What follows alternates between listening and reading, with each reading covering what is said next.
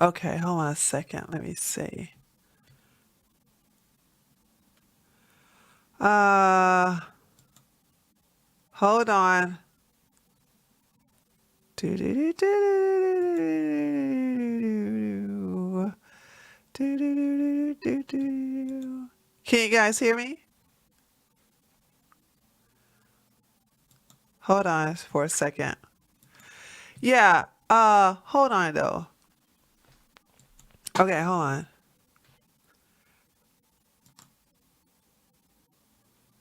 Yep, they are getting everybody's stream. And the thing about it is that, hold on, I didn't get a copyright strike. Hold on a second though. Hold on. Hold on. Let me go look at my dashboard. Yeah, I didn't get a copyright strike. Let me tell you what my email is saying, what my email said. Um, I gotta find you guys. You guys are talking to me, but I don't see you. Hold on a second. Hold on. I gotta find you guys first. Just be patient with me. I'm trying to find where you guys are. I have to find a stream I could. Oh, there we go. There we go. Okay. Okay. Hold on a second. Okay. There you go. All right. I got you. All right. So let me tell you what they did, right? I got an email that says this. Due to a copyright match, your stream was interrupted. Streams are interrupted when copyright content is detected. After copyrighted material is no longer being streamed, streams are automatically re-enabled. Sincerely, the YouTube team.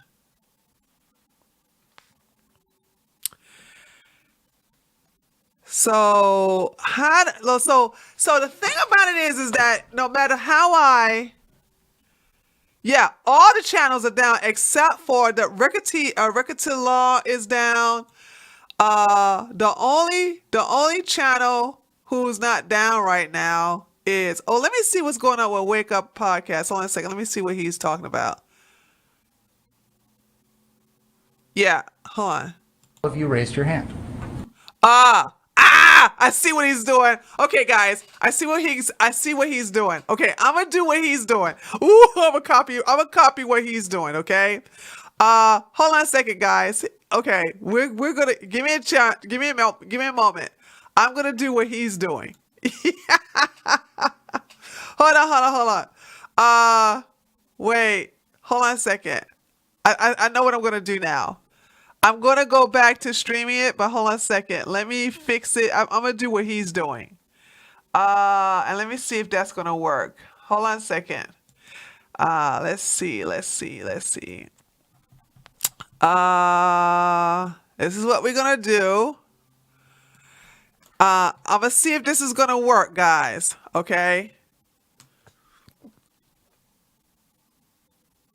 And yeah. Okay, here we go. Let me see if this is gonna work, guys. Hold on a second. Let me see if this is gonna work. And let's see. Hold on a second. Here we go.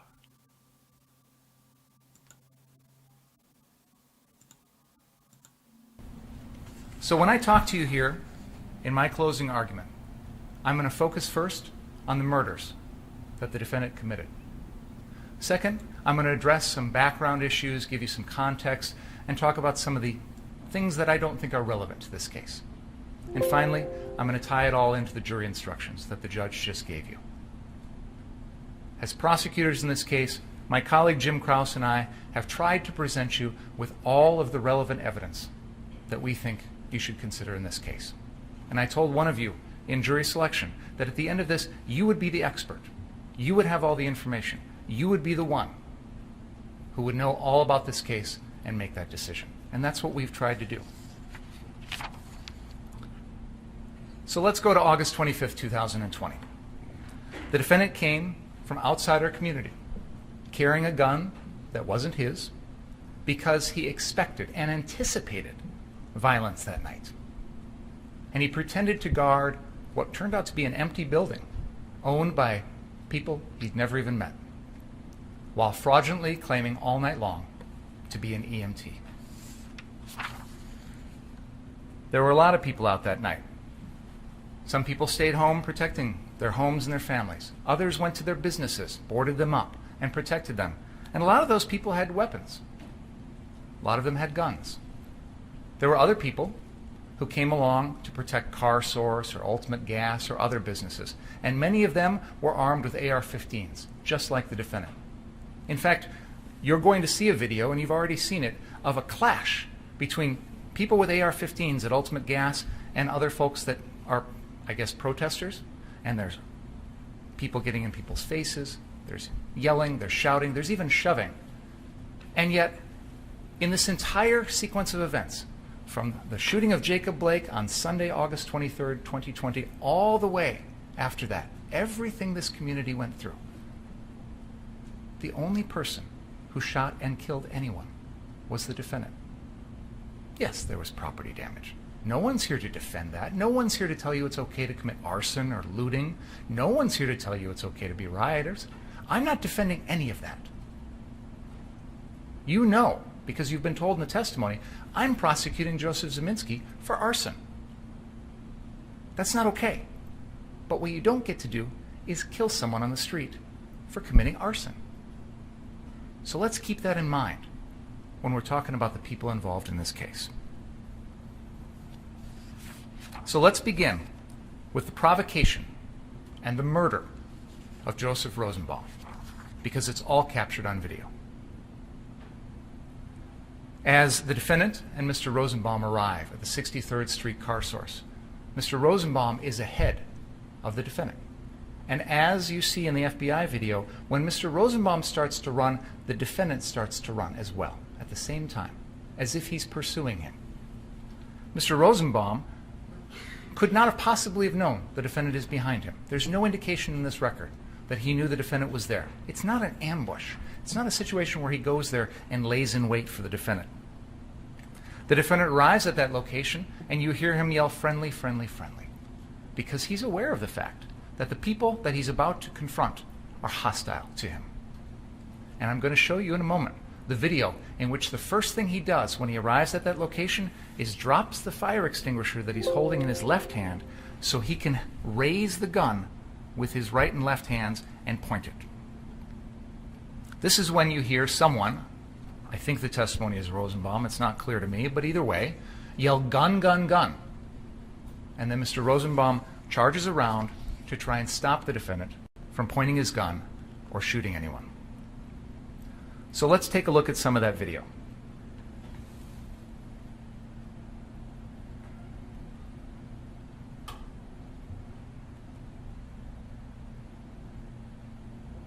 This is Exhibit 73, the full drone video.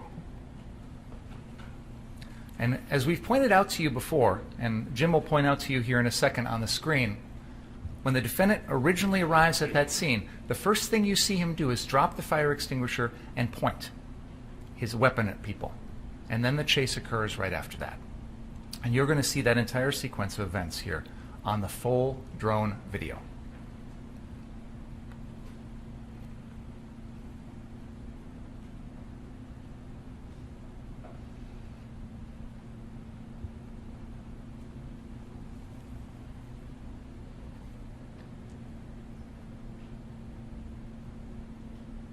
The defendant turns as he's being pursued and points the gun at Mr. Rosenbaum. And then as he enters the area between the parked cars, he slows and turns, and before Mr. Rosenbaum can even come close, he fires at him, shooting and knocking him to the ground.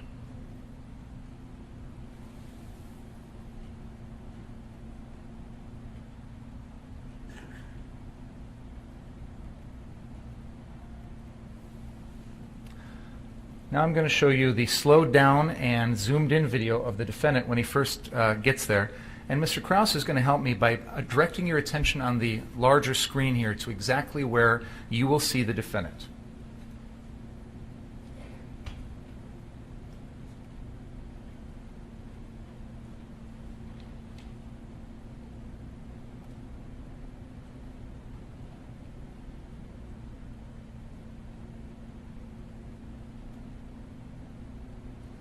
I'm going to replay it a few times so you can see quite clearly that the defendant sets the fire extinguisher on the ground with his left hand and then brings his left hand over to the gun and raises it and points.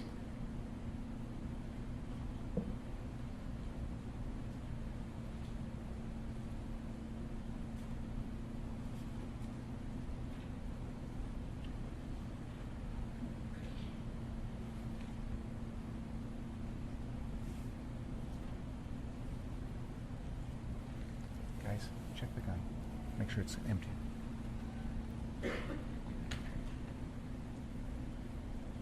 Under Wisconsin law, you're not allowed to run around and point your gun at people. This is the provocation. This is what starts this incident. The defendant rushes in and immediately points the gun. And as you'll see in a little bit, Mr. Rosenbaum doesn't take kindly to people pointing guns. I don't think anyone does. That's not unusual. No one wants to have the gun pointed at them, and no one wants to watch anyone else do this to someone else. We have the gun.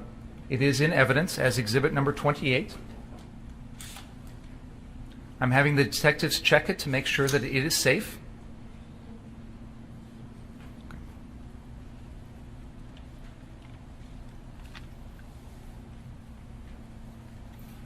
The defendant comes running in and drops the fire extinguisher on the ground like this.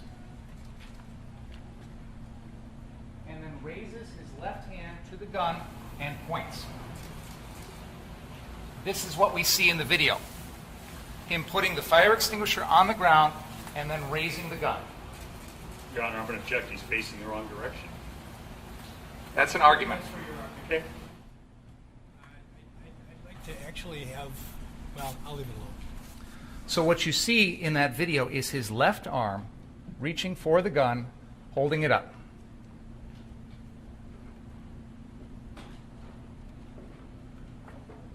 You can see it again on the video here. His left arm reaching up towards the gun.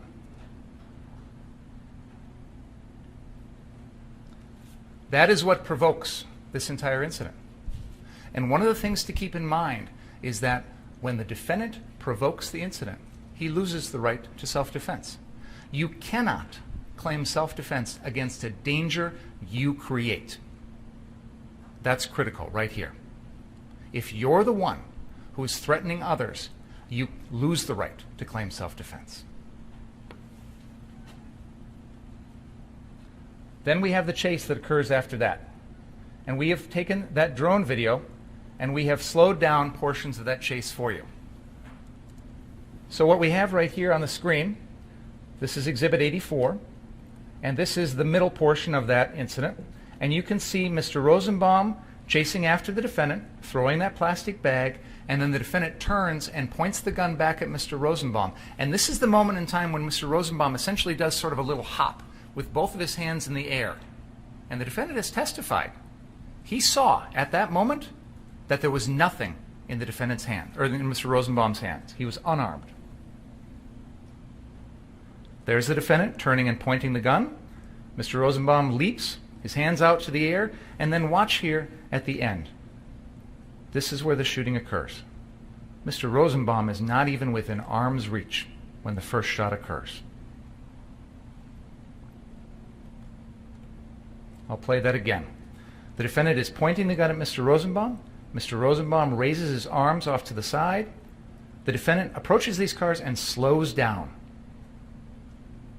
and then turns and shoots Mr. Rosenbaum.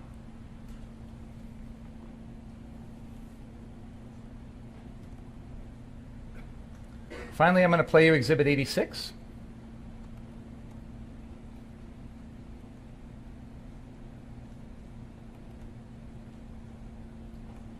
This shows you the final part of that, zoomed in and slowed down. Here's the defendant running in between those parked cars, slowing down, and you can see just how close, or rather how far away, Mr. Rosenbaum was when the defendant shot him.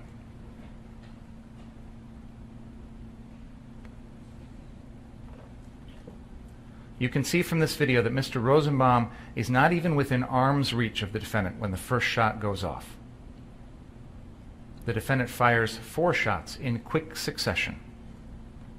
And I'll come back to this in a moment, but you'll note during this entire sequence, it's the defendant who chooses where to go. He's the one who decides to run where he runs.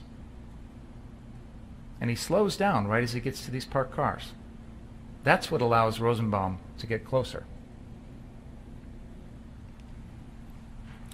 We've seen this on the aerial footage from the FBI, and I want you to see that perspective as well.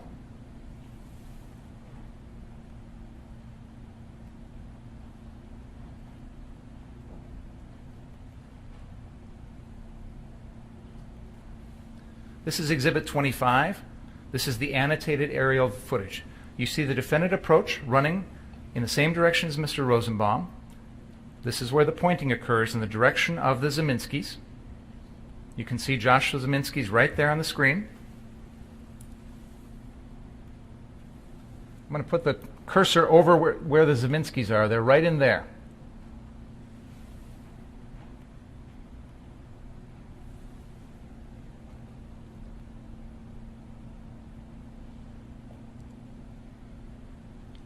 The defendant is pointing his gun right here, and he's pointing it in the direction of the Zeminskis because they're standing next to that car.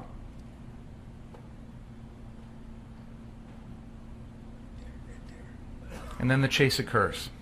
Now what's interesting to me is watch when the crowd starts to run. The crowd's already starting to run here even before the defendant has fired a shot. That's likely because they heard the first shot from Joshua Zeminski, and the crowd starts to run away. The defendant has testified that that shot from Mr. Zeminski had nothing to do with his decision to kill Joseph Rosenbaum, and I'll come back to that in a second. Finally, I'm going to show you this incident from the perspective of Drew Hernandez, because he is behind all of this, and then he comes upon Mr. Rosenbaum's body.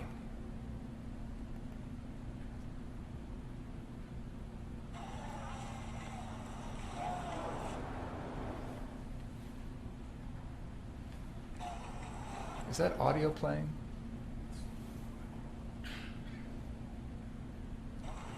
Why is the audio not playing? Is it coming?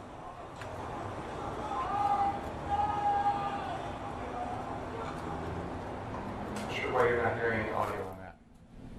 Is Brian around? He's not. All right. Can you text Brian, please? At any rate, for this purpose, I'm sorry?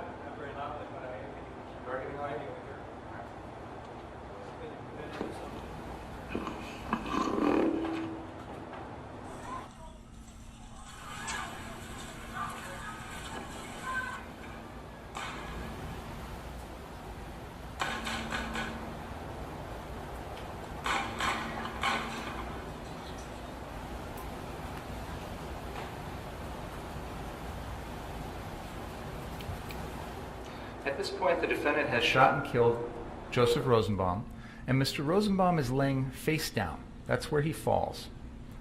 Richie McGinnis actually rolls him over after trying to stem the bleeding here. You can see in the foreground that plastic bag that Mr. Rosenbaum threw on the ground. I don't think there's any dispute. There was nothing harmful in that bag. It was a clear bag containing some clear items. Objection. There is a dispute what's in that bag. Then you can make that dispute in your argument.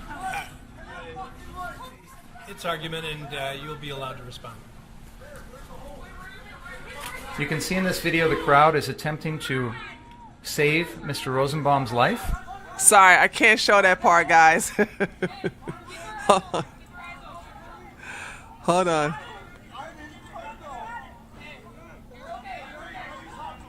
As soon as the stupid prosecutor, they're showing the graphic part. Okay. Okay. There. So, we have shown you the defendant murdering Joseph Rosenbaum from 3 different angles. The drone footage, Drew Hernandez, and also the FBI video. The defendant admitted that during this entire incident, he knew that Joseph Rosenbaum was unarmed. I'm going to come back to this in a little while, but there's this alleged threat that Mr. Rosenbaum made earlier in the evening to kill the defendant. I will debunk that. That did not happen. It is the one fact in this case the defendant wants you to believe that there's no video of. And in fact, I have the video of the entire incident. I've played it for you, and I'll show it to you again. There's no threat. There's also no evidence that Mr. Rosenbaum, he never said, I'm going to take your gun. He never said, I want your gun. There's no indication of that. Dr. Kelly has testified that the first shot that the defendant fired at Joseph Rosenbaum hit the victim in the right pelvis, fracturing it. Mr. Rosenbaum was incapacitated at that point. He is, whatever threat he might have posed, it's over. There is no further threat. He is falling to the ground, and the defendant doesn't stop after that first shot. He tracks Mr. Rosenbaum's body all the way down, firing 3 more shots. A second shot, which goes through Mr. Rosenbaum's hand, and then a third and fourth shot, one that grazes the right scalp and one that goes right into Mr. Rosenbaum's back. And that is the kill shot. That is the one that took Mr. Rosenbaum's life. There is no evidence that Mr. Rosenbaum was reaching for the defendant's gun. And after that first shot, there's no way Mr. Rosenbaum could have taken that gun even if he wanted to. He is already falling to the ground. He is helpless. He is vulnerable. And as I said, the kill shot is the one to the back. This is that wound. Dr. Kelly testified that the angle of this shot was from the left shoulder towards the center of the back, and the bullet continued on down towards the right lower back area, tearing through bodily organs and killing Mr. Rosenbaum. Here's a picture of the wound to the hand. There's been a lot of testimony about this wound. This is one in which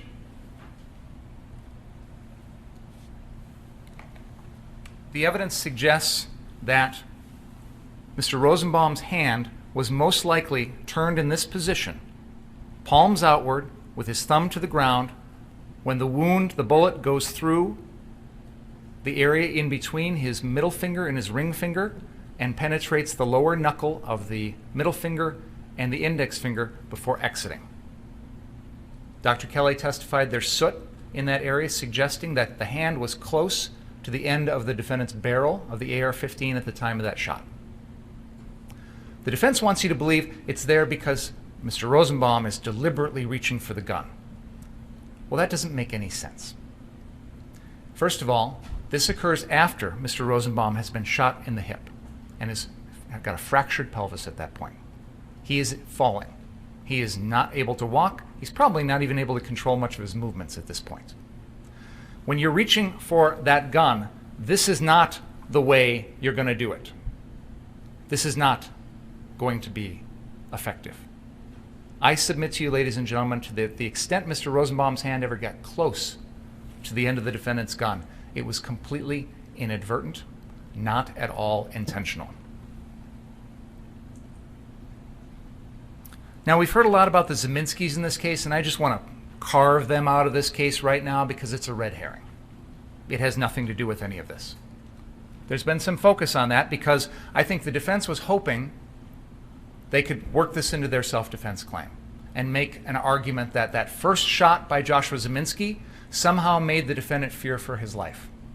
Unfortunately, the defendant wasn't on board with that because in his testimony, he told you that that shot had nothing to do with his thought process. It didn't affect him in any way. He said he didn't think the shot came from Joseph Rosenbaum. He knew Joseph Rosenbaum was unarmed, and he admitted to me, you can't kill Joseph Rosenbaum for something Joshua Zeminski did. So let's just carve Joshua Zeminski out of this case. I'll deal with him on his arson trial in January, but until then, it doesn't factor into any of the decisions the defendant made. And in fact, as you see on the FBI video, the Zeminskis continue walking straight on down the sidewalk. They don't pursue the defendant. They don't threaten the defendant in any way. Now, the defense wants you to think Joseph Rosenbaum was there to attack the defendant. We'll never know what Joseph Rosenbaum was thinking because the defendant killed him. So we're just guessing. But let's assume for a minute, yeah, Joseph Rosenbaum is chasing after the defendant because he wants to do some physical harm to him. He's an unarmed man. This is a bar fight. This is a fist fight. This is a fight that maybe many of you have been involved in. Two people, hand to hand, we're throwing punches, we're pushing, we're shoving, we're whatever. But what you don't do is you don't bring a gun to a fist fight. What the defendant wants you to believe is that because he's the one who brought the gun, he gets to kill. So I want you to contrast this, two different scenarios. One scenario where there's two guys who are throwing punches at one another like a bar fight. I think we'd all agree you can't kill someone. You can't punch the guy, knock him to the ground, and then get on him and strangle the life out of him. That's murder. So what's the difference here? The only difference is the defendant brought a gun. He brought his AR-15. That's why he's got to come up with this cockamamie theory that Joseph Rosenbaum was not only going to take the gun, but take it and then turn it on the defendant. And the defendant actually told you that he thought Joseph Rosenbaum was going to take that gun and not only kill him, but kill other people, which is really ironic considering the defendant is the one who killed people in this case, and the only one. But putting that aside, they have to convince you that Joseph Rosenbaum was going to take that gun and use it on the defendant because they know you can't claim self-defense against an unarmed man like this. You lose the right to self-defense when you're the one who brought the gun, when you're the one creating the danger, when you're the one provoking other people. The defendant fired 4 shots at Joseph Rosenbaum and caused 5 wounds total. The first shot fractured Joseph Rosenbaum's pelvis. This causes him to be helpless. He is falling face first to the ground and he is vulnerable. The second shot went through his left hand, probably ricocheted off the ground and hit his lower left thigh. It's a flesh wound. I'm sure it hurt, but probably not all that serious. The third and fourth shots are as Mr. Rosenbaum has fallen almost completely to the ground. He's parallel to the ground. He is almost face first to the ground. The defendant fires a round into his upper back, which is the kill shot, and another round which grazes his right scalp. At this point, as you saw in that video, a crowd rushes to that body to try and save Joseph Rosenbaum. They're trying to put clothing on the wound to stop the bleeding. They're going to take him across the street to a hospital. KMH, Frederick South, is literally right across the street. And this crowd, except for the defendant, are all focused on trying to save this person's life. A person, by the way, they probably had never even met before. Because that's what most people do. Richie McGinnis testified. I rode with Rosenbaum in the back of that SUV. I told him we'd have a beer together when this was all done. Mr. Rosenbaum was unable to respond.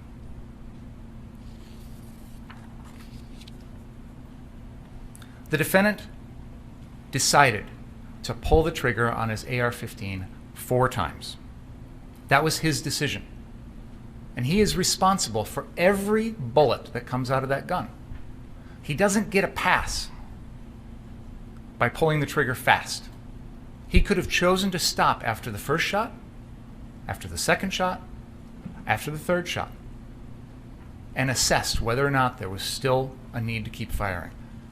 But he went 4 times in 0.76 seconds. The defense has made a big point of this, how fast he fired, as if that somehow excuses him.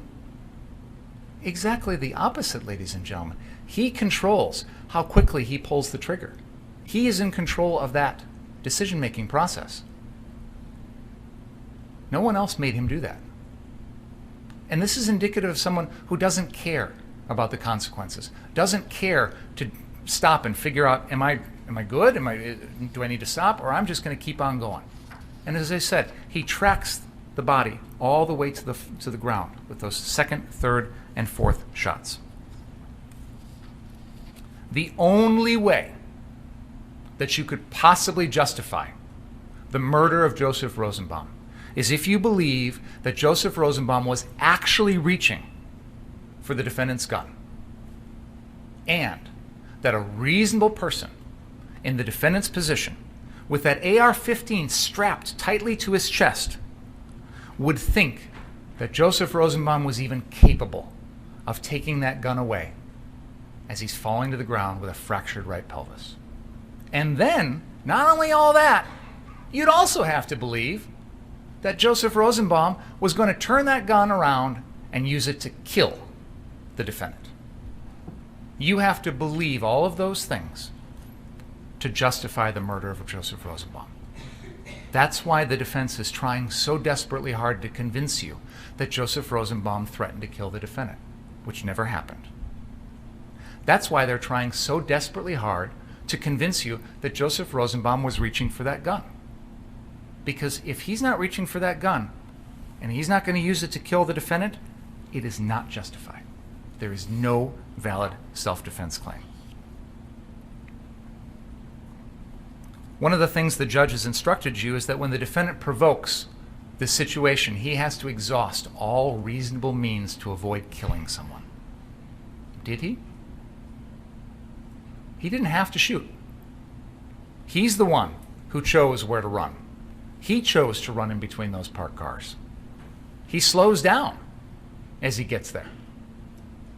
The crowd's already running away. You know, the defense wants to make a point. There's a whole bunch of people over there who are doing stuff to cars, and the defendant had no escape route. The crowd's actually already running away at this point. They've heard the first gunshot from Joshua Zeminski, and they're already starting to scatter.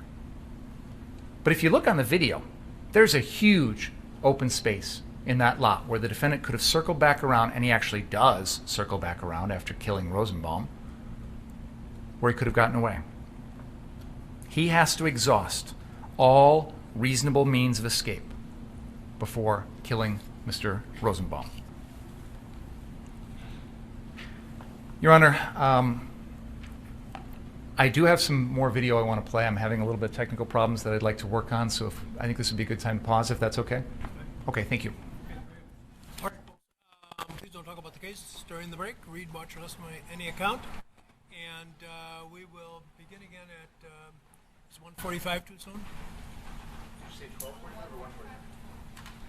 Oh, well, I thought we'd have it leisurely. No, how about 12:45? Is that a better idea? Let's do that.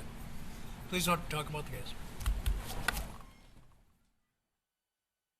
All right, so that's an entire hour. What should I do for this hour? Should I just hold on a second. So, man, the prosecutor is he's so full of shit, dude. So he's like, he says, well, there's no video saying he was going to he said he was going to kill Kyle Rittenhouse. You just had witnesses. This is what I'm saying. Oh my God. The defense team is such idiots. I hope he argues. Of course, there's no video footage of Rosenbaum saying that he's going to kill Kyle, because there was nobody filming it. Remember, the cameras didn't come. The cameras did not come up to the point of to Rosenbaum till after he was shot. But you had witnesses on the stand that says, "I heard Rosenbaum says, I'm going to kill you." Okay, hold on a second. Decide what to do with the other 6. And the alternatives would be to just let them go about their regular business and tell them we might call them if we need them. Or we can keep them here where they can sit and watch daytime TV. I don't know. They have to, obviously, there are limited channels they can watch.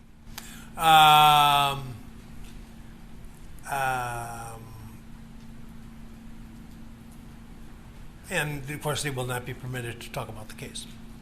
So, any preferences? My preference is to keep them here. Yes? Okay, we'll do that then. And we'll have to find some way to entertain them. Make sure it doesn't involve some of the channels that are available on the television. Okay. 12:45, Your Honor? 12:45.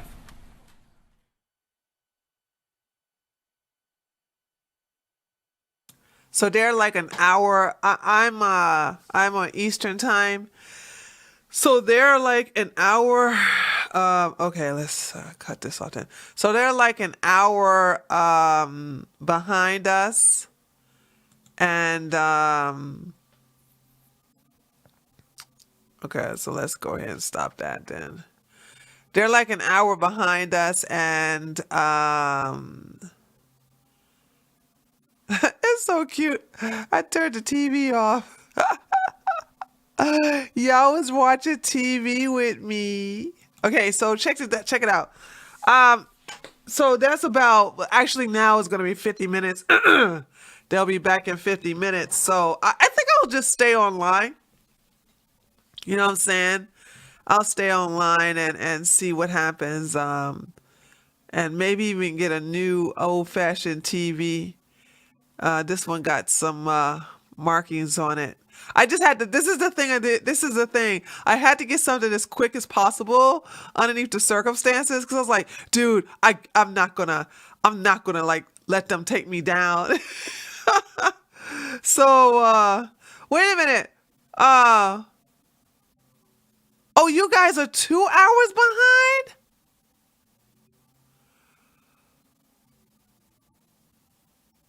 What time is it in Wisconsin?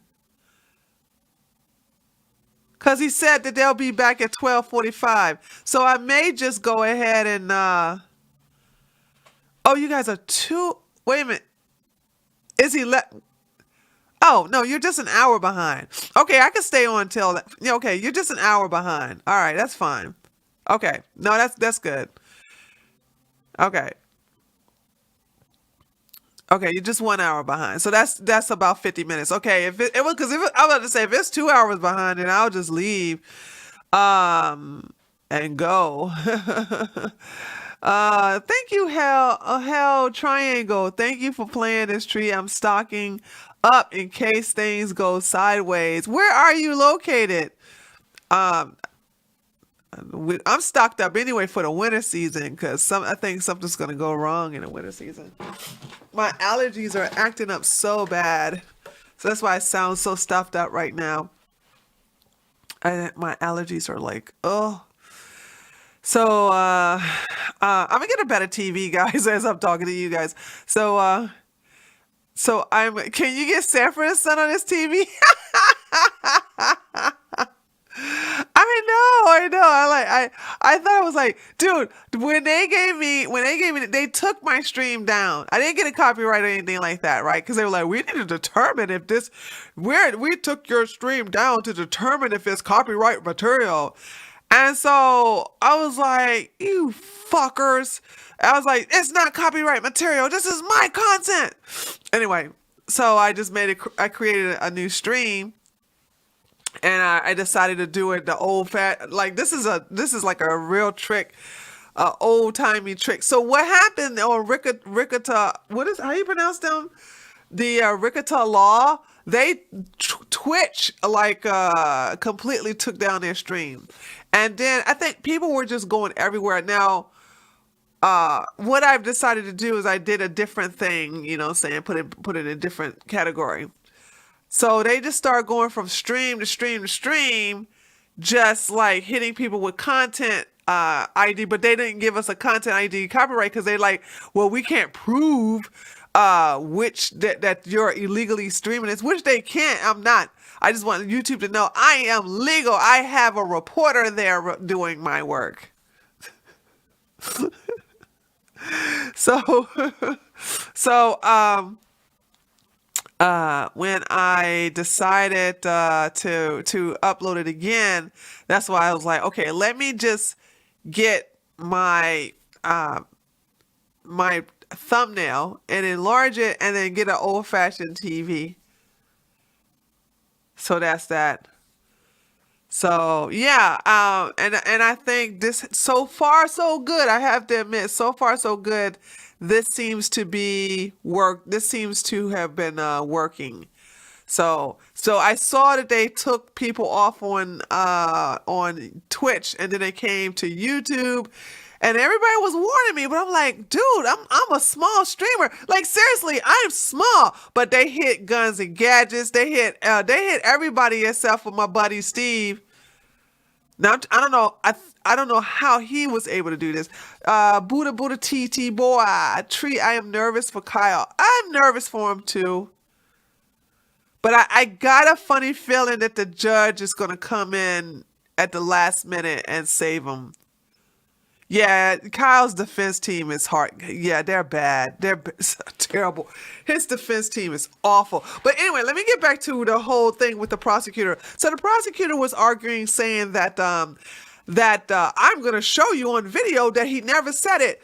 And the thing about it is that it's. I hope the defense team can let the jury know that that no one was filming doing the initial confrontation between Rosenbaum and Kyle. There were nobody filming that close. They didn't come close until Rosenbaum was shot.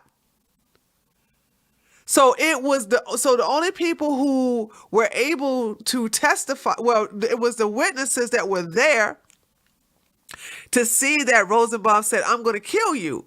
So that's the reason. And they had already said this on the witness stand that, yes, there is no video footage because there's no video footage that was close to the entire altercation, the initial altercation.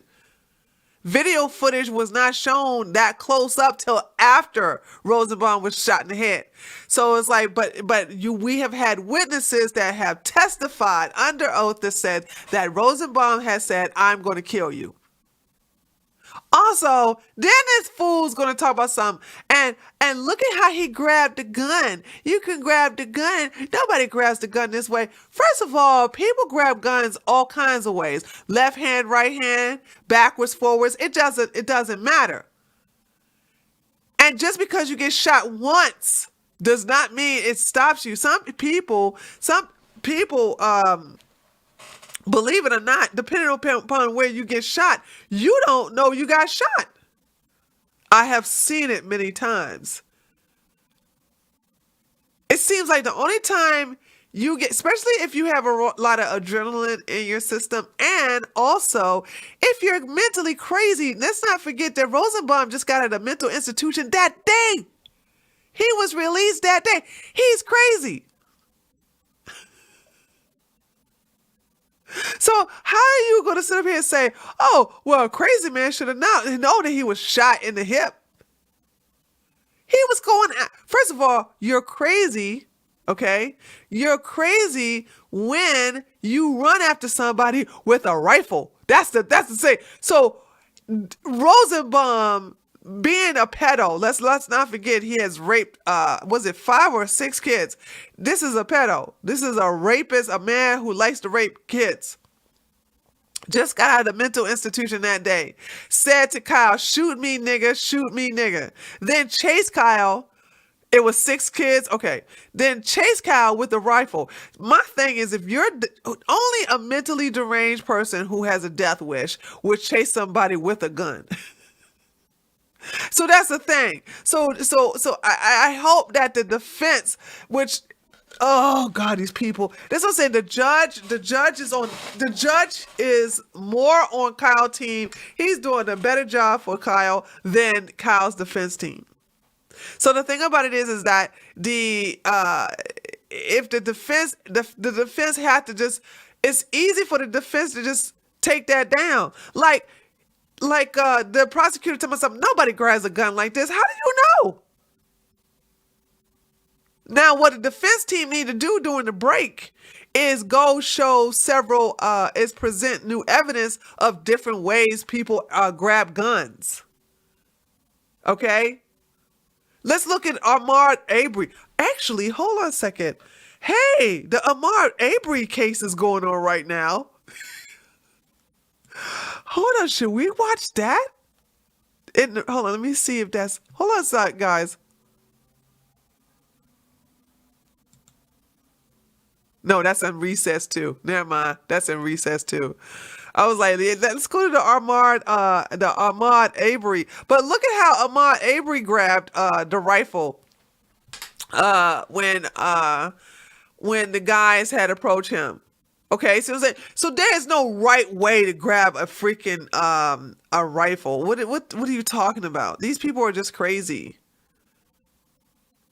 So there's that. So the thing about it is that I can listen. Like, guys, I'm not even a lawyer. I'm not even a lawyer, and I can already tear down the argument of the prosecutor. It's so easy. It's so easy. And then what else did he said? He said to the point where uh that Kyle was had ran out of options on where he could have. He said he circled around because of he was trying to antagonize Rosenbaum. Let's not forget who chased who here. This is what the defense had to say. Remember, he has to remind the jury that, hey, Rosenbaum chased Kyle. Kyle was running away from Rosenbaum. He circled around a car or something like that. I need to go watch that footage again. And then, okay, he turned around because he was like, is this guy still chasing me? Like, and I would have to say, who chases somebody with a rifle? Who does that? No, there was no the guy who got shot in the arm. They're saying that he is a EMT. Rosenbaum is a pedo who has raped 6 kids and had just got out of a mental institution. And his girlfriend had a temporary protection order against him to keep him away from her because he tried to kill her. And the guy is not an EMT. They're trying to say he's a paramedic. He's not a paramedic. The one who decided to change his story when he get on the witness stand. I hope that he gets prosecuted for perjury. But we understand that the prosecutor doesn't really want to go after real criminals. He wants to go after innocent people. So this guy gets on the witness stand and said that he pointed his gun at Kyle. Then gets on CNN and said, "No, I never pointed my gun at Kyle." He's not. He's a no. Rosenbaum is a pedo medic. Yeah, exactly. That's a good one. So that's what I'm saying. So you see what the fucking left mainstream media is trying to do is trying to paint these people as innocent. Like, once again, I will never let the left forget that you guys defended a pedophile who raped 6 kids. You are morally fucked up. You cannot sit up here and talk about morals ever again. And you understand that it's easy to rile up.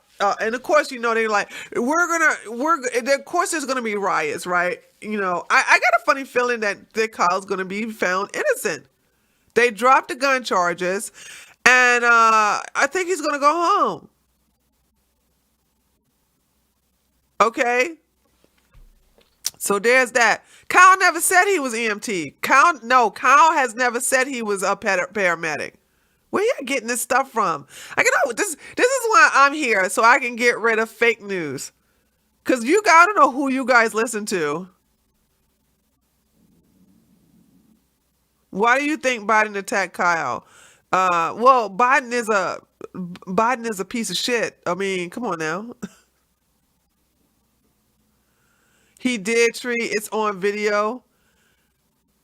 No, Kyle did not. Kyle never said he was an EMT. Kyle never said he was an EMT. You guys are lying.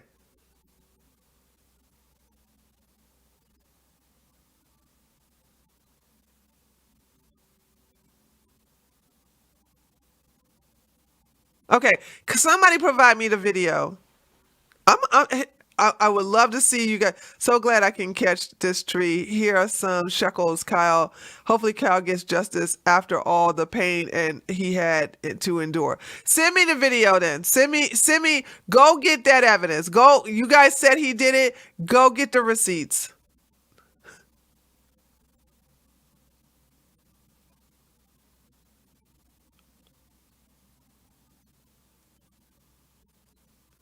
No, go give me the video where Kyle said he's an EMT. I want to see that. You guys said that Kyle says he is an EMT.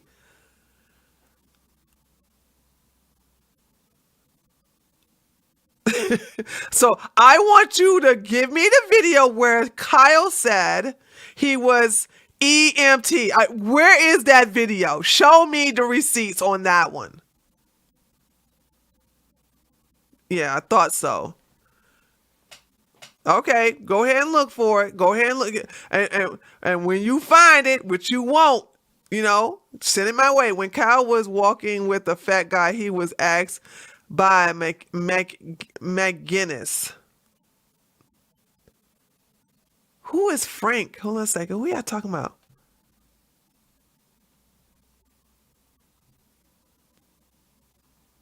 Oh, okay. Never mind.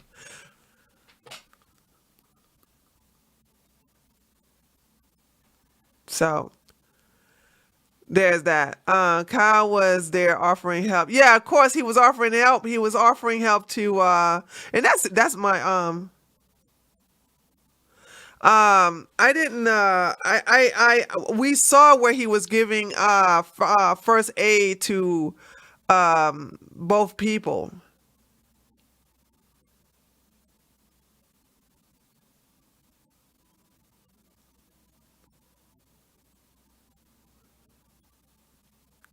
Yeah, I thought so. Yeah, I'm about to say, I've never seen him say that he was an EMT. So there's that. This is what I'm saying. This is what I wish that other YouTubers would do. And maybe because I'm so used to people lying in my chat, you know what I'm saying? For so many years, I have seen people lie, and I just go, okay.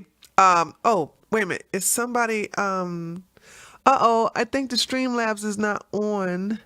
Hold on. Sorry. Let me up. Hold on, guys. Okay, hold on a second. The Streamlabs wasn't on. Hold on a second. I think somebody made a donation through Streamlabs.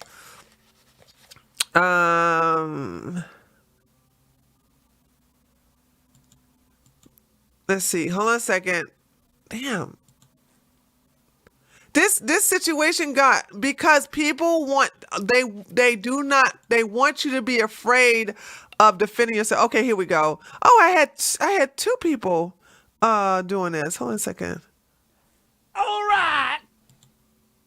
Thanks for streaming this. You're welcome, Popo Girl. And then of course there's another one from Popo Girl saying, hold on.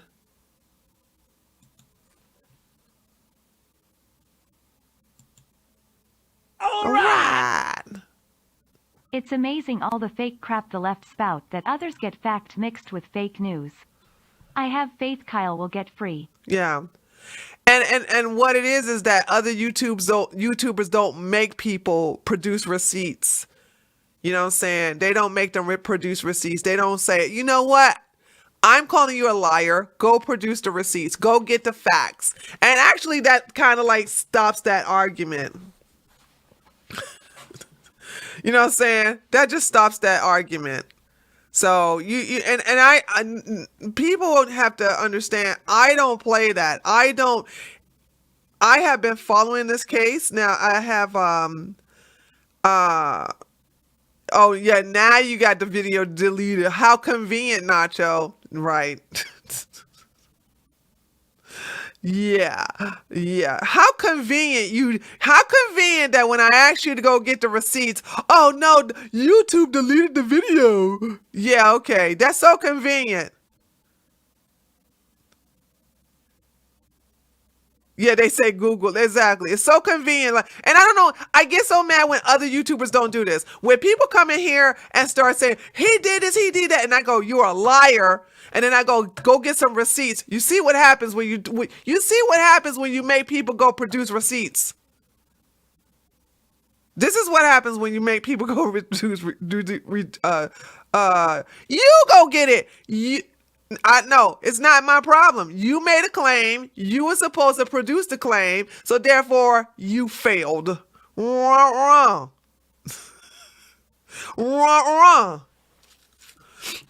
Y'all just got caught lying. I'm not one of these people who believe people lie. People, there's so many people who infiltrate chats. Um, and that's one thing I don't like is that when you start infiltrating your chat, then you have people, you have no idea how many people on the left will come up in here and start spreading a bunch of fake news or start saying a lot of crazy things. And then I'm sure people on the right do that to them too. I think we do it to each other. You know what I'm saying? I think we do it to each other. I think the right goes into the left channels and start like gaslighting them and actually put saying something that they know not true. And the left does it here a lot. They do it a lot. So the difference between, but see, the difference between the two is I'm just not, I don't, I don't believe everything that's been said to me in the chat. And a lot of times we are the receipts here. We are the receipt producers here. So, but I need to get a new TV, guys. Hold on a second. This TV is this was like something I had to get in the last minute. Oh God. I was like, I'm so proud of myself. I had did this in the last minute, you know what I'm saying? Cause they was taking down everybody's stream. And I said, dude, you ain't getting me. You ain't getting me. No. You like that? Yeah, but I had to get one without the words on it. You know what I'm saying? Oh, hold on a second. All right. So Frank, that's warning number one. And I only give 2 warnings. I don't give 3 warnings. Okay. Excuse me. There's no 3 strikes, you're out. There's 2 strikes. First time is a warning. Second time is a permaban. And by the way, just so you know, there is no free speech here in my chat because I don't have free speech on YouTube. So if I don't have free speech on YouTube, you don't have free speech in my chat. Comprende? You got it? Huh? That's what y'all gonna understand. I love when they come in here and say, I thought you was for free speech. No, I'm not for free speech. Absolutely not. Absolutely not. Absolutely not. And nobody here is for free speech. I mean, you can't come into anybody's chat and talk about their mama or their children or call them all kinds of names. They'll get rid of you too. So this whole thing about free speech is just stupid. Okay? And like I said, if I'm not allowed to freely express myself, you ain't allowed to freely express yourself here. Why would I do that? Why would I sit up here and have YouTube censor me, but I can let you say what the hell you want? That don't work here. So there's that. So there's yeah. Tree, where were you your last family reunion? I know in my heart you are my sister from another mother. Maybe. I don't deal with my biological family anymore. I have a new family. I don't deal with them at all. So, I would love to see how that Ahmaud Arbery, who in here knows how that Ahmaud Arbery cases is going. It's amazing. It's amazing that the left is so, and the reason why they're so focused on Kyle is because Kyle is loved. We absolutely love and stand by Kyle. Kyle is the future of this country.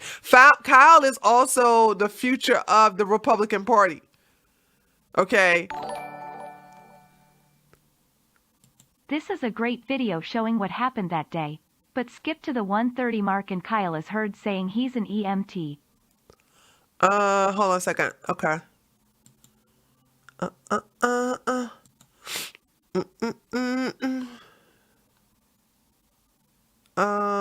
Here we go. Okay. Copy link. All right, hold on a second.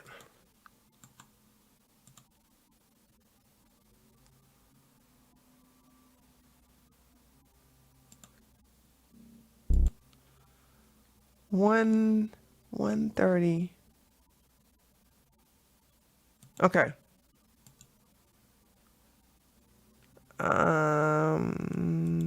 Okay, here we go. 17-year-old Kyle Rittenhouse. So if people are getting injured,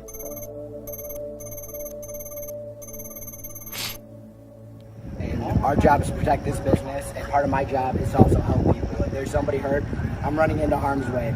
That's why I have my rifle, because I need to protect myself, obviously. But I also have my med kit. There's a medic right here if you need help. I am an EMT. If you are injured, come to me. Earlier that day, Rittenhouse volunteered. Okay. He yelled. He never. Hold on. So he yelled, "I am an EMT. If you get injured, come to me." But he never said that in the. Okay. He did say this in this. He did say that to protesters. So I concede that point. But I don't concede. I don't concede that he said that in court, and and I do not believe that his defense team has said he is an EMT, but he could have misspoke. I'm not going to say I'm sorry. The reason why I'm not going to say I'm sorry is because he is not saying he is an EMT. It really doesn't make a difference, Eric. It really doesn't make a difference, Eric. It really doesn't. It's semantics. You're right.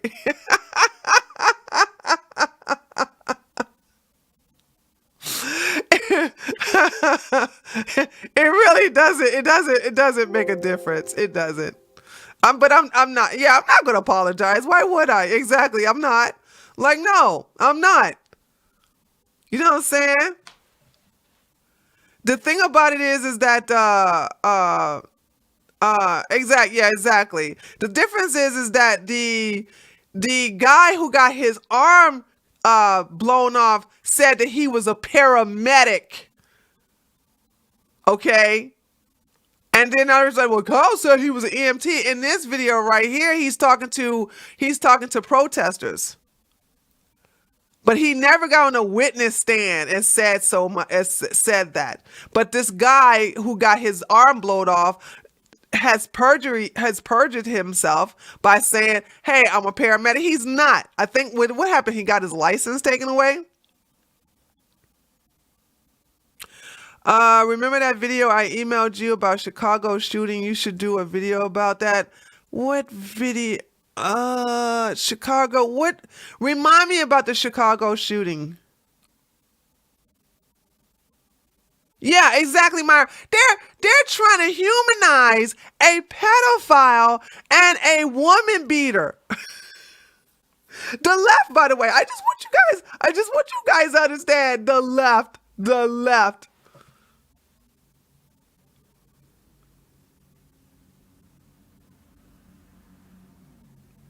So there's that.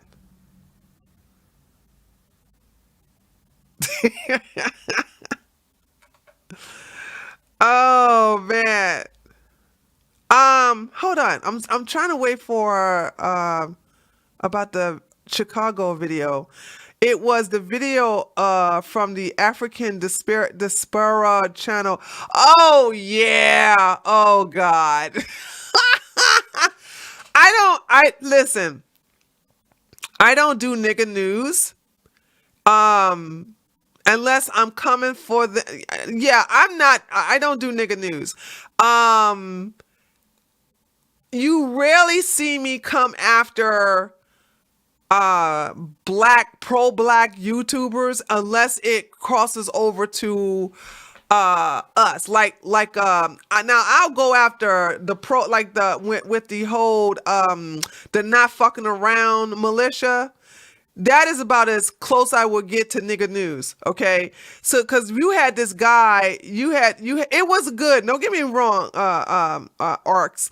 That was a good video. But the reason why I went after, Grandmaster Jay is because this idiot was walking around with a bunch of untrained, black people, who were shooting each other accidentally, having a misfire, not knowing how to carry their rifles, pointing it at each other. They were just looking like clowns, and I just wanted to basically clown them. They were looking crazy, and I used that opportunity to just go after the black community who always talking about something. We want to show y'all we got a militia too. So that's the reason why I went after them. And so, yeah. So other than that, I'm trying to think. That is about as close to nigga news I have ever done. I do believe that's the closest I ever done. Hold on a second. Let me think. No, I rarely have done. I rarely have gone after any pro-black stupidity, because I don't want my content to revolve around that. I'm not going to mention his name, but there is a conservative black YouTuber who exclusively focus on nigga news. That's not my style. I don't want that energy, and I don't want those people.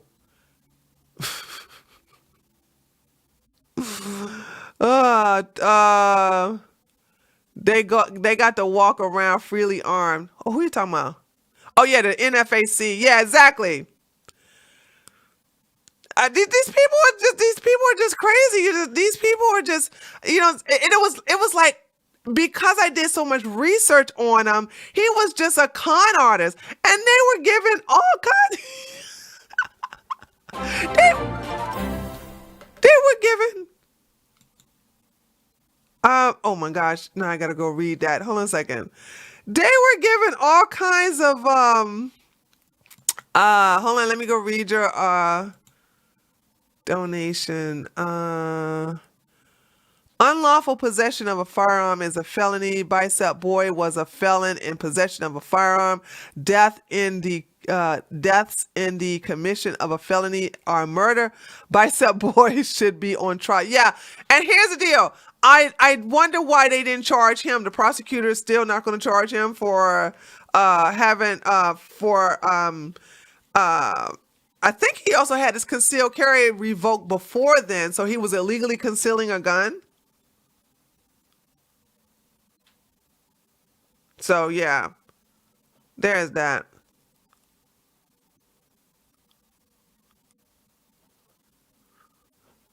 A pro-black is an ignorant Negro who always talk about how the white man is so bad, and they love Africa, but they never take their black asses to Africa and leave the white man's land known as America. That's what a pro-black is. These people are fraudulent. These people are fraudulent. Always talking about how they love Africa, but they don't never go down there and live down there. Imagine that. They never move out of America, and they never go back to Africa. They never leave out the white man's land. So there's that. Okay. I have no respect for pro-blacks. I don't. So there's that. How do you feel about Umar Johnson? I think he's a fraud. Well, I mean, hell, black people still giving him money for a school. How many years we on? 15 years, and he still haven't produced he still hasn't produced a school yet. So there's that. Why would I say I'm African though? I'm an American. And I'm not an African American. I'm an American. I have never referred myself. I have never, ever, ever, ever referred to myself as African American. I remember when I did a video about this though. I had 5 reasons why I'm not African American. I'm an American. That's my nationality, American. So yeah, he had prior offenses. That's the reason why it was expired. That's why they don't want to tell it. Yeah, and this is what makes me so angry about the defense team. I'm like, you guys could have made these people look like trash, and it's like you don't bring none of that up. None of that up. his defense team, like I said, the judge is the judge for this case is a better defense. Is a better is more on Kyle's side than the defense team. Oh my God, dude! I just where is it? Where? Woo! Good Lord of mercy. Hold on. I'm trying to find you guys something to look at, so I can hold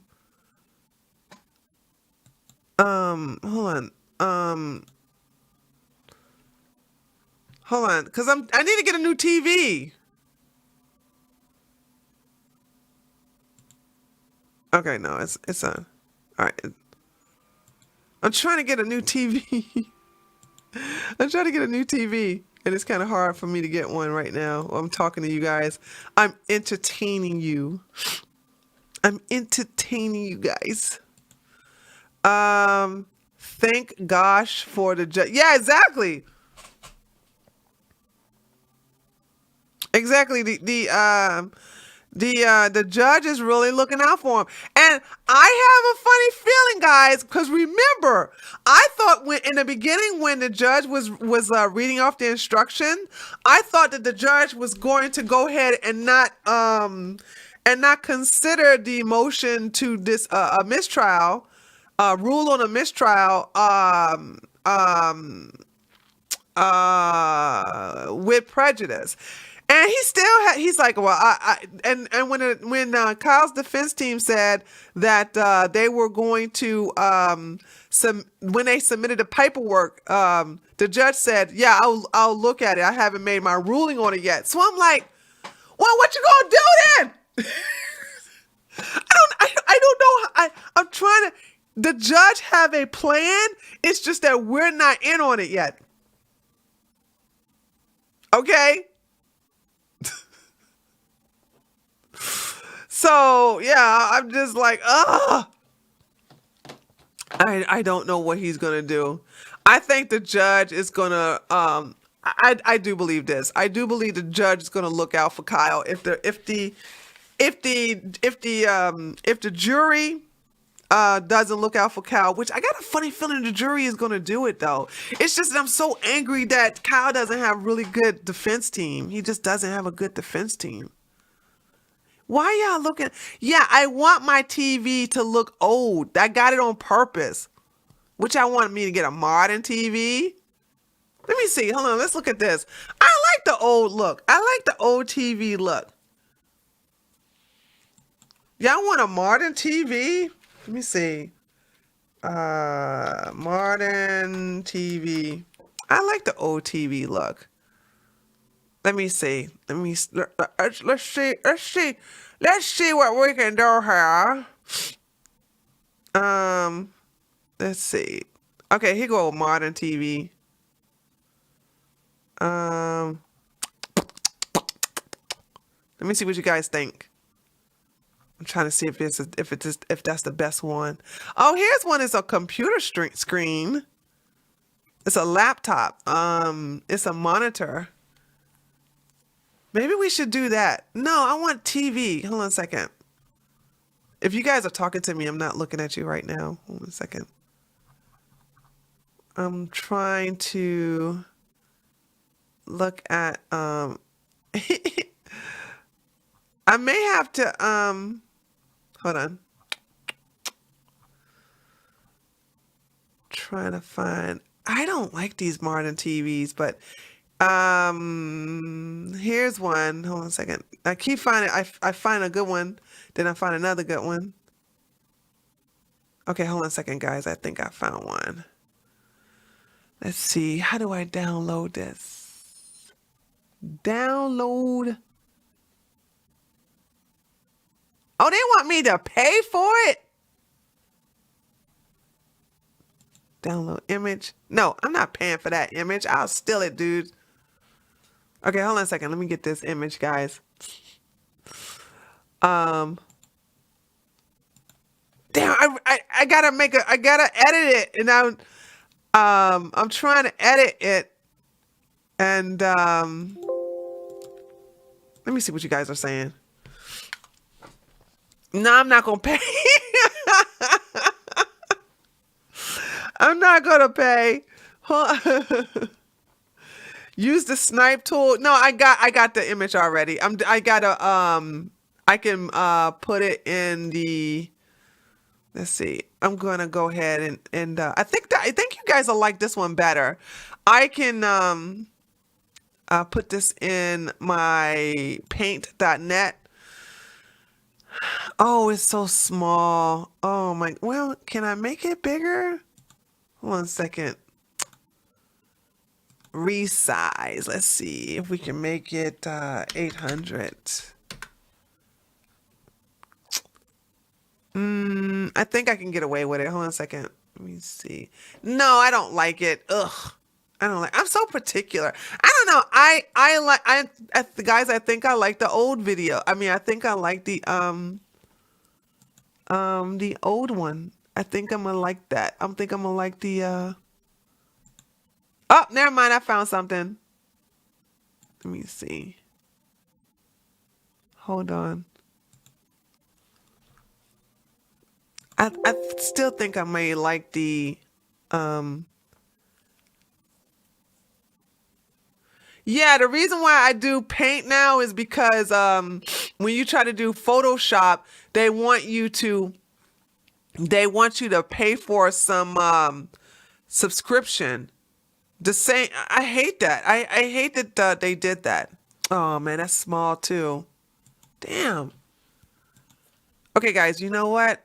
I don't care no more. I think I'm gonna. All of these are in video stock, and so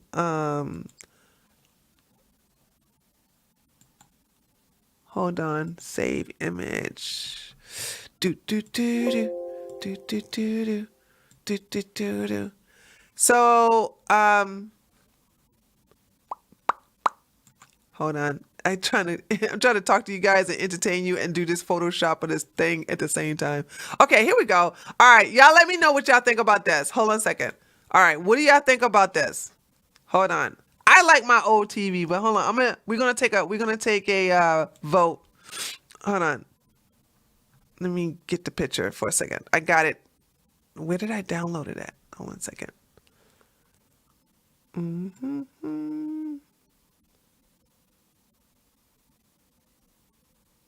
Holy sh!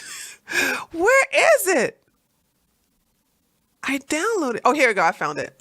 Here we go. What y'all think about this? Y'all like that TV better?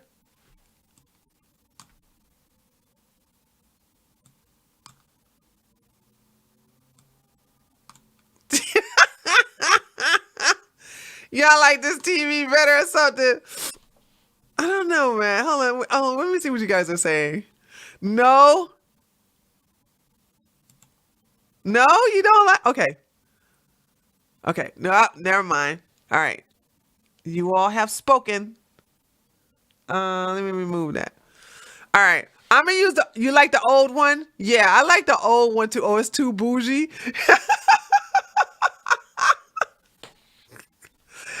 Okay, so let me. But I need to get an old old. I need to get a TV. I need to get a TV that doesn't. Holy smokes! There's one with knobs on it. Oh my gosh! Wow. Ooh! Wow. These are some really old TVs. Yeah, I gotta get a new TV that doesn't. I gotta get a new TV that doesn't have these words on it and everything like that. So let's see. Here's some. I'm looking at old retro TVs and wow, they got a lot of them. Let me see. Okay, I found one. Damn, where is this all this stock footage? I don't want stock footage kind here because okay,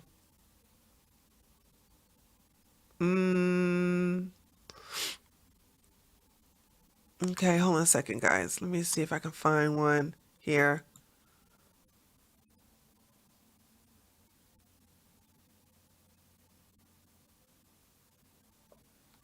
Make sure you get a good picture. Yeah. Hold on a second. Medium size. What size is that? Okay, I got another one, guys. Let me see what y'all think about this particular hold on a second. Let me save it. Tell me what you think about this particular Hold on. Where am I going to save it? Okay. Let me know what you think about this particular one. Hold on, let me get it for you guys. Boy, this is passing time away, isn't it? So what you think about this TV? I like it. What y'all think about that one?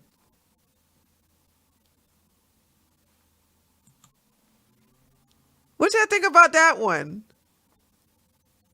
Who cares what? What's up, Abe? Abe said, who cares what we think? Okay, so we're going to use this one. We're going to use this one. So let me get rid of, hold on, let's see. Where did I put that picture? Is this the picture? No. Man, I got so many pictures. Okay, that's it. So let me get rid of that. Let me make sure I'm getting rid of it. Okay. So let me get rid of that picture, remove, and then we will use this one instead.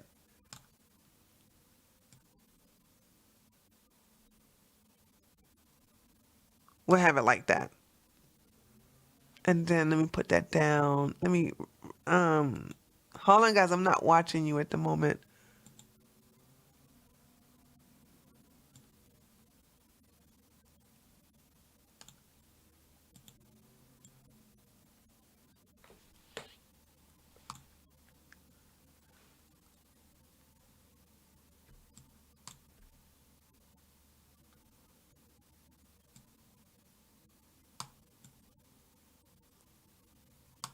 Okay, that's about as good as it's gonna get.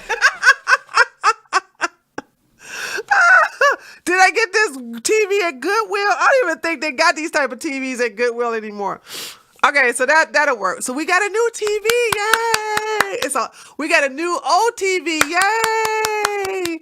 We got a new old TV. So there's that. Yeah. And hopefully it'll stay the same way it is now. And okay, so hold on, it should be time. We'll be resuming again in about in 3 more minutes. See, that went by really quickly, didn't it? We should be ready in 3 more minutes. This TV was reparations.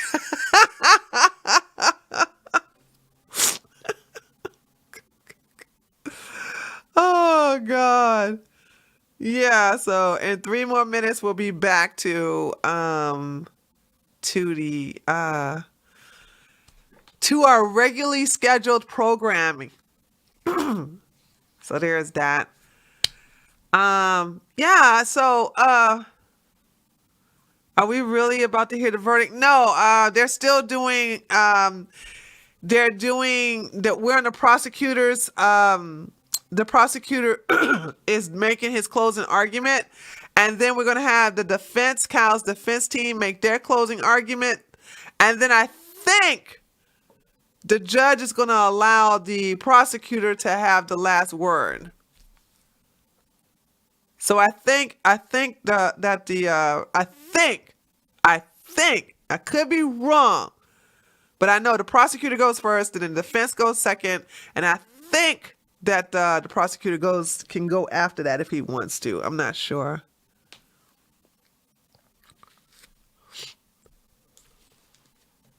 So yeah, so there's that. Hold on, let me go check and see if they're ready. I do too. Like I said, I got a funny feeling. I have a funny feeling that the judge is going to come to the rescue in the end. That's what I think. No, it's not ready yet. So I got a funny feeling that yeah, I think the judge is gonna come through for Kyle because he knows this is BS, and the fact that they dropped the weapons charge, you know what I'm saying? Because I'm like, come on, judge, you haven't ruled yet. He hasn't ruled yet in reference to the mistrial with prejudice, because I think that what's going on is that if if the jury, who I still can't believe have not been sequestered, but whatever, if the jury comes back with a not guilty verdict on all five counts, I think we got going on, then yeah, he's gonna be acquitted. So you can't have double jeopardy. So yeah.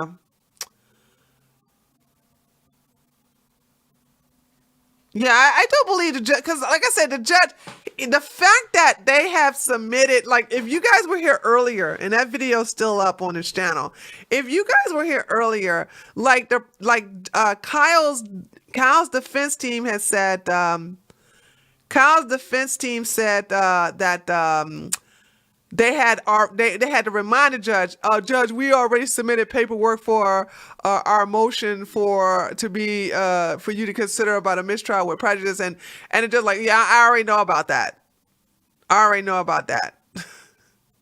So I'm like, so what are you doing? What you gonna do about that?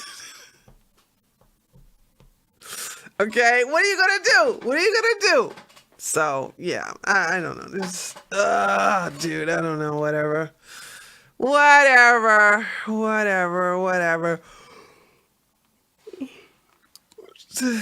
I'm just ready for this. I'm just ready for Kyle to be free.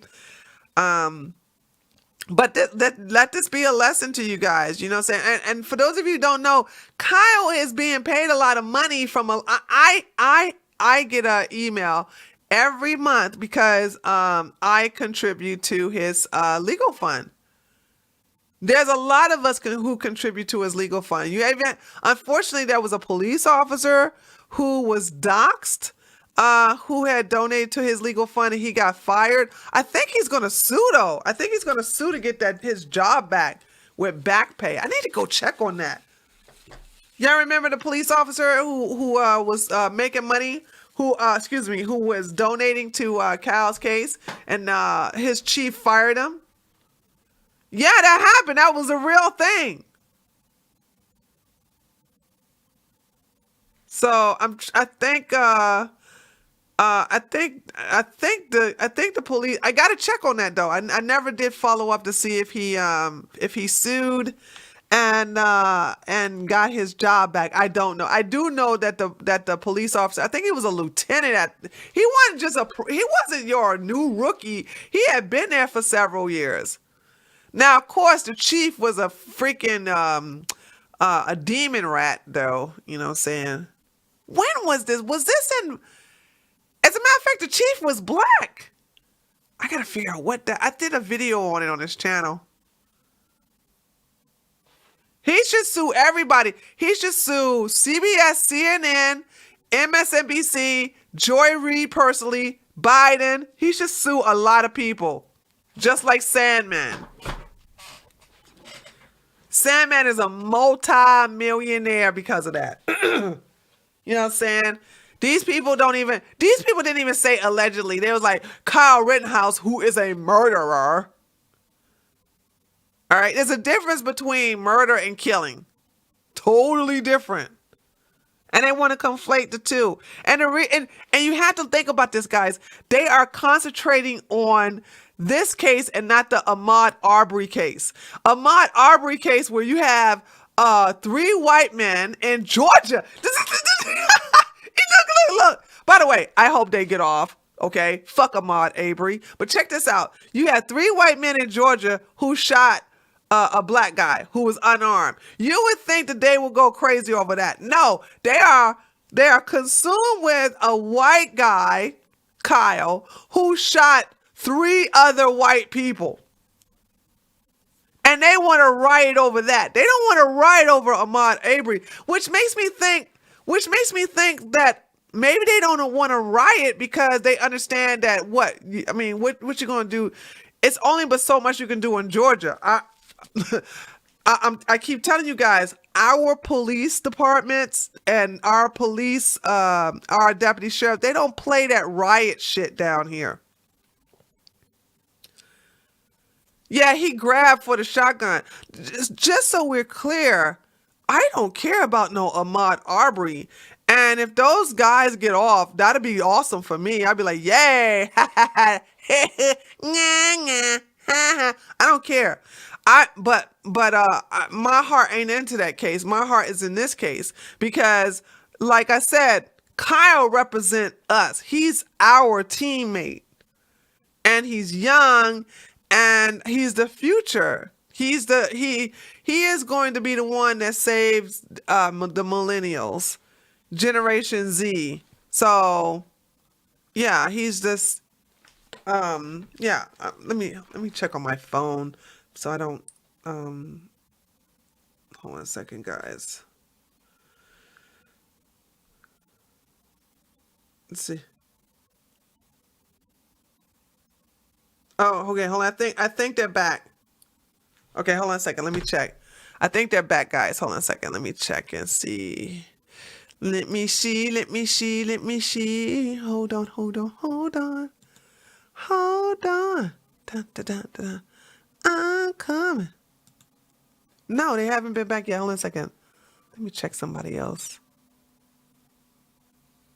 Nope, they're not back.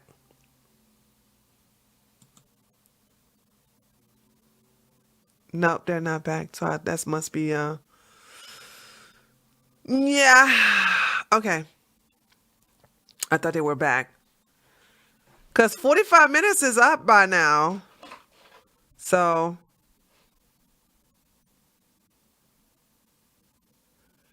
yeah, exactly, Johnny. In Georgia, if any protester stand in the middle of the street, you can run them over and you don't go to jail.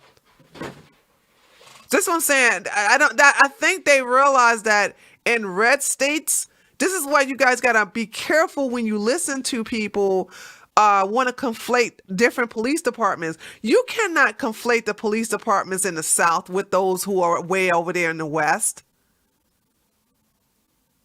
And like I said, we have better anti-Black Lives Matter rioters. We know our laws really protect us better than Texas. Because in Texas, Black Lives Matter and Antifa, they are allowed to stand in the middle of the street, but except when an EMT or an emergency vehicle comes by, they have to move. But here in Georgia, they passed a law, I think that was in 2017, that if any Black Lives Matter person gets in the middle of the street, you can run their asses over. And you won't go to jail. If they die or not, it doesn't matter. You're Gucci. Ain't nothing going to happen to you. So you don't see them standing in the middle of the street over here in Georgia.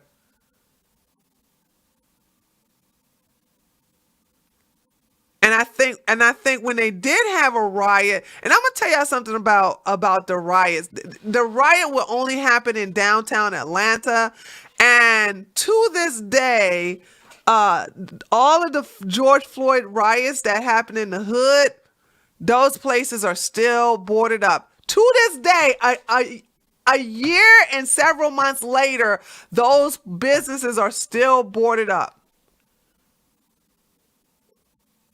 They're still boarded up, and they have not done anything to replenish that area. So I guess what happens is that people are like, well, if they want to fuck up their own neighborhood, that's fine. But see, here's the problem. Buckhead is right over there by Atlanta. So I'm sure if those guys get off, they're back. Hold on a second.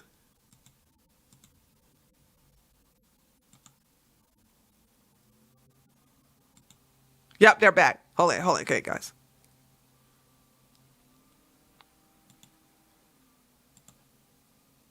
Okay, they're back. They're back. Y'all like my new TV? Y'all like them? Y'all like my new TV? Hold on a second, guys. I might have to.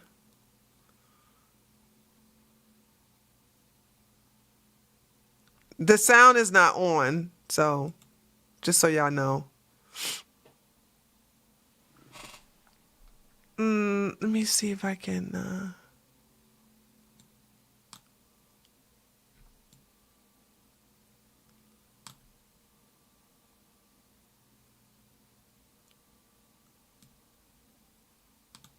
There.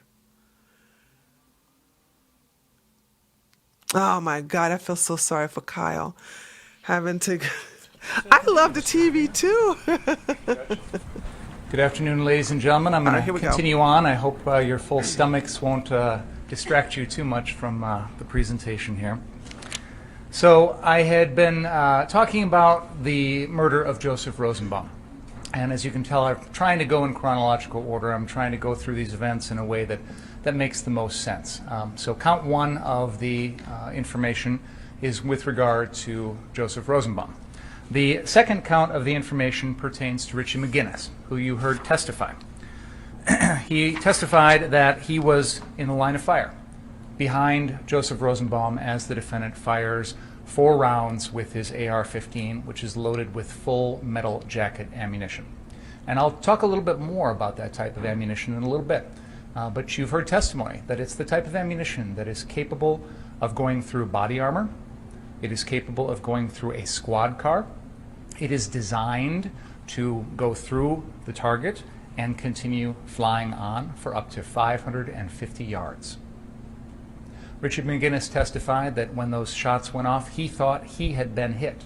He thought his life was in danger.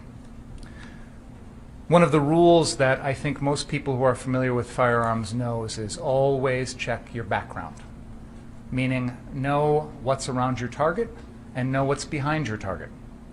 This is true when you're hunting, it's true when you're target shooting, and obviously it's true when you've got an AR-15 in downtown Kenosha in the middle of protests with houses and people nearby.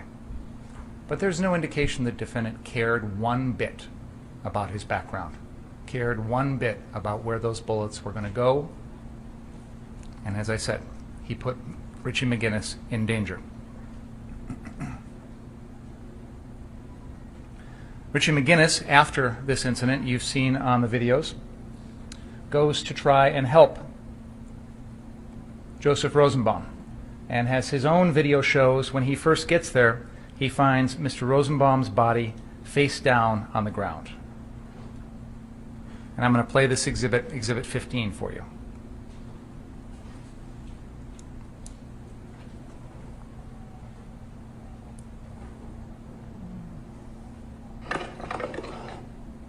You okay?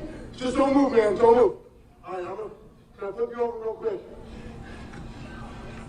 Oh,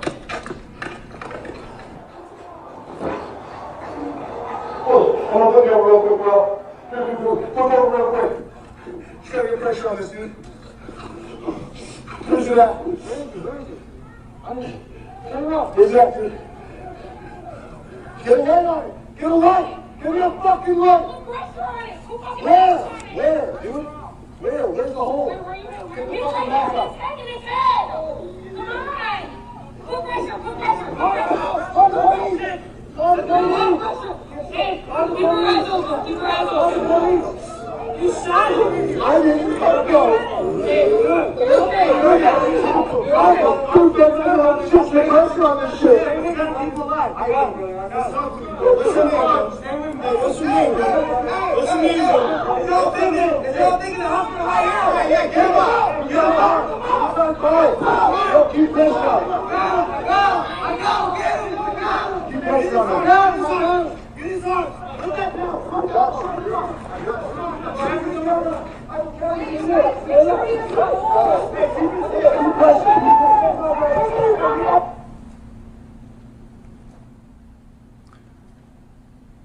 You want to talk about medics, you want to talk about people who care, you want to talk about people who are there trying to help. You just heard them and you just saw them. People who didn't know Joseph Rosenbaum, They just knew somebody needed help. And while that's going on, the defendant flees, callously disregarding the body of the man that he just shot and killed. And as he's running off, he's lying to the crowd about what just happened. This is exhibit number 12.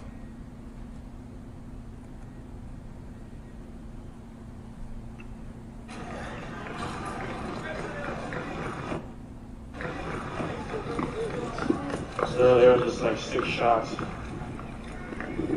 went off.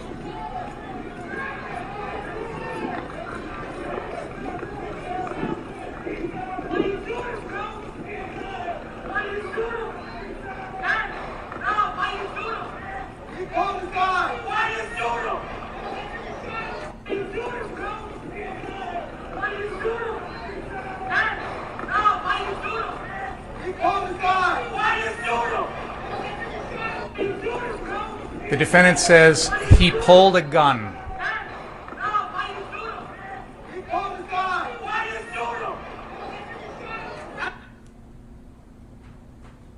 That statement, he pulled a gun, was a lie. It's not true. The defendant knew it wasn't true. He's lying to the crowd as he's running away.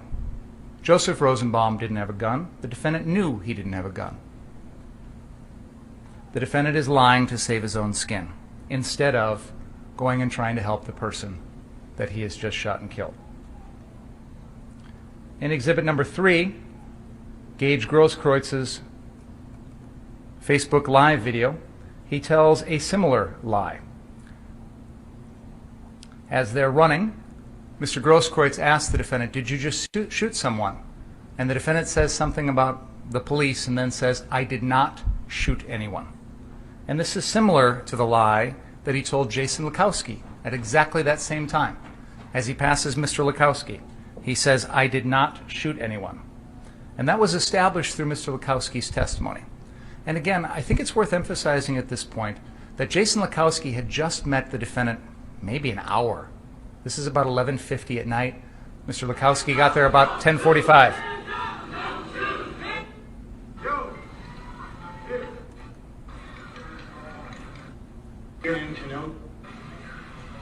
Almost. This is Gage Grosskreutz running towards danger, running to try and help.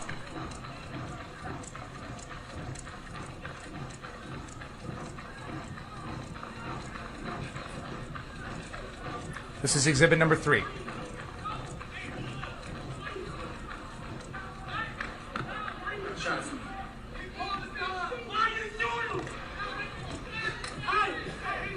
Hey, what are you doing? You shot somebody? Who shot? Who shot? Hey, what are you doing? You shot somebody? Who shot? Who shot? Listen to the second thing he says. You shot somebody? Who shot? Who shot? Hey, what are you doing? You shot somebody? Who shot?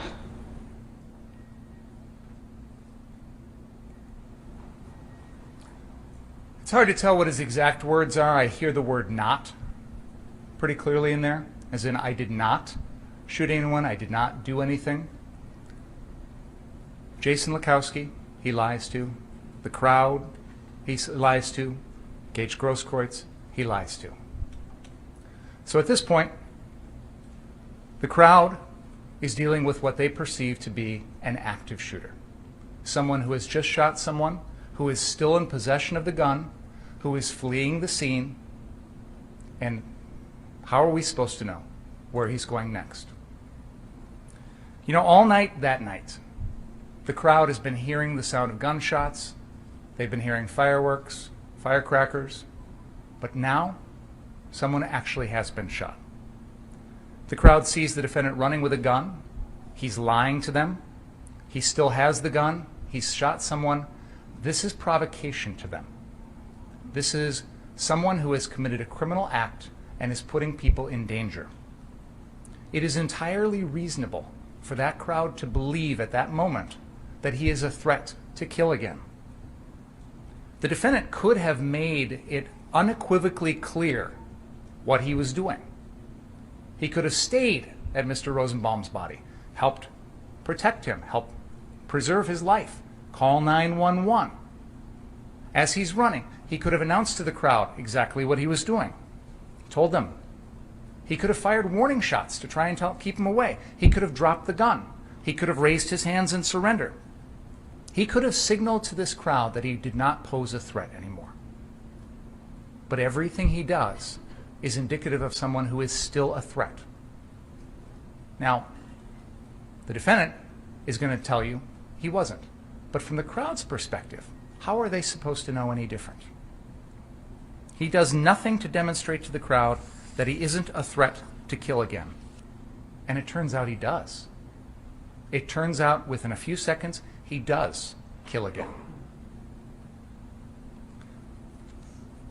I submit to you, ladies and gentlemen,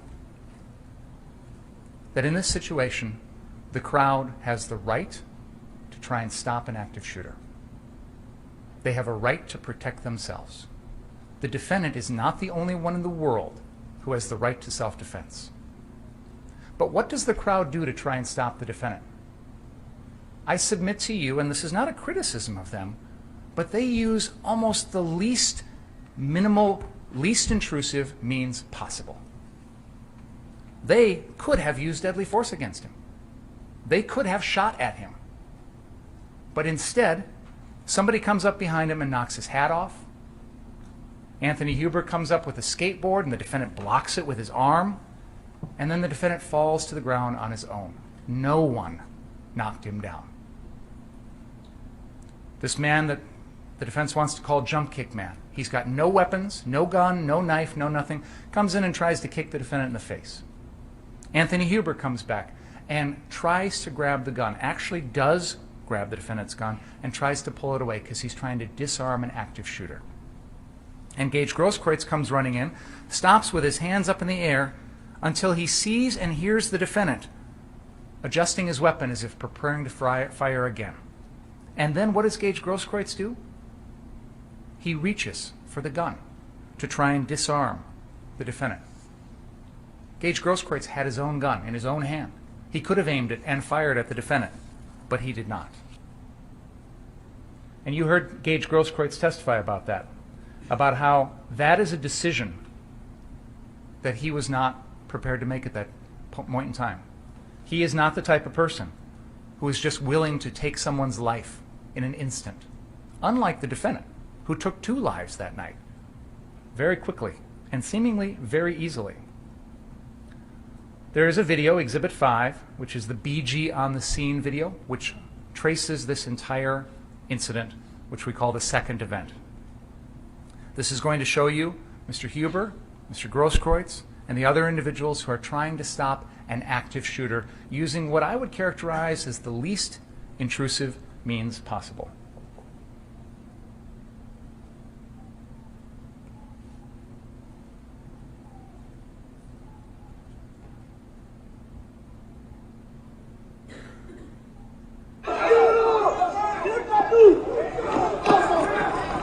Someone knocks his hat off. Anthony Huber comes in with a skateboard.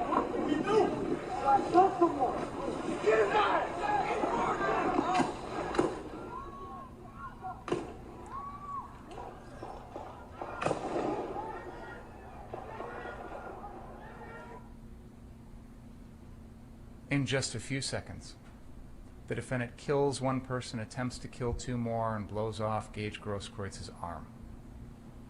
It's that fast. This is someone who has no remorse, no regard for life, only cares about himself. And these folks that are coming at him, the jump kick man, Anthony Huber, aren't armed. They're not a credible, imminent threat to his life. They are trying to stop an active shooter. And they have a right to do so. Imagine if the crowd couldn't do that. Imagine if they weren't allowed to try and stop someone in this type of situation. After killing Anthony Huber, after severely wounding Gage Grosskreutz, the defendant walks away like he's some sort of hero in a Western.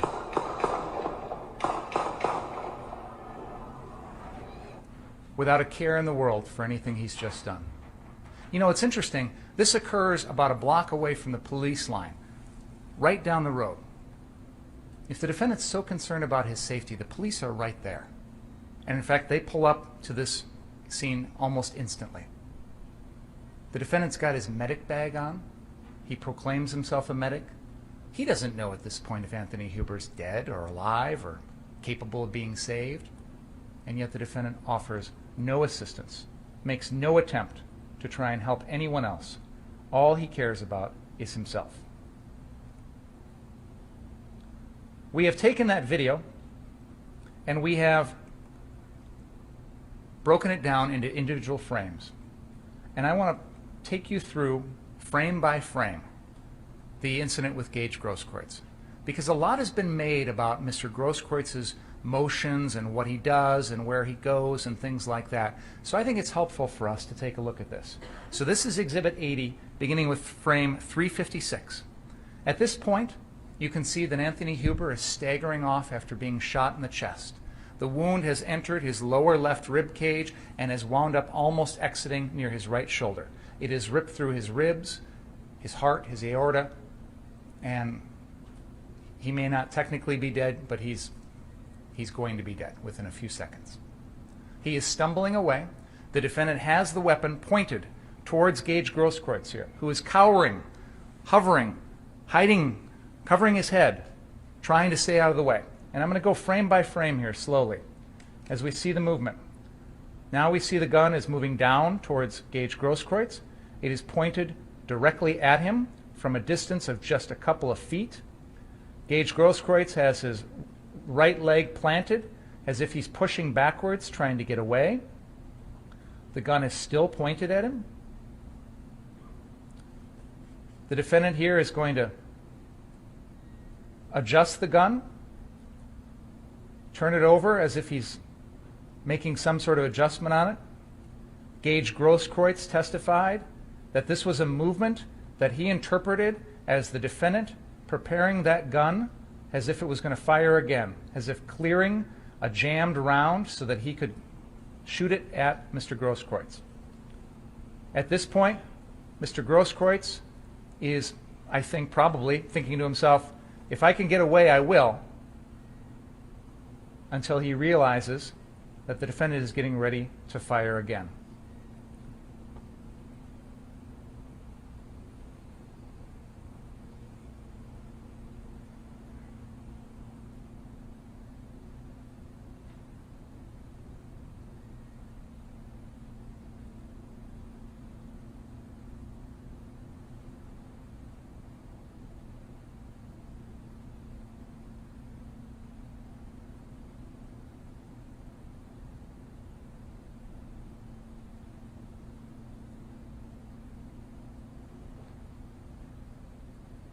In none of these frames is Mr. Grosskreutz's right hand with his Glock pistol pointed at the defendant.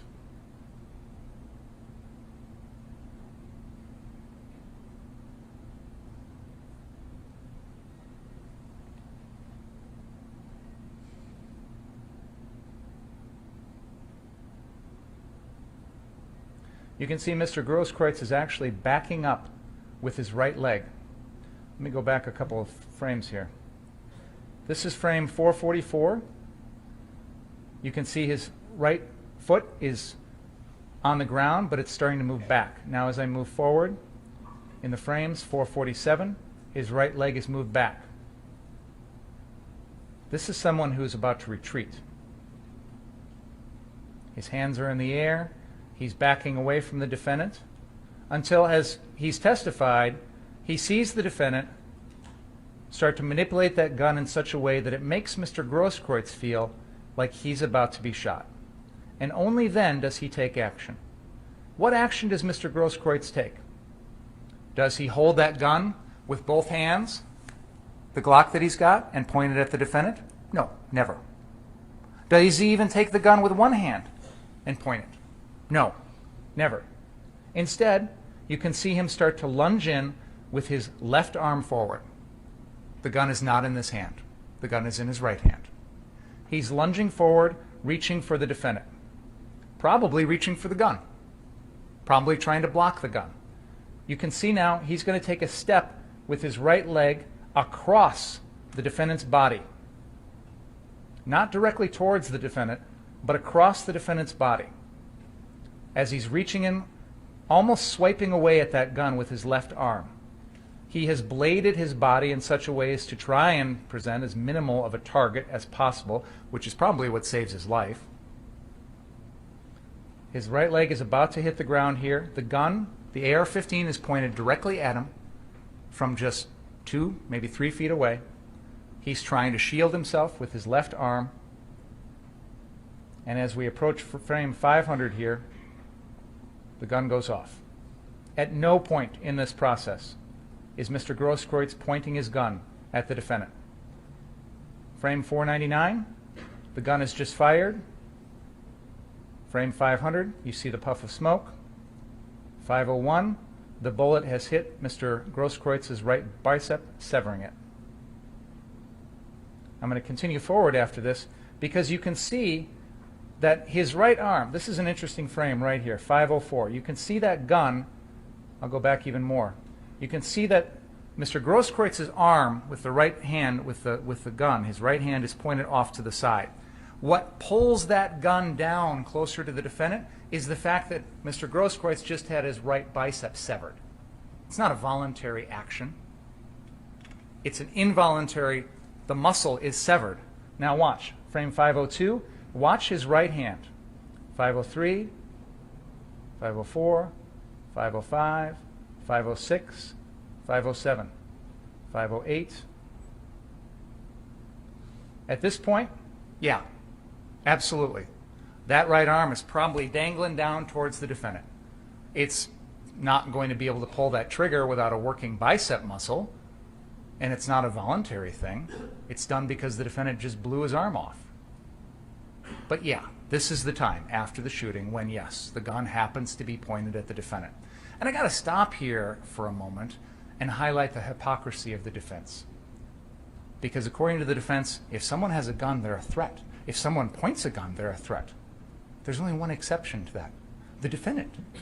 By their logic, he gets to run around with a gun all night. But, oh, we're not supposed to take him as a threat. He gets to point the gun at everyone. But, oh, we're not supposed to take him as a threat. No, it doesn't work that way. The same set of rules apply to the defendant as everybody else. There's no exception in the law for Kyle Rittenhouse. There's no exception that says, if anyone else has a gun, you're a danger, except for Kyle Rittenhouse. There's no exception in the law that says, if you point your gun at people, oh, that makes you a threat and I can kill you, except for Kyle Rittenhouse. I can do it all night long. The same rules apply to him as everyone else. And everyone else has a right to defend themselves also, not just the defendant.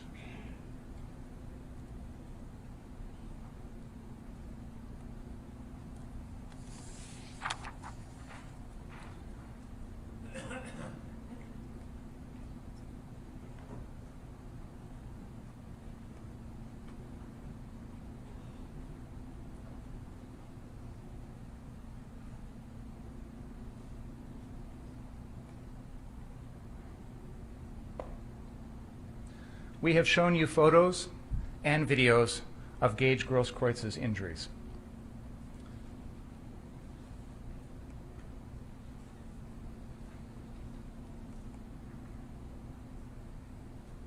Exhibit 60 is a video taken right after Mr. Grosskreutz was wounded by the defendant.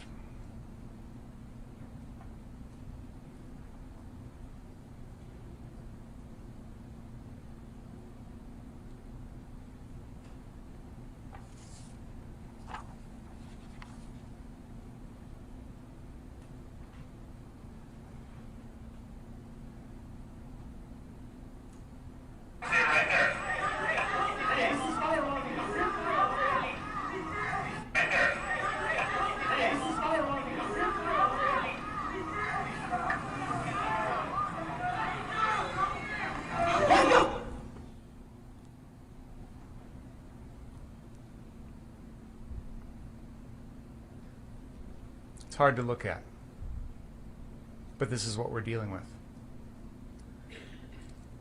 When you fire an AR-15 at someone from close range, this is what it looks like. I guarantee you, ladies and gentlemen, the defendant had no clue what his gun was capable of. He didn't even bother to pay any attention to it, didn't concern himself with what he would be doing to other people. But this is what happened. Let's not flinch away from this. It's important that we understand what that gun was capable of that night. It killed 2 people, and it did this to Mr. Grosskreuz's arm.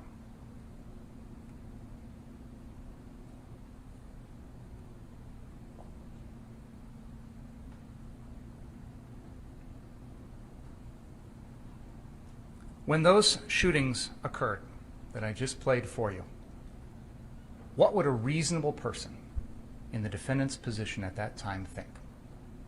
The good news is, ladies and gentlemen, you're going to tell us.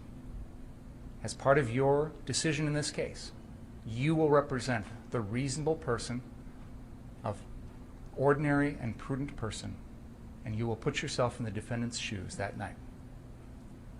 I submit to you that at the time of those shootings, a reasonable person in the defendant's shoes would have known that he had provoked Joseph Rosenbaum by pointing his gun at someone else, that the defendant had put someone else at risk of dying by doing that. The defendant should have known that the crowd was aware of the fact that he had just shot someone and that they felt their lives were in danger. That is reasonable. It is also reasonable to understand that at that point, Gage Grosskreutz had just witnessed all of this. He had heard the defendant had shot someone. He'd heard the defendant lie about it. He saw the defendant shoot at Jump Kick Man at close range, miraculously missing. Had seen the defendant kill Anthony Huber. Gage Grosskreutz reasonably believed his life was in danger at that moment. And he was proven correct, because the defendant shot him too. So when you consider what's reasonable in this case, consider whether or not it's reasonable for a criminal to be able to shoot himself out of a crime scene. When a bank robber robs a bank and runs away and the crowd comes after him, can he just shoot anybody and claim self-defense? If someone comes up to that person and tries to stop them, tries to disarm them, like Anthony Huber did, do they forfeit their life? Did Anthony Huber forfeit his life by trying to be a hero and stop an active shooter and protect others? Is that justified? Can the defendant just kill him? In this case, the crowd was right. The crowd knew the defendant had just shot someone. When they're coming after him, they know he's just shot and killed Joseph Rosenbaum. But you know, not every active shooter situation is the crowd have perfect knowledge. When they're told that person running up the street just shot someone, we don't have time in the moment to go back and take a look at the body and replay the video and make a decision before going after the person with the gun. You know, we've had several police officers testify that in an active shooter situation, their first instinct, their first training is to go in and stop the threat. They don't sit there and wonder, well, maybe it was self-defense. I don't know. I'm going to, wait and see. And every day we read about heroes that stop active shooters. That's what was going on here. And that crowd was right. And that crowd was full of heroes. And that crowd did something that, honestly, I'm not sure I would have had the courage to do. If I see a guy running up the street with an AR-15 and I hear he just shot somebody, my first instinct is not to approach. Anthony Huber was different. Jump Kick Man was different. Gage Grosskreutz was different. That doesn't make them a threat to the defendant's life. It doesn't make their lives worthless.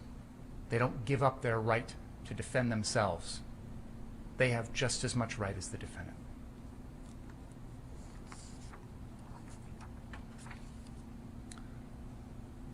I told you I wanted to begin by talking about the murders committed by the defendant. Now I want to go back and put it all in context for you. And that context starts with, bruh, I'm just trying to be famous. The defendant's TikTok profile. 4 doors, more whores. Picture of him up in Ladysmith, probably in early May, proudly holding his new AR-15. Up until August 25th, 2020, this is the only time he'd ever fired that gun. Maybe put 100 rounds through it or so at that property up there with Dominic Black. They purchased that gun on that same trip. The defendant admitted he knew as a matter of law he could not buy that gun because he was only 17. Yet he wants to tell you that he thought legally he could possess it, which didn't make a lot of sense to me. We don't have a lot of defendants come in and say, well, I possess cocaine. I knew I couldn't buy it, but I thought I could possess it. No, it's not the way it works. Dominic Black conducted what we call a straw purchase for the defendant. He purchased that gun for someone who was not legally allowed to purchase it for themselves. I'm prosecuting Dominic Black for that, as you know, just like I'm prosecuting Joshua Zeminski. Because what Dominic Black did was wrong, and we don't tolerate that. The agreement was Dominic Black was going to keep that gun until the defendant turned 18. It was Dominic Black's gun. It was legally his. And the defendant knew that it was going to be held onto until he turned 18, that he was not going to have it until that birthday. I want to focus a little bit on this AR-15 because I think it's important when you consider the recklessness of the defendant's conduct, how much he knew, cared, or didn't know about this deadly weapon. He'd only fired it that one time, maybe 100 rounds through it. He loaded the gun with full metal jacket ammunition, which I'll talk about a little bit more. He wanted it because he said it looked cool. Didn't seem to know or care much about the type of ammunition or the type of gun. You had a couple of witnesses tell us in this trial, and I could not believe it. A gun is a gun is a gun. Don't even start with that. And a bullet is a bullet. No, it is not. It is not. And anybody who says that is ignorant and reckless, because there are some important distinctions here. Full metal jacket ammunition is capable of piercing body armor and squad cars. And you heard Officer Krieger testify that when they heard someone was running around with a rifle, he went and got his plate armor out of the back because their regular body armor wasn't going to stop those rounds. Ryan Balch talked about how full metal jacket ammunition is designed, and this is a former Army infantryman, is designed to go through a target like a deer or a person and continue on. He says it can hit a target 550 yards away. That's 5.5 football fields. And he explained that he had a handgun that night, which he put hollow point ammunition on. And that's what he was planning on using for self-defense. Because hollow point ammunition acts differently. It's going to hit its target, but it's not designed to continue on and go through and hit other targets. So you will hit what you hit, but you're not going to put the rest of the community at risk, especially on a night when there are hundreds of people out on the streets in a heavy residential area. We can see on that map the car source, there are houses, there are churches, there are daycares, there are schools nearby, and you're firing full metal jacket ammunition around. I submit to you, ladies and gentlemen, that that AR-15 had no lawful or legitimate purpose that night. Now, the Second Amendment allows people to carry guns. That is true. There are people who can't carry guns, convicted felons, for example. But, generally speaking, I'm not saying people don't have the right to carry a gun. What I'm saying is that AR-15 did not accomplish any of the goals that these folks said it was going to. So, for example, Ryan Balch says the handgun is what he was going to use for self-defense. Several witnesses agreed you can't point this gun or shoot this gun at people to protect property. So if you're going to protect the car source building, how is this gun going to help with that? The defendant has admitted The gun was useless when he was going to treat people as a medic because it got in the way. He had to take it off and hand it to someone. So you can't use it as a medic. You can't use it to protect the building. So what's it there for? Well, it looks pretty imposing, and it has some deterrence value, but Jason Lukowski, Dominic Black, and Ryan Balch all said they never actually intended to use their guns. So why is it there? The defendant was wearing a sling that night. He purchased that sling at Jelinski's that afternoon. The purpose of the sling was so the gun couldn't be taken away. Wouldn't fall off, he wouldn't lose possession of it. It was designed to help him retain possession of that gun. And he loaded it with 30 rounds, the full magazine, capable of killing 30 people or more. Why do you need 30 rounds of full metal jacket armor to protect a building? This AR-15 is completely incompatible with the role of a medic. Richie McGinnis testified he's been to demonstrations in Seattle, Portland, Washington, D.C., New York, Minneapolis. He's never seen anyone walking around claiming to be a medic with an AR-15. And certainly when you see someone like that, it doesn't exactly send a warm, fuzzy message. Oh, come to me, I'm here to help. And the defendant acknowledged he had to take off his AR-15 to treat people. No serious, credible medic wears an AR-15 slung around their body. That's because the defendant was a fraud. He was not an EMT. He lied. He lied to the press. He's being interviewed by Richie McGinnis, who he hears is a member of the media, and he says, I'm a certified EMT. You're lying. You're absolutely lying. Jason Lukowski and Dominic Black said the defendant had to borrow his medical supplies from us. This is an emergency situation. Everybody's anticipating violence. Everybody's prepared for people to be hurt, harmed, injured, and yet the defendant's going to go there and walk around claiming to be a medic? He's like a quack doctor practicing without a license. That puts lives at risk. And one of the things I had Gage Grosskreutz testify about is that tattoo on his right arm which said, "First, do no harm," which is one of the precepts, one of the fundamental tenets of the practice of medicine. First, do no harm. So how do we evaluate the defendant's performance as a medic that night? Well, on one hand, he wrapped up an ankle and I think maybe helped somebody who got a cut on their hand.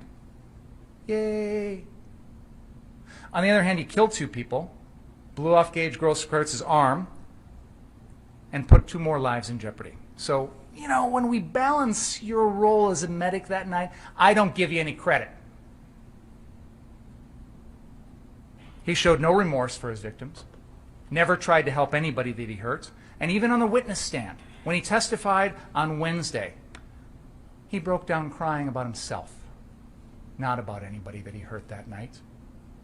No remorse, no concern for anyone else. For him to call himself a medic is an insult to anyone like Gage Grosskreutz, who spent hundreds of hours training and working hard to become an EMT. It's an insult.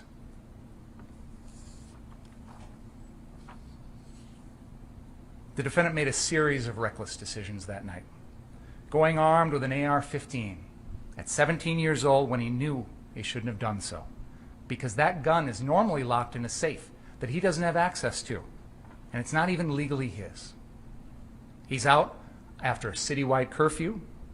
He's intentionally and knowingly entering into a dangerous situation, and he expects it because he brings along his AR-15 and some body armor. So don't tell me you didn't know. He brings along no non-lethal means of defense, which means his only option is to kill. I don't know about a lot of you, but I remember that night. I didn't come down here. I don't think most reasonable people did. In part because we all knew it was going to be violent and dangerous. Most reasonable people, to the extent they came out, they were gone by then. Because you don't willingly put yourself in this situation unless you want it. unless you're looking for it, unless you want trouble.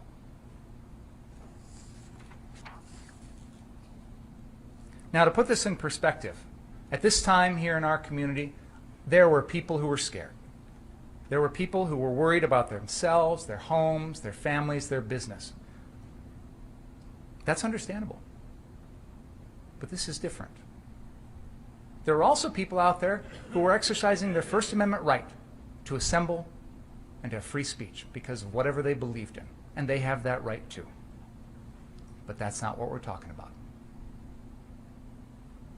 The curfew, the riots, the arson, the looting that we'd seen on those prior nights, roadblocks set up around downtown, closed exits on the interstates, all of this was sending the message to reasonable people, go away. Don't come down here. Who was left at 11:45 at night? Most reasonable people had gone home before the curfew or never even came at all.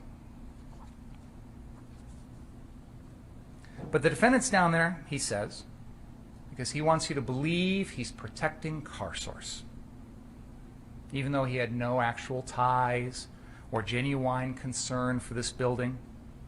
You have this caravan of people from West Bend, Ryan Balch, Jason Lukowski, Joanne Fiedler, coming down from some other community, having no idea what's going on here at Kenosha, having no idea what businesses are, having never dealt with CarSource before, just injecting themselves into this situation. CarSource that night was empty. The owners testified. They moved all the cars off the lot, they took the tools out from inside, and they didn't even feel the need to protect that building. So who's there? These guys with their AR-15s are just wannabe soldiers, acting tough, trying to manufacture some personal connection to this event, furthering their own personal agenda. Just a small part of the deluge of chaos tourists we saw here in Kenosha, trying to feed off of what we were going through. Despite everything we did to try and tell them, go away, stay out. Did those owners, Sam and Sal, ask anyone to protect their business? You know, I called them to the stand because I wanted you to hear from them. I had their statement, but I wanted you to hear from them. And I'm sure you formed your own impressions about them. I'm not here to tell you that I believe what they said on the witness stand. I don't think it really matters much, except I wanted you to have a flavor of who these people were and what was going on at that building. What was interesting to me is that text message from the defendant to Sam asking for the address of CarSource, even though the defendant says he's already been there. That didn't make any sense to me. It's not hard to find if you've driven past there every day. You know, Kenosha is one of the easiest cities in Wisconsin to navigate. It's all east, west, north, south. How hard is it to find this place? But the agreement was the defendant was supposed to stay at the 59th Street location. There's another group at 63rd. It was their responsibility, and the defendant testified that when the shootings occurred at 11:45 or 11:50 at night, he didn't even know if that other group was still there or if they'd left. But crucially, you heard the testimony of Kriston Harris, who was out there reporting for his Rundown Live, and he's making some video, and he tells the defendant, stay on your property. Don't go out in the streets and engage with these protesters because you're just making it worse and you're escalating the situation. He tells the defendant specifically that, just 20 minutes before the shootings. Kriston Harris probably said that because he knows this is a crowd that is feeling threatened by the defendant and his group. Richie McGinnis testified when he left the Stella Hotel and immediately ran over to 59th Street, he saw guys up on the roof and he felt threatened. These guns, he said, were the thing that changed the dynamic for him. Drew Hernandez, we showed video of Drew Hernandez having laser sights pointed at him. And he said he felt threatened. He thought someone was pointing a gun from the roof and putting his life in jeopardy. These are two people who are veterans. They've been to protests in Seattle, Portland, Washington, D.C., New York. They've been through this before. And yet here in little old Kenosha, the defendant's group made them fear for their lives. That's the kind of impact these AR-15s had. The crowd is yelling at the defendant's group, stop pointing your guns at us, stop pointing these laser pointers at us. And the defendant sees this. He's well aware of the fact that the crowd out on the street is hostile. They don't react well to him. And he knows that by 11:35 at night, this crowd is all the way down there south of 60th. That's where they're at. So if I go down there, I need to be prepared, and I need to expect that these folks are not on my side. Joseph Rosenbaum. He's dead, so we don't know what he was thinking. We don't know what was going on in his mind. That makes him an easy target for the defense today, because they can stand up here and pile on him and destroy his reputation, and he can't speak for himself. That happens a lot in homicide trials. Blame the victim, who can't speak for themselves. So I'm going to tell you a little bit about Joseph Rosenbaum, and you've heard some testimony about him. He had been in the hospital, left it that day, had a clear plastic bag with his possessions, toiletries, a water bottle. We've all seen this. You get it in the hospital.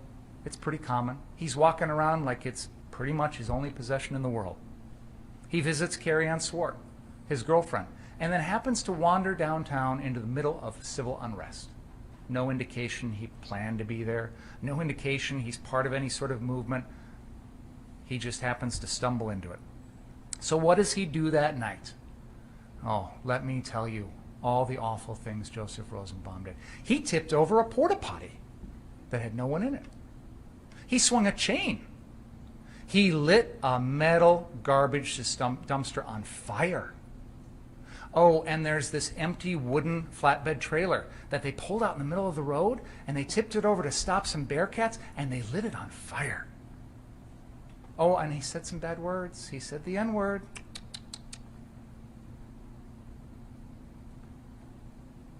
If he were alive today, like Joshua Zeminski, I'd probably try and prosecute him for arson, but I can't because the defendant killed him. But that's the way we deal with people that do these things. When you commit arson, we prosecute you. We don't execute you in the street. And I'm not here to say that the things that Joseph Rosenbaum did were good, or that I condone that kind of behavior. Not at all. But he didn't deserve to die for it. You can't kill someone for these things. He's 5'4", 150 pounds. Jason Lukowski characterized him as a babbling idiot. Lukowski says, I turned my back and walked away. This guy wasn't even a threat. I think we all know somebody like Joseph Rosenbaum, the Napoleon complex, the little guy who just wants to chatter, but when it comes down to it, it's all bark. It's no bite. It's like a little dog. Bark, bark, bark, bark, bark, but really ain't gonna do anything. There is no dispute in this record that at no point that night did Joseph Rosenbaum hurt anyone. Never had a gun, never had a knife, never had a bat, never had a club. And in the Drew Hernandez video, that fight at Ultimate Gas that we showed you, he's being shoved around by the crowd like a rag doll. And yeah, he's mouthing off, he's talking a lot, but he doesn't actually threaten anybody, doesn't actually hurt anybody.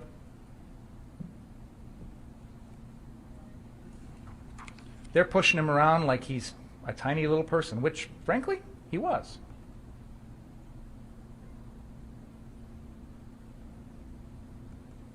And in the background of this video, you will hear somebody say, point your gun at me, or something like that. That's Joseph Rosenbaum. He's upset because somebody pointed a gun, and that triggers him, which is understandable. I think most of us would be triggered by that sort of thing. And that's what's upsetting to him. But he gets right in the face of people who have AR-15s. Never reaches for their guns, never rears back to punch anyone, never even lays hands on anybody.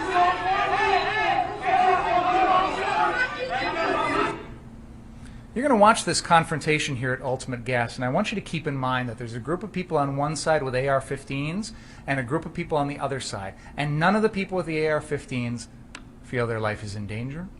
None of them shoot their guns. They can handle themselves. The defendant can't.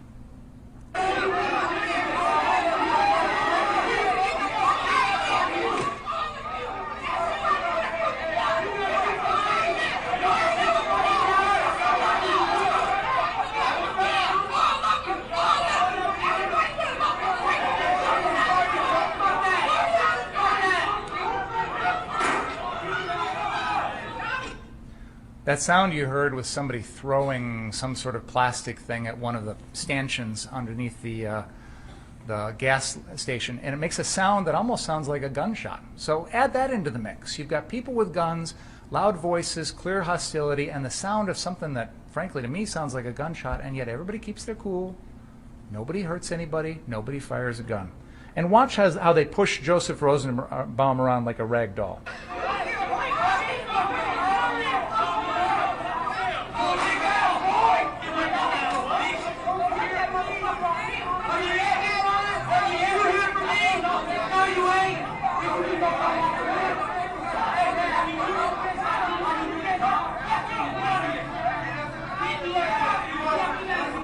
Watch this guy in yellow. He's going to shove Joseph Rosenbaum about 8 feet away. Wow.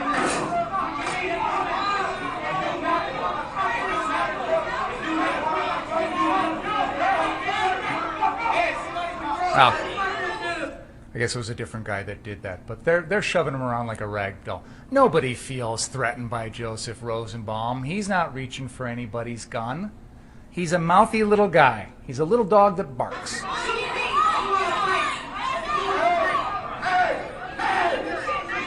And you know what he's going to do now? He's going to tell him, hey, I need to go grab my bag. I don't have my bag. So they let him on through.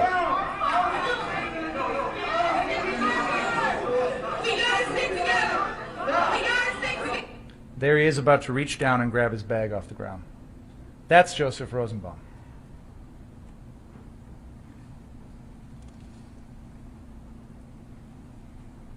You've heard testimony that he tells people, shoot me, asking them to shoot him. I'm curious how that's a threat to anyone else. He's triggered, as we saw in that video, by people pointing guns at other people, which is reasonable. Most people would feel that same way. And then we get to the crux of the defense, this threat that he supposedly made to the defendant. The defense would love to be able to play you a video of this threat. They would love for you to see it and hear it yourself. This is a night in which there are dozens of people out there, reporters and regular folks who are recording with their cell phones and with other cameras all night long. We have shown you video of almost every minute of the defendant's night from multiple different angles, and yet you have not been shown a single video with this threat. Nowhere. It's not out there. Ryan Balch testified, and we have his transcript.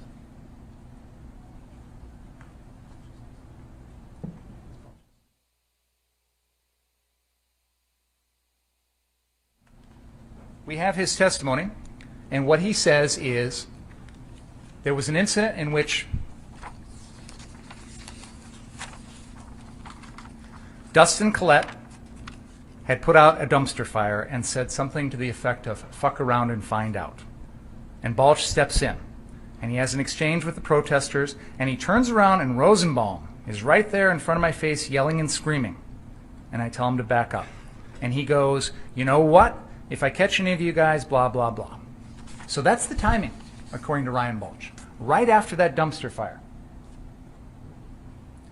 Kriston Harris from the Rundown Live was there, physically, standing right next to Ryan Balch. Not only was he there during the dumpster fire, but he stays with Ryan Balch and or the defendant for the next 6 or 7 minutes, recording everything. And I've played this video for you. It is Exhibit 18, and I played for you a period of time from 1 hour and 22 minutes to 1 hour and 28 minutes. And I asked Kriston Harris, I call him to the stand, and I said, I'm going to ask you 2 questions. Number 1, do you independently remember seeing Joseph Rosenbaum, hearing this threat? And he said no. And then I said, okay, well, maybe you missed it, because, you know, there's a lot going on. So will you rewatch your video for me and tell me, is it in there? And he said, no. This video captures that entire period of time with Ryan Balch and the defendant right there, and there's no threat. There's no Rosenbaum. It didn't happen. The defense desperately wants this because they've got to give you a reason why it's okay to kill Joseph Rosenbaum. And this threat is critical to their case. But it's not there. In exhibit number 3, and I'll play it for you here as I'm talking. Joseph Rosenbaum isn't even visible. Now, I submit to you that even if, I'm sorry, this is exhibit 18, even if there was a threat made, it's still not enough because Joseph Rosenbaum's unarmed and you can't kill him. But the defense has pinned a lot of their case on a threat that didn't happen and they can't prove. It's not on video. It's not there. So I'm going to pull up exhibit 18, the Rundown Live video, and I'm going to go to that mark.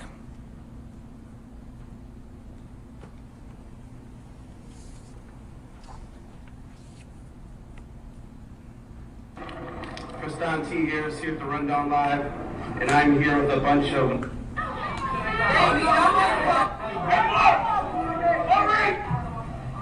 Don T. Harris here at the Rundown Live. If you are live, share this in all your groups, your forums, start watching, protect. It's just like the gear, man. So here's the dumpster fire. It is a blunt, it would be just a fucking stem. I could use a doobie right now. Joseph Rosenbaum is not in this video. Here's Dustin Collette about to put the fire out. How's it going? Guys want to fuck around and find out? Hey. Reel in. Don't cause problems when there's none here. Yeah, that's true. Just stay on your property. There's way too many of them.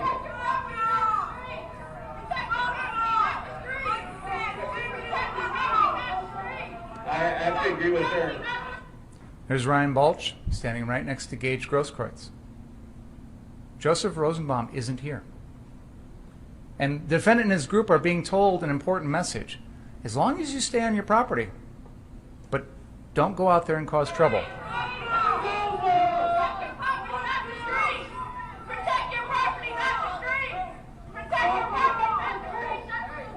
I have to agree with her. They shouldn't be on the street. They're just protecting their property. One of the guy's an asshole. I know, I thought they were yelling at them. I was like, why? One of the guys losing his patience. He should go inside.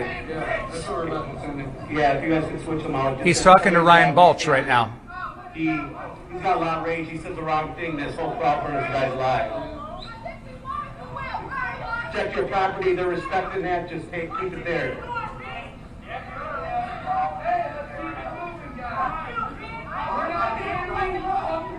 This is where Ryan Balch goes and talks to a protester. He's just trying to protect his property. He doesn't want anything. He has no problem with you guys. He just doesn't want to burn down his shit. I can't blame him.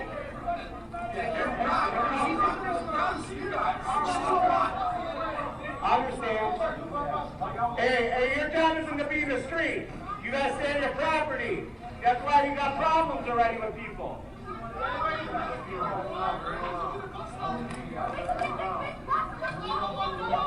No one bothering your property. Don't look for trouble or anything. A medic? I know you are, but like, they got their own medics. And if somebody's close by, take care of them. I know you're just trying to make peace. I get that, but they don't look at it that way. They look at you guys it's a different, it's as much as you guys are afraid of them before they march down here. I know, but like when the conversations are having.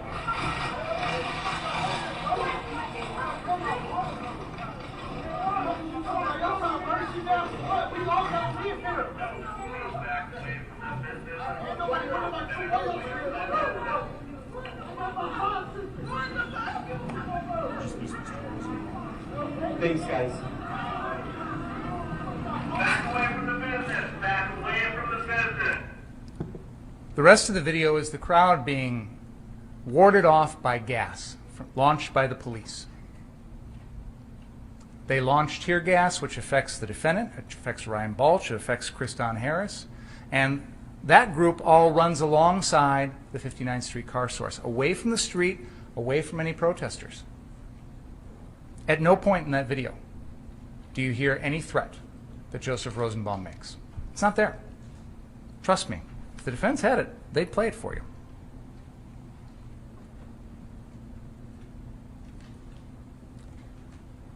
Now, they want you to believe that that threat is made, and they also want you to believe that it was something that the defendant took into account when he decided to kill Joseph Rosenbaum. One of the questions that occurs to me is, how would the defendant even know who that guy is? Because earlier in the night, Joseph Rosenbaum is wearing a red shirt and a blue bandana. But by the time he's killed, he's got no shirt on. He's got no blue bandana. This is someone the defendant has never even met before. He's one of hundreds of people in the crowd. And yet, we're expected to believe that in a split second, the defendant remembers this guy? I don't believe so. So then, that video that I just showed you leaves off at about 11:35 p.m. The police have moved the protesters south of 60th Street. They've tear gassed the crowd, and there's no protesters left. 59th Street is no longer in any danger. It wasn't much danger to begin with. There wasn't anything left there to protect. But by this point, there's no more danger. As law enforcement comes through, you've heard this video where they tell the defendant and his group, "We appreciate you," and hand him out bottles of water. As long as you stay on that private property, yeah. No one is saying you don't have the right to stay on private property and protect private property. What people are saying, what the crowd is saying, is stay there. Don't go out looking for trouble. The defendant hears this message from the police and takes it the wrong way. He thinks, oh, well, now I'm junior policeman. I can go run around stopping crime. But I asked him and I asked some other witnesses, if the police are there on the scene and the protesters are gone, go home. Why are you still here? Shouldn't have been here in the first place. But why are you still sticking around? And interestingly enough, one of the questions I've always had in the back of my mind is, what's the end game here? When is this crew going to be done and decide that it's time to leave? Well, right after the defendant kills Joseph Rosenbaum, kills Anthony Huber, and comes back, they all flee like rats off a sinking ship. But it's boring at 59th Street. There's no protesters. There's no action. So the defendant decides about 11:35 p.m. to cross the police line and go looking for trouble. He knows at this point he's entering a hostile crowd. He's seen this crowd. He knows what they're like. That's why he has to yell friendly to them, because he knows they're not going to see him and think he's friendly. And he knows he's got to have Ryan Balch with him, some sort of buddy to protect him. And he's immediately confronted by that man with the yellow pants who says, "You just pointed your gun at me." And the defendant says, "Yeah, I did." He admits that. Now, what's interesting to me is they want you to believe this never happened. They want you to believe this guy in the yellow pants made it up or is lying. But he's just standing there by the side of the road, minding his own business, when the defendant happens to walk up to him. Do you think he just sat there and thought, oh, I'm going to make up a lie about this guy on the spur of the moment? Or did it really happen? And is it consistent with everything else you've seen about the defendant? Does he sound like the sort of guy who would point a gun at someone for standing on a car? Does he strike you as the kind of guy that would threaten deadly force to protect property? Because that's what happened. The man in the yellow pants says it happened. The defendant agrees. And then he comes into the trial and says, oh, I was being sarcastic, like he's a little 17-year-old and he wants to get out of it. Shortly after that, the defendant loses track of his protector, Ryan Balch. So now he's in a position where he knows that he's surrounded by people that consider him a threat. He knows that he's not supposed to go anywhere without Ryan Balch. He knows he's supposed to go back to 59th Street. And he does. He tries. He walks up to the police line. He says, I work there. That's my business. Which isn't true, but whatever. And they won't let him through. Now, Ryan Balch makes it on through shortly thereafter. But the defendant gives up. He could go 1 block in either direction and make it back easily if he wants to, but he stops and decides, you know what, I'm going to stay here and maybe see what's going to happen. So then he talks to these people with fire extinguishers, and he's going to go down to 63rd Street, and he asks one of them to come along, and they say no. Now at this point, he doesn't have Ryan Balch. He knows he's supposed to go back. He knows he's supposed to have a buddy, and yet he decides to go it alone. He decides to run down to 63rd Street or walk down to 63rd Street. Doesn't even know if that other group is still there. Doesn't even know if he's really needed, but he can't wait to take this opportunity to go down and confront people. Because he thinks he's some sort of cop, some sort of law enforcement agent, some sort of junior cadet who's out there with the responsibility to fight crime. Nobody asked him to do that. Nobody gave him the right. Nobody deputized him. Ryan Balch says, the police told me the crowds, we're going to push them down by you, you're going to deal with them. The Bearcats hand out water and tell him he's appreciated. As he's crossing the police line, they warn him about people throwing rocks. What is the message the defendant takes from all of this? The wrong message. Oh, well, now I've got the power, I've got the gun. I'm going to go confront these bad guys. I'm going to stick my nose in things. So what does he do when he gets down to 63rd Street? The first thing he does, we showed it to you at the very beginning, that drone video. Grabs that gun and points it at someone to protect property. Points it at the Zeminskis. Because why? Because they're, what, about to mess with some sort of fire? They're not threatening anyone's lives. He doesn't need to protect anyone. He doesn't need to protect himself. He's pointing a gun because he thinks he needs to protect property. He says he wants to put out a fire, but the first thing he does is drop the fire extinguisher on the ground. His AR-15 isn't going to put out a fire. So why is he really there? And we all agree, you can't use or threaten deadly force to protect someone else's property.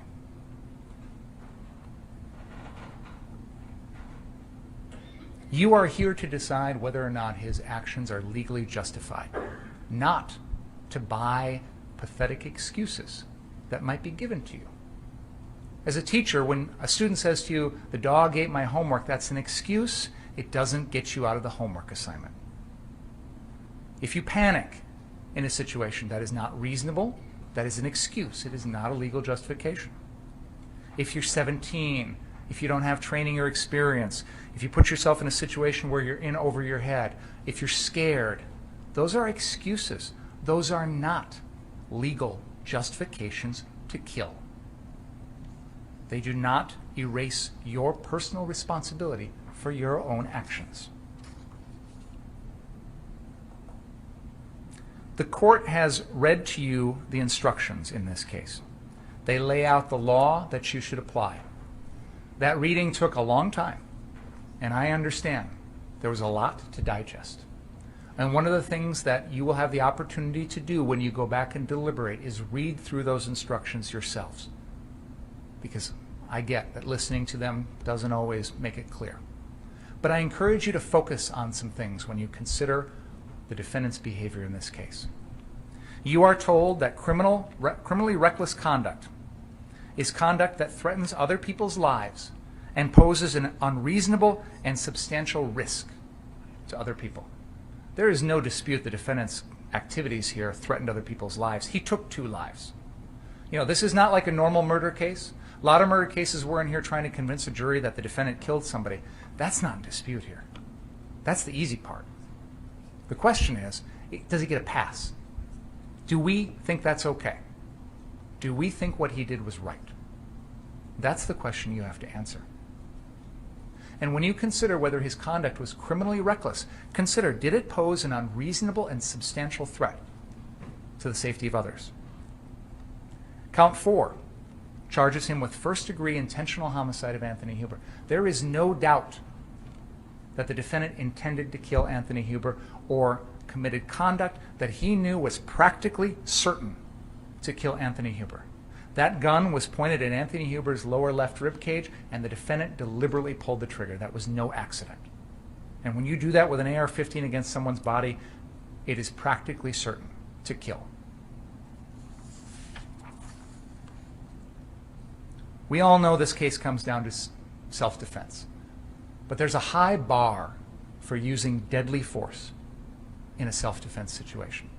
The law says that the defendant may intentionally use force which is intended or likely to cause death or great bodily harm only if the defendant reasonably believed that the force was necessary to prevent imminent death or great bodily harm to himself. So did Joseph Rosenbaum pose an imminent threat of death or great bodily harm to the defendant? No way. Did Anthony Huber pose an imminent threat of death or great bodily harm to the defendant? Absolutely not.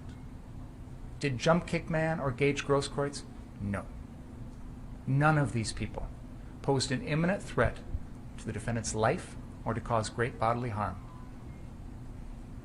The standard, when you make this decision, is what a person of ordinary intelligence and prudence would have believed in the defendant's position under the circumstances that existed at the time of the alleged offense. The reasonableness of the defendant's beliefs must be determined from the standpoint of the defendant at the time of the defendant's acts and not from the viewpoint of the jury now. So put yourself in the defendant's position. Would you have done the same thing? Would a reasonable person have done the same thing? Would you have engaged in the reckless conduct that led to this course of events? Would you have gone out after curfew with an AR-15 looking for trouble? Would you have aimed at other people? Would you have tried to use the gun to protect an empty car lot? No reasonable person would have done these things. The court has also instructed you on provocation. You cannot hide behind self-defense if you provoked the incident. If you created the danger, you forfeit the right to self-defense. By bringing that gun, aiming it at people, threatening people's lives, the defendant provoked everything. And if he does that, he has to exhaust all reasonable means to avoid a confrontation. All reasonable means. So if Joseph Rosenbaum's running at him, Joseph Rosenbaum is no threat to his life. And not only is the defendant expected to run, he's expected to yell, push, shove that rag doll around, run back for help, call 911, call for help, do all sorts of other things besides just turn and fire 4 shots as Joseph Rosenbaum falls helpless to the ground. Ladies and gentlemen, there is no doubt in this case that the defendant committed these crimes. He committed a first-degree reckless homicide against Joseph Rosenbaum. He put Richie McGinnis's life in jeopardy. He put Jump Kick Man's life in jeopardy. He intended to kill Anthony Huber, and he attempted to kill Gage Grosskreutz. All of those elements are true. The question is whether or not you believe that his actions were legally justified. And I submit to you that no reasonable person would have done what the defendant did. And that makes your decision easy. He is guilty of all counts. Thank you. Thank you, Mr. Mayor. Let's take a break and about 2:25 hopefully. And please don't talk about the case. Read, watch, or listen to any account of the trial.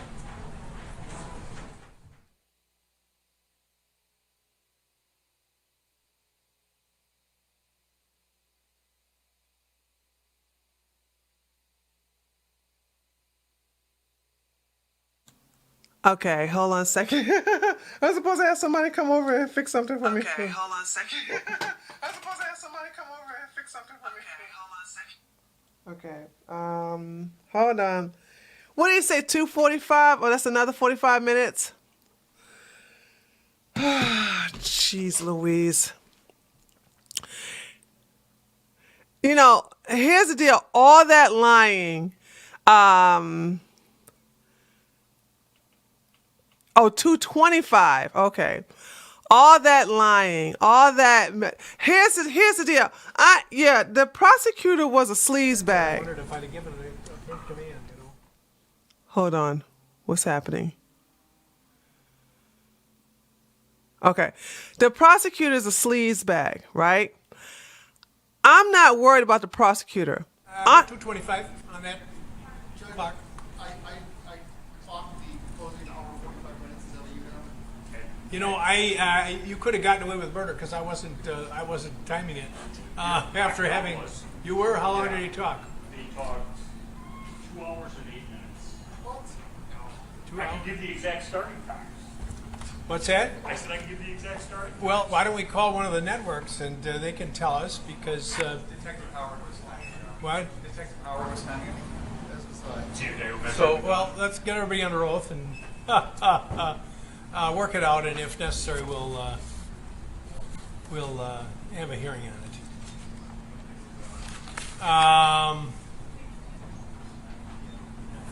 That's all that came through. Okay, guys, I'm gonna step away from the computer right now. My contractor is here. I'll be right back.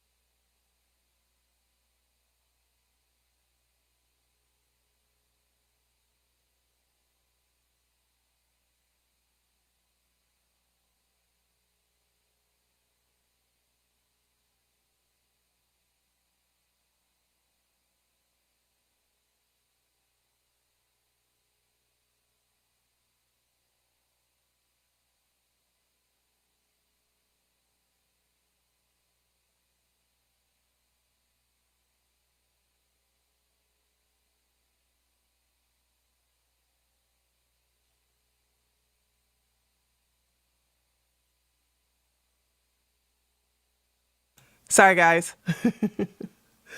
All right. Oh my God. Daggone it. Hold on a second. Where's my headset?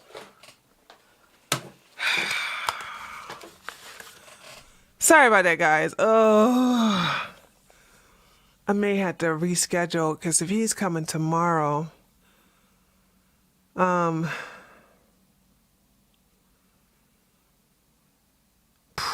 okay, let me, hold on, let me stop,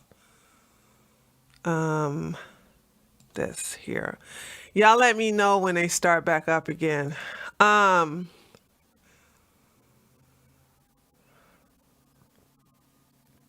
So I want to go over several things here. Is that what the prosecutor is doing? And I'm going to say this: I'm not really worried about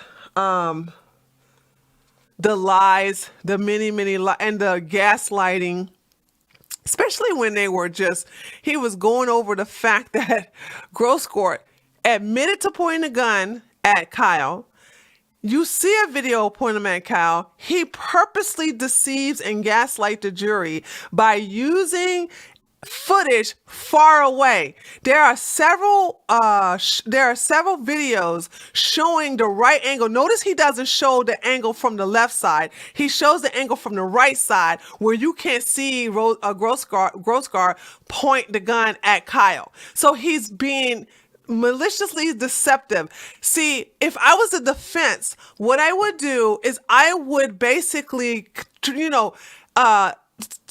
tell the jury that the prosecutor is just being deceptive and lying, and he's playing with their intelligence. I would have been like,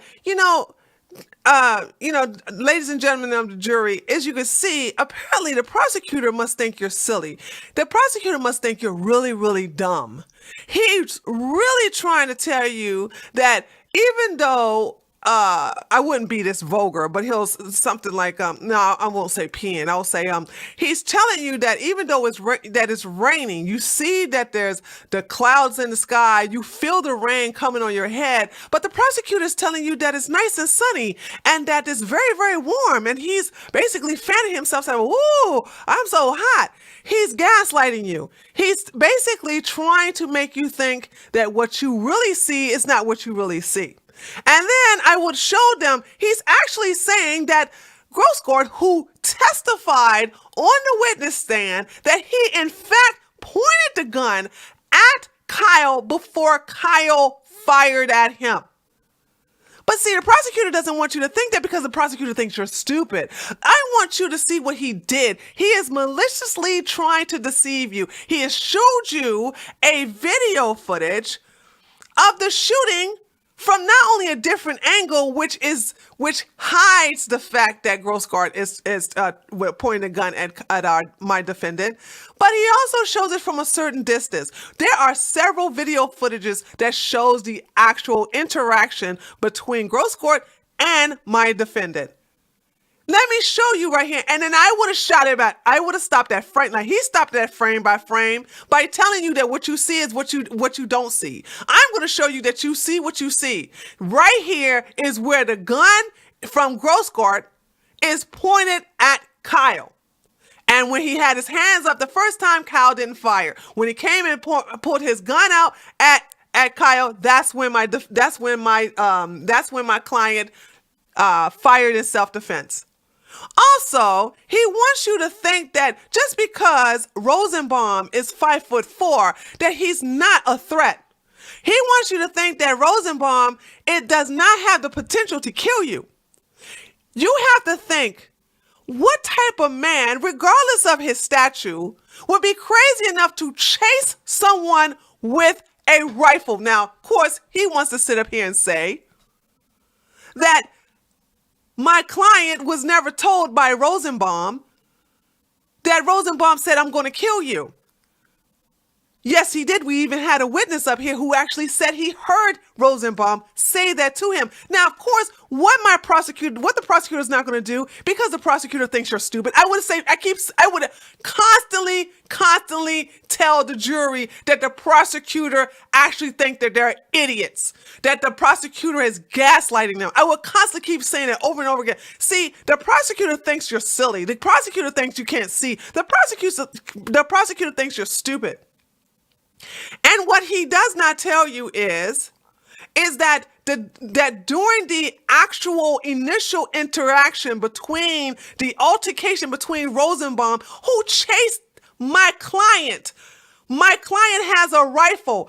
He is chasing him. My client is running away in self-defense. What type of man chased someone who is armed? My client never fired a gun. As a matter of fact, we saw during the video that there was a gun fired at my client prior to Rosenbaum chasing him. We have seen that this man has been very violent. He's obviously racist because he said, "Shoot me, nigger." He's belligerent. And he's very confrontational. And when you want to approach someone and come after them with their gun, imagine if he's doing this unarmed. Think what he would do if he had my client's weapon. Just think, do you think that if he actually was successful enough to take my client's weapon, that he would be like, "Okay, guys, you can go home"? Or do you think he would actually shoot my client dead? What do you think? Just think about it. Would you allow this man? I don't care if he's 5'4". Everybody keeps talking about, "Oh, he's 5'4". Everybody's pushing him around. He was lock set on my client. You know why? Let's be honest here. Look at my client. He has a baby face. He looks like he can be punked. He doesn't look like he would defend himself. There was a lot of men there who look like they would mess you up. They did not have that innocent look. My client doesn't have a beard. My client don't even have a mustache. He has big cheeks and baby face and these nice, sad, droopy eyes. He looks like a little boy. And you know what? Rosenbaum is a bully. And a bully likes to pick on the weak link. And he thought, based upon my client's appearance, that he was the weak link. So therefore, he focused on them. My client, he set fires. What type of man sets fires to trash cans near a gas station? These are not crowds. The prosecutor thinks you're stupid, right? The prosecutor shows you rioters, but dumbs it down by saying the crowd. Let me ask you this, ladies and gentlemen of the jury. Would you like a crowd like this in front of your house? No. You know why? It's not a crowd. They weren't having a picnic. This wasn't a barbecue. This was a riot. These people were vandalizing businesses. They were attacking anyone who opposed them. This is what they do. This is criminal behavior. The prosecutor didn't even charge Grossguard for illegally carrying a weapon. He doesn't have a concealed carry permit. Oh, I'm sorry.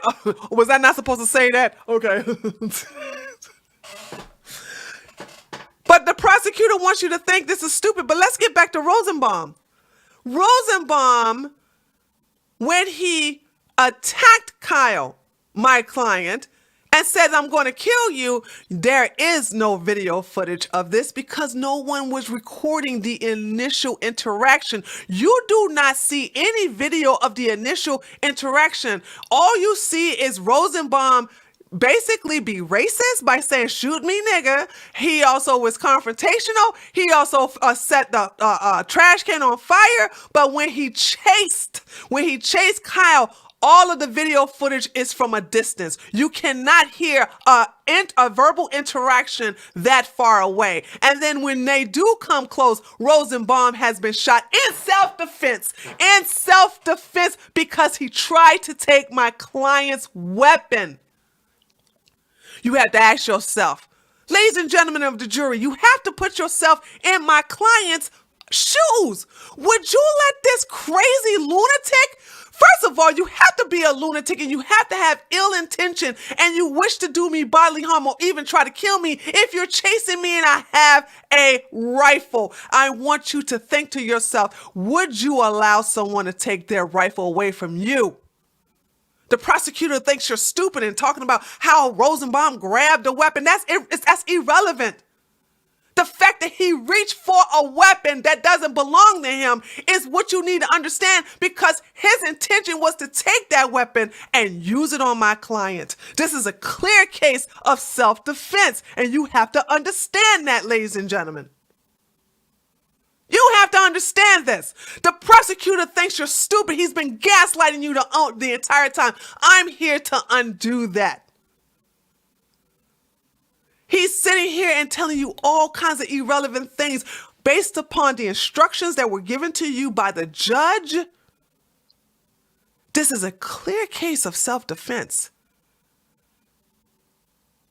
As a black woman, I'm going to ask you, what if I was chased by Rosenbaum, a white boy? I don't care if he's 5'4". He's chasing me, a black woman, with a rifle. Do you think he wants to give me a kiss? Do you think he wants to ask me on a date? No, he wants to take my rifle and shoot me with it. We already know he doesn't like black people because he said, shoot me, nigga. Okay, white people using this type of language automatically are racist. We already know he don't have any regard for anyone, including black folks.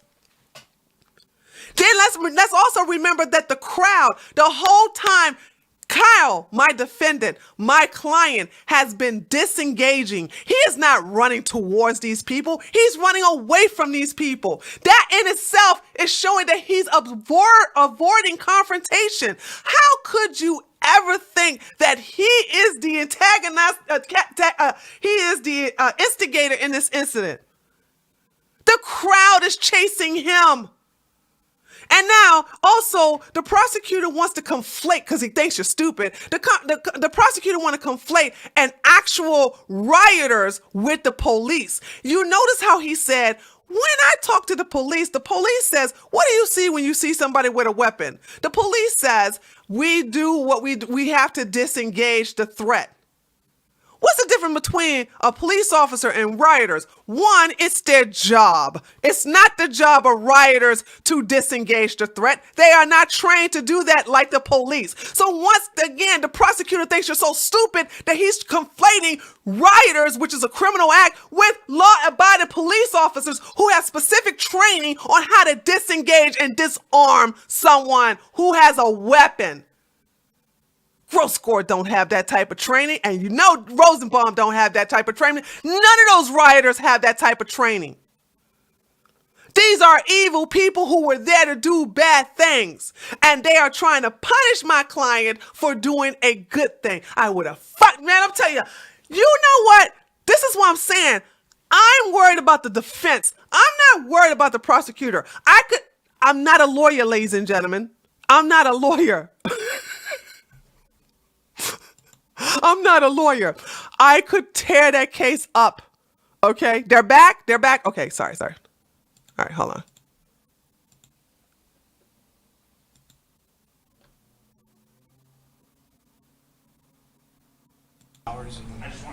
Okay, yeah, we got it.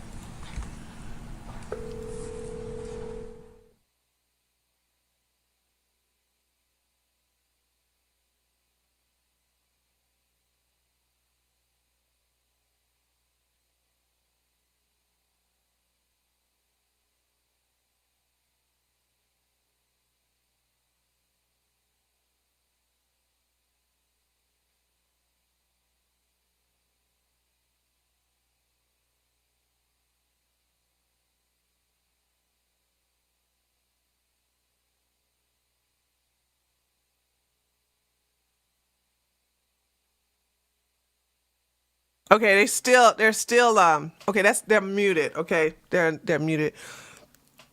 I just want to say, ladies and gentlemen, I'm not worried about the prosecutor. I'm a lay person. Now, don't get me wrong. The reason why this is police experience. I have been to many trials. I have been to many court sessions. All right. And I have taken courses in courtroom demeanor and witness and how to be a good witness for my police department. But what I'm saying is that you guys understand, you're gonna have to have somebody to go after that prosecutor the way that I don't know. Even so, I got a funny feeling that if the defense do not crush that prosecutor, which is so easy, I think that the judge is going to come through. I think that the judge is going to come through. It's so easy the prosecutor was gaslighting his ass off. Okay, here we go. May it please the court, ladies and gentlemen of the jury, good afternoon. Showing you a snippet of State's Exhibit 18, which Mr. Binger just spent 3 or 4 minutes showing that Mr. Rosenbaum wasn't around. And my client couldn't know that he wraps his head in orange. Chain, bag, orange.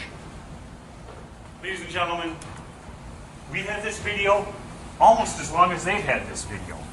But Mr. Binger will use this video to lie to your faces and tell you that Kyle Rittenhouse was taking advantage of the situation. I object, Your Honor. It's in the picture.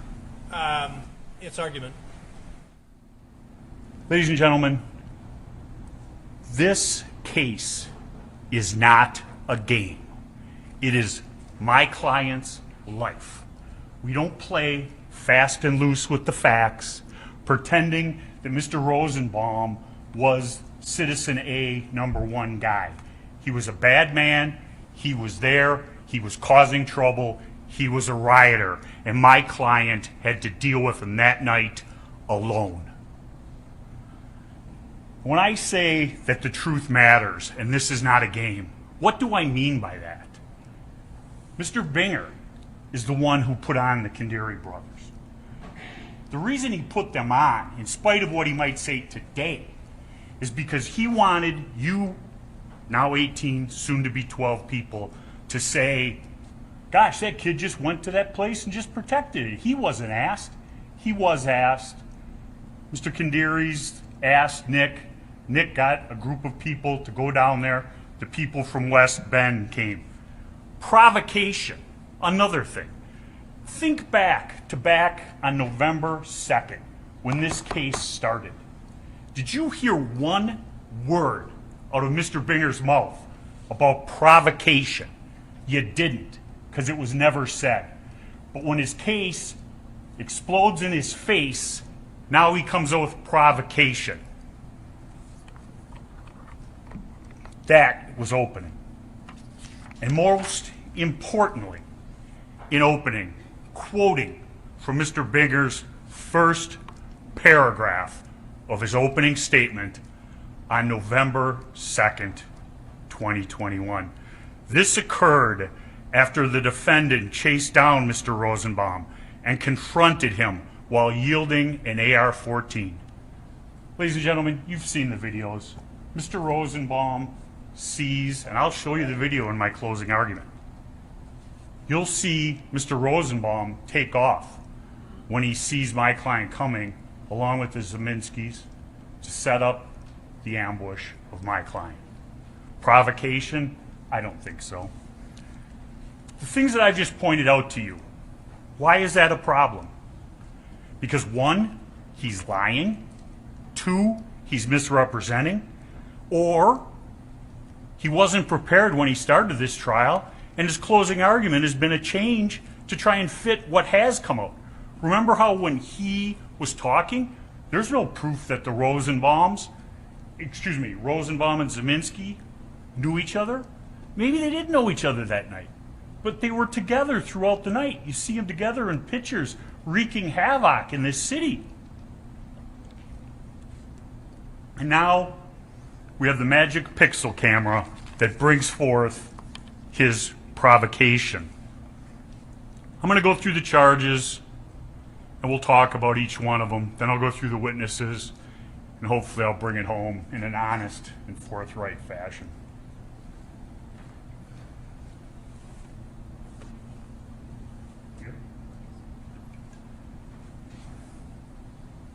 Count 1, reckless homicide. My client shot Joseph Rosenbaum. Ladies and gentlemen, make no mistake, there was nothing reckless about my client's conduct that day in regards to Mr. Rosenbaum. Mr. Rosenbaum was coming at him. My client ran from him, retreated, which is not needed, continues to run. The plastic bag is thrown, the metallic plastic bag. Kyle doesn't know what it is at that time. It causes him to turn and look over his shoulder, pointing the gun in that direction. Mr. Rosenbaum, is he dissuaded by that? No, he is not. He continues running and advancing on my client. That whole time, the state doesn't say anything about Mr. Zeminski firing the shot, Mr. Zeminski having his gun out. Think of the circumstances as they existed at 11:50 on August 25th of 2020. He runs through that parking lot. He continues running on. He turns as he comes into that box canyon with the cars, the van, and I believe it's a Pepsi machine, and he turns because he has no place else to go. I'll show you the Zanin video later on.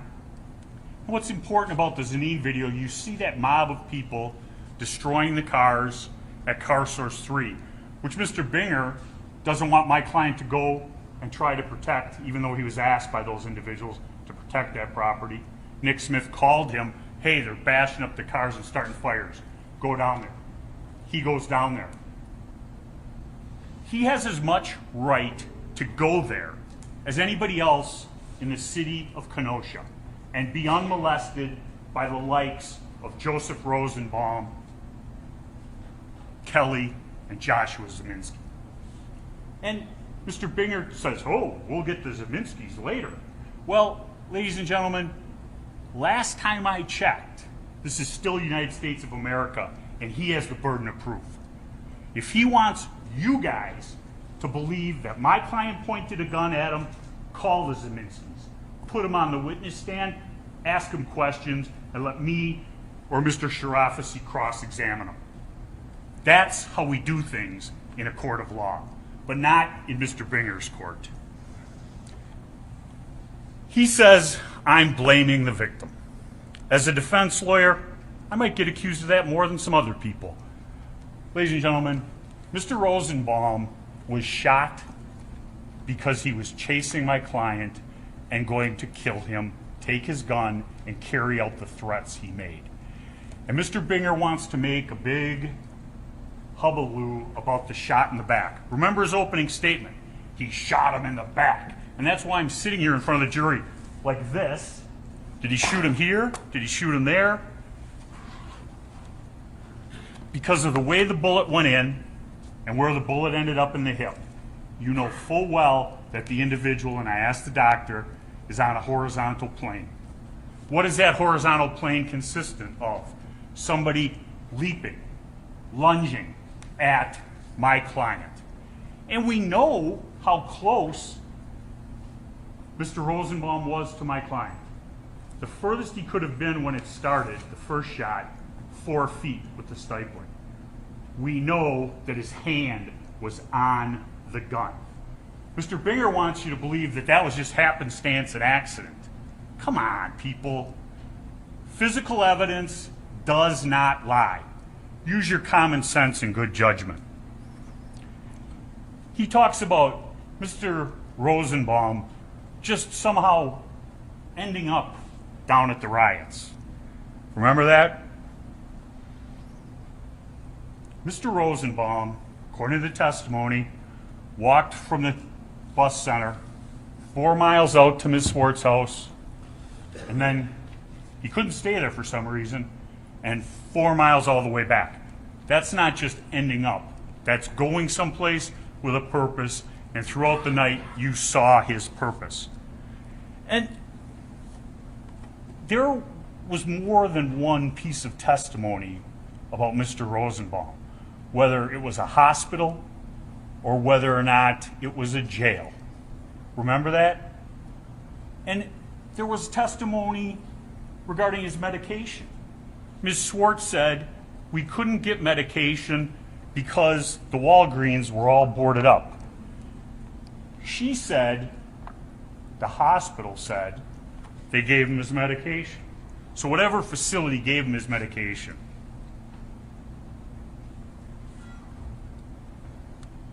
Mr. Binger, the man with the burden of proof, why didn't he bring in a hospital or a jail to prove that Mr. Rosenbaum was properly medicated? He'd been off his medications, according to Ms. Swart, for 7 to 10 days. We know that he was acting like somebody who wasn't on their proper medication. He was not acting normal.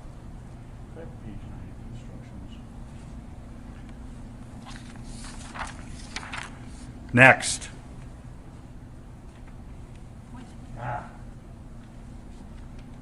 Richard McGinnis. Reckless. And here, Mr. McGinnis, I'd like to talk about, because the self-defense does not go to Mr. McGinnis, but if Kyle was privileged in exercising self-defense against Mr. Rosenbaum, it carries over to the endangering count of Mr. McGinnis. And Mr. McGinnis, specifically, if the defendant, and I'm reading directly from an instruction, page 9, second full paragraph, which you will be given, if the defendant was acting lawfully in self-defense, his conduct did not create an unreasonable risk to another. That is Mr. McGinnis. Ladies and gentlemen, when my client shot Joseph Rosenbaum, he feared for his life. He feared because of the prior threats, the prior statements, and the violent acts that had been witnessed by my client. Mr. McGinnis, as a witness, I think he helped us more than he hurt us. He talked about, and this was on cross for Mr. Binger, how do you know what Mr. Rosenbaum was thinking? He goes, I don't, but I know he yelled, fuck you, and then lunged at Kyle Rittenhouse. Why is he yelling the F-U? One of two things. One, to intimidate, or two, he got into a situation over his head, thinking, as he said before chasing him, you won't do shit, MFer, to my client. Well, he was wrong. He states Kyle did not know that he was there, meaning Richard McGinnis. He's a citizen journalist who was running along with his hand, in his phone in his hand, up in the air, in to get a story. My client is not responsible for endangering him when he runs into danger. Plus, the instruction says that if he was privileged as to Rosenbaum, he's privileged as to count 2, Mr. McGinnis. Count 3, jump kick man. The uncomplaining, unidentified witness in count 3. There will be some video later on when I'm going through some of that. You'll see, and I ask you to pay attention. The state has said he's not kicking him. He doesn't hit him. When you watch the video, and it'll be in slow motion, watch where his foot goes, watch what happens to Kyle's head. The force of him kicking him in the face spins his body 180 degrees around. And then it's on. Huber coming in from behind, hitting him in the neck with the skateboard.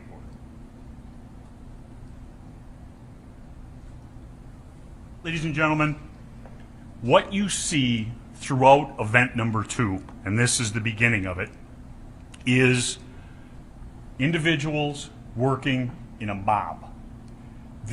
They don't know what happened at Car Source 3, event number 1. But somebody said, hey, he shot somebody. Doesn't know that he was being chased by a crazy person. But they're going to get their licks in on Kyle Rittenhouse, or, as they perceive him, somebody from the other side who has been putting out their fires, causing problems for them, stopping them from wreaking havoc in Kenosha like they did the night before.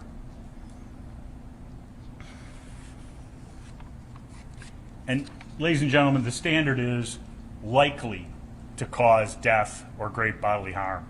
Great bodily harm is defined as likely to cause serious bodily injury. A kick to the head is likely to cause a serious injury. Did my client suffer a debilitating injury as a result of that? No, but that's not the standard. Mr. Huber,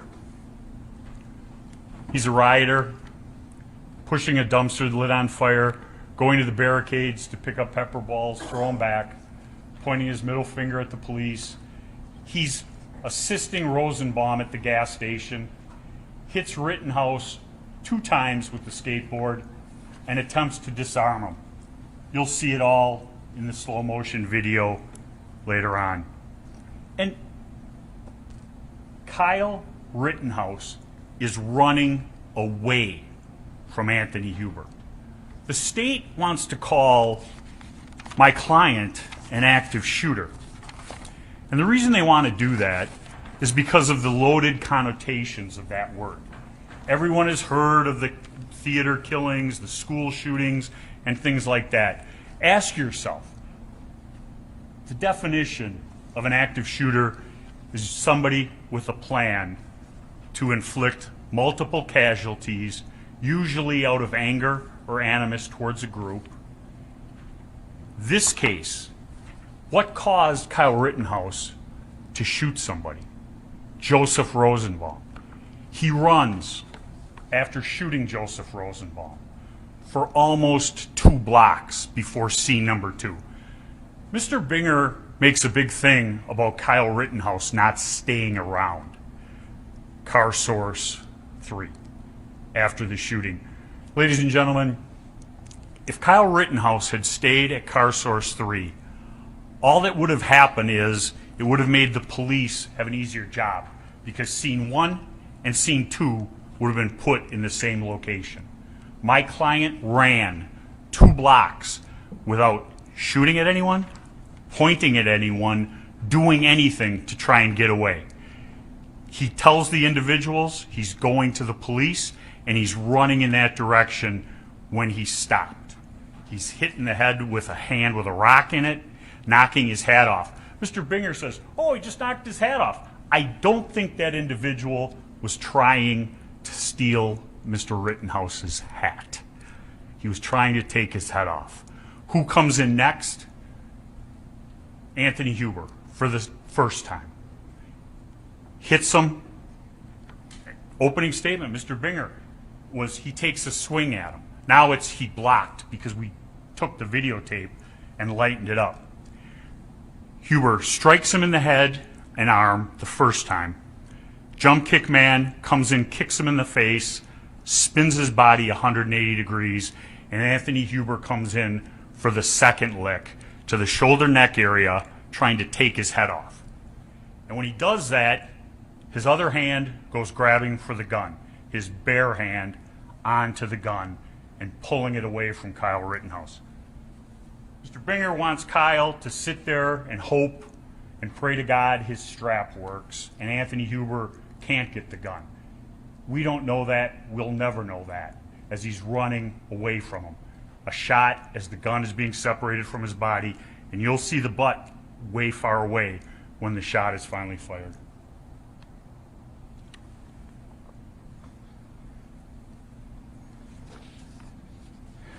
Even Gage Groskwitz said he was concerned about the blows that Jump Kick Man and Anthony Huber were inflicting on Kyle's head. That's probably the only thing I agree with Mr. Groskwitz. Gage Grosskreutz.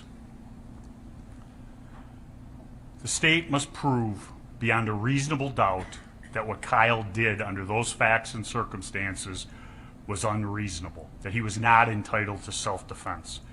Consider all the events that had occurred that evening.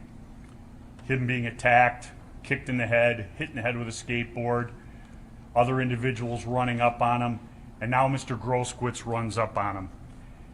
And the first action of Mr. Grosskreutz, and I'll go through the video later, is really he's running in, the hand is coming up, and the gunshot with Huber goes off. And the natural reaction is the flinch. He covers up. And then he pulls his hands up. And as he's standing with his hands up, look, he's not gripping the gun anymore in a pistol grip. Hands apart, hands up. And as he comes in to finish the job, the hand is on the gun going for Mr. Rittenhouse. And he says it's an involuntary movement. The shot comes before it gets directly to his head. But the motion is coming, the shot, and it continues on with that momentum. Enough momentum to go through the bullet and point directly at Kyle's head. Does Kyle fire again? No, he doesn't. Actions likely to cause death or great bodily harm. And he is coming in with a loaded Glock. And we asked Mr. Gage Grosskreutz about it. He wouldn't even admit that there was one in the chamber. That's why we had to put on the officer to talk about the unfired shell casing. Lukowski talked about clearing the weapon and a live round coming out. Because Grosskreutz won't say anything that puts him in a bad light. Grosskreutz, the person who has 10 million reasons to lie. And we all know he did lie, because he never gave a new interview after giving his statement saying he dropped his gun going down the street. Ladies and gentlemen, those are the charges. Those are a synopsis of the charges. As I stated, the burden is on the state, and they must prove beyond a reasonable doubt that my client did not have the right to self-defense. Kyle, as he sits here, is presumed innocent of all charges. If there is any reasonable hypothesis to reconcile with Kyle's innocence, that is what you are to choose. Remember, when looking at the burden of proof, they have it. Think about some of the things, the shoddy investigation, the rush to judgment from the Kenosha District Attorney's Office, the Zeminskis not being called as witnesses. They have the burden of proof. We don't. They want it to be that Kyle was out there doing something improper. Kyle was a 17-year-old kid out there trying to help this community. He was asked to provide help in protecting property at the car sources. It started, and he did it. He did provide aid, and he was asking if anybody needed aid. Whether somebody chooses to accept that aid, that's on them. But Mr. Binger wants to poo-poo his sincere belief that he's helping people because he borrowed bandages from Dominic Black, and I think he might have borrowed something from Lukowski also. But in the picture, when the Kandiri poses with all the people who are going to protect his property, there's Kyle's big orange gator box. He's got his pack on, filled with things, and he's willing to do that. Ladies and gentlemen, Kyle was not an active shooter. That is a buzzword that the state wants to lash onto because it excuses the actions of that mob on the 25th of 2020. Whenever Kyle was there, he reacted to people attacking him. There's numerous times, and you'll see him on the video, he does not shoot. He runs 2 blocks from 63rd to 61st Scene 2 without firing his weapon. Individual hits him in the back of the head. He does not turn around to address that threat. Huber takes a swing at him with the skateboard like that. Kyle blocks, and the skateboard's knocked out of his hand. He doesn't turn around and shoot him. He keeps running and falls from the 2 hits. He's run that far, and yet somehow he just fell over on his own. As soon as he's on the ground, they're there attacking him. And you see the people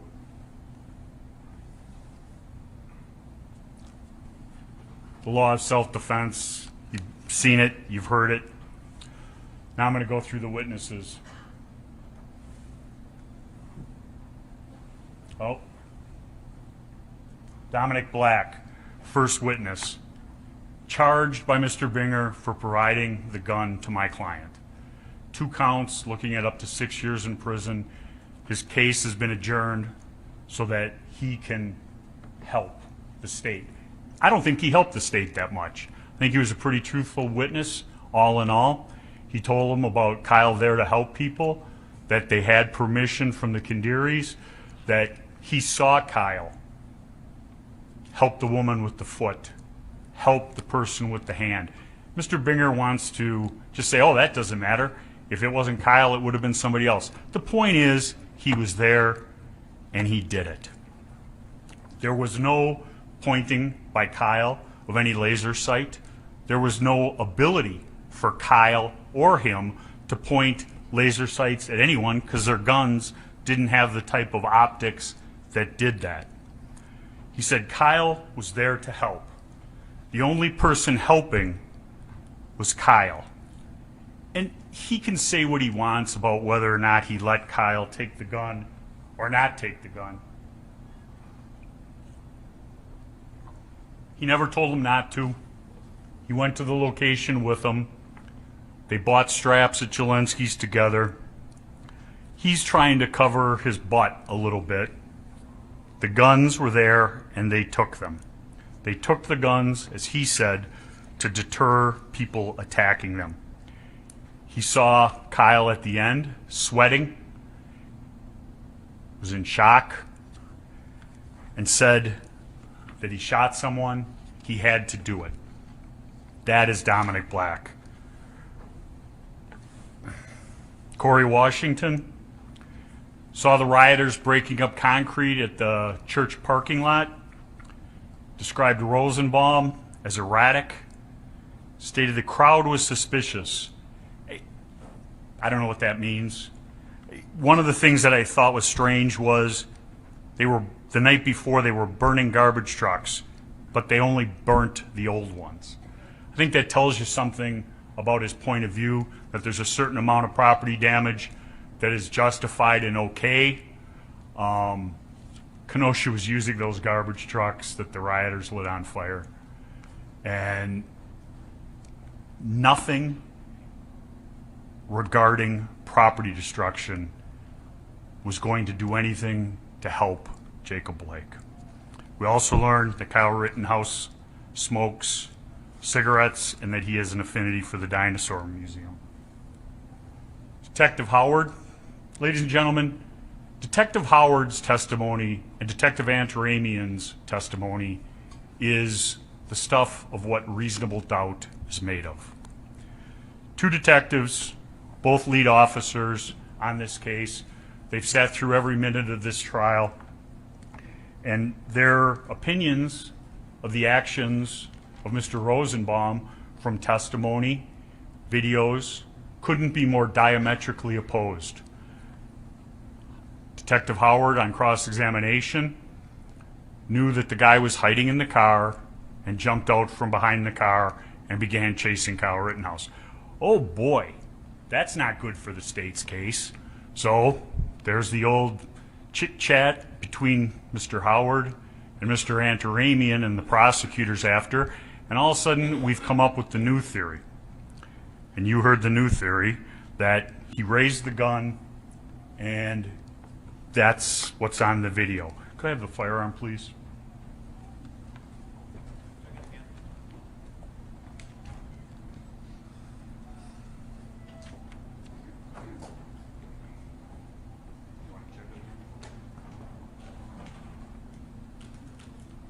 me he checked it. You checked it? He told me he checked it. Okay. When? Before lunch. After lunch? Before lunch. Check it again.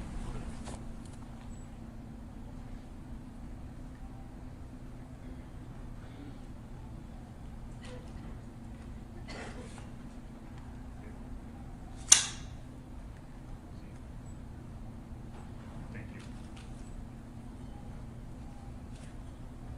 Think about when Kyle Rittenhouse is firing the gun, when he's seen holding the gun throughout the events of the 25th.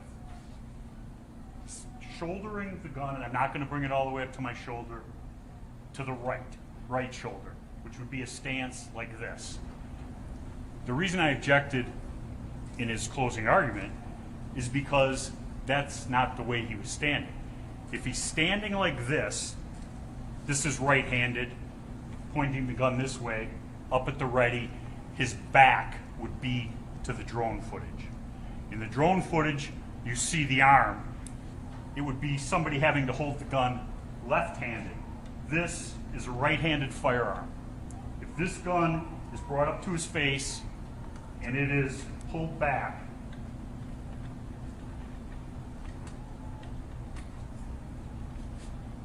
the shell casing, hot, and the fire that ejects it is going to be going right into Kyle's face. The photograph I'll talk about later. You don't see the straps on his shirt. It didn't happen the way he said. It doesn't happen the way in the photograph. I'm going to need this again. I'm going to set it down.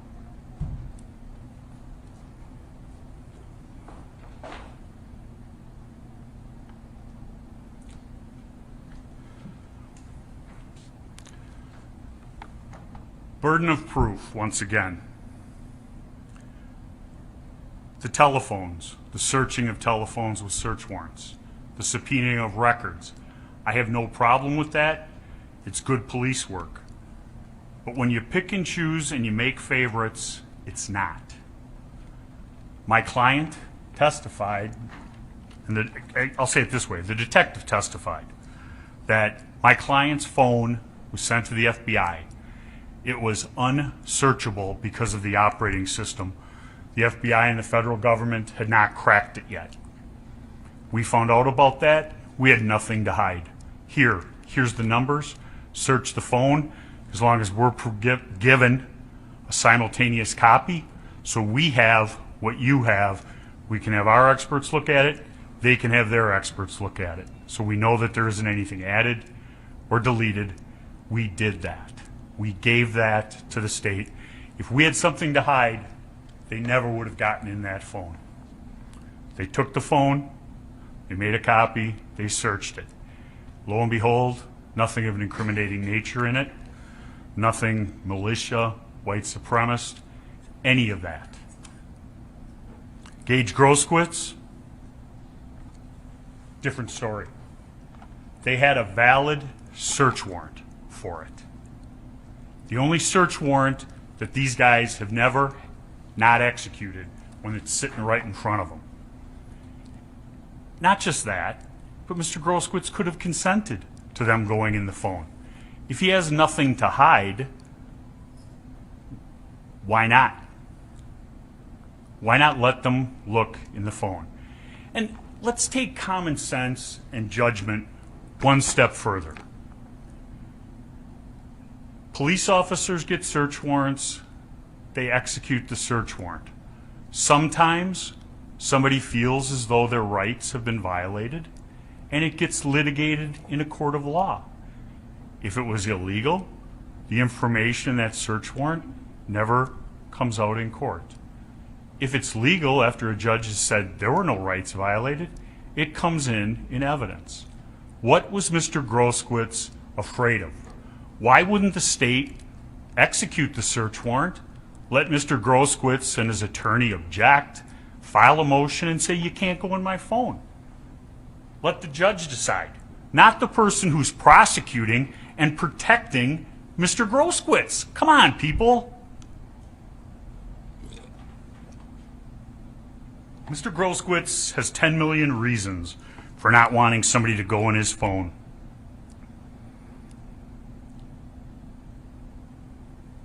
The timing with the detectives and some of their actions, I think, are very important. They get down to Antioch at about 3:30 in the morning of the 26th, less than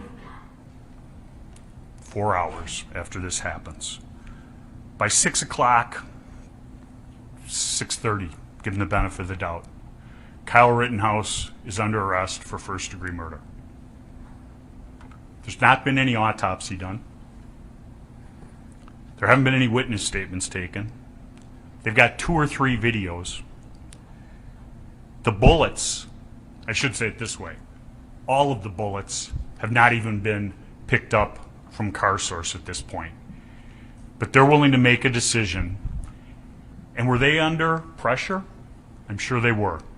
They're afraid that there's going to be another night of looting, destruction in Kenosha because of this happening and the way the word got out.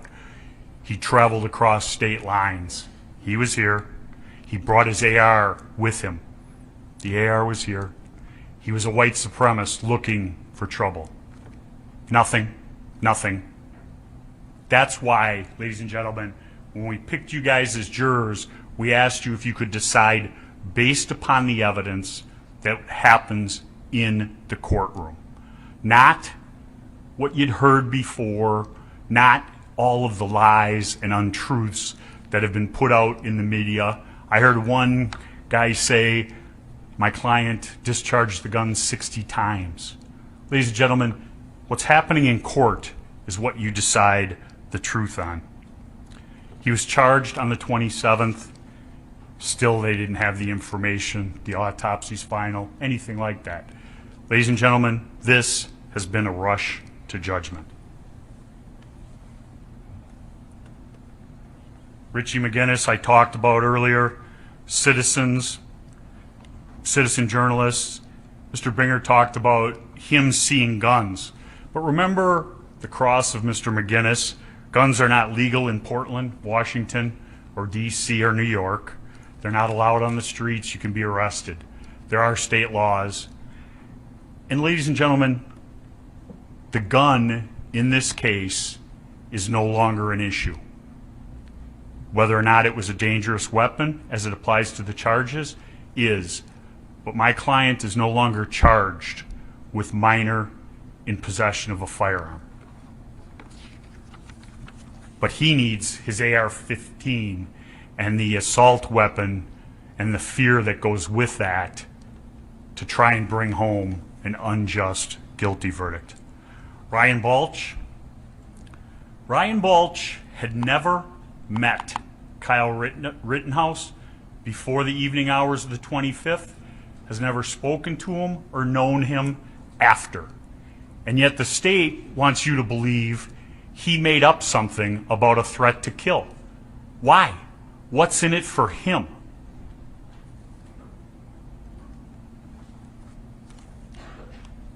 The threat. If I get either of you alone, I will kill you. That is a threat with a statement and a promise. And lo and behold, the chance presented itself to Mr. Rosenbaum, and he attempted to execute it. And I don't for a minute believe that he would have done it if it was Mr. Balch, who's much bigger than my client, muscular, well-built, and much more assertive and forceful. Rosenbaum, like any, as he referred to him, I don't even know what he called him, a ragdoll, whatever, but the little guy who gets beat up likes to go after the next littlest guy. He saw Kyle alone, and that's what he chose to.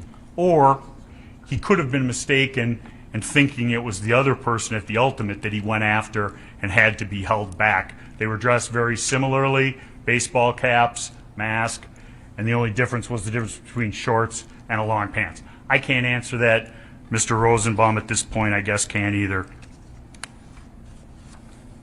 But you see Mr. Rosenbaum right around the time in question at that location, menacing with his chain. I'm going to finally get this right. I I skipped. That's Mr. Balch. I talked about him going on. Ms. Amber Rasmussen, she was the DNA expert. What I say to you is DNA is an incredibly useful tool, but DNA is only as useful as what you put into it. And if DNA shows anything, it shows that it's not proof positive in this case. We know, in hearing from Dr. Kelly, that he most probably touched the gun. It was a contact wound is the way he described it. And we know through the videos, Huber touched the gun with his bare hand, and yet no DNA was found on that gun. So don't let your eyes deceive you. Don't let the physical evidence be discounted because of what she said. The end of that barrel was not swabbed. And we know he had to be at the end of the barrel, or it would have had the soot on all of the fingers. Jason Lukowski, thought was an interesting witness. He was the Marine who put the phrase, shout, shove, show, shoot. And I asked him about that, and I don't for a minute disbelieve that that's the Marines' rule. Is there any retreat in there? And he said no. He looked at me like I was stupid. The reason he looked like that was because they don't retreat. Yet Kyle Rittenhouse did retreat. He tried getting away from Mr. Rosenbaum. He described Joseph Rosenbaum as belligerent, with malintent, used the N-word, did the false step thing, did not see Kyle as aggressive. He was there for a shorter period of time than anyone else at Car Source. He also cleared Gage Grosquist's gun after the shooting and made it safe, took the shell out of it. And I ask you to think back to the direct examination of Mr. Lukowski by the state. When they asked him, what did Kyle say to you? His first statement was, I just shot somebody, I need help. That's what he testified to. And then Mr. Binger shows him the statement and gets him to say, well, I told the FBI that. Ladies and gentlemen, I don't know what he told the FBI. The FBI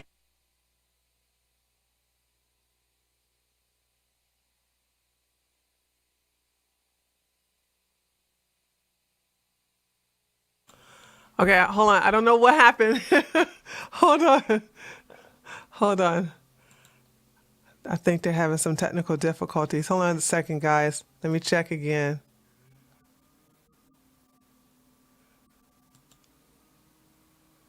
Oh, they froze. Oh, my God. Come on, dude. Hold on. Let me go to another stream. Hold on. Let me go to another stream. News. Okay, here we go. Her testimony, she reminded Mr. Huber and his girlfriend they needed to be home by curfew. Oh, that's such a bad one. Obviously, not advice that was followed. Wish it had been. Carrie Ann Swart, I talked about. She talked about Joseph Rosenbaum being bipolar, being prescribed gabapentin.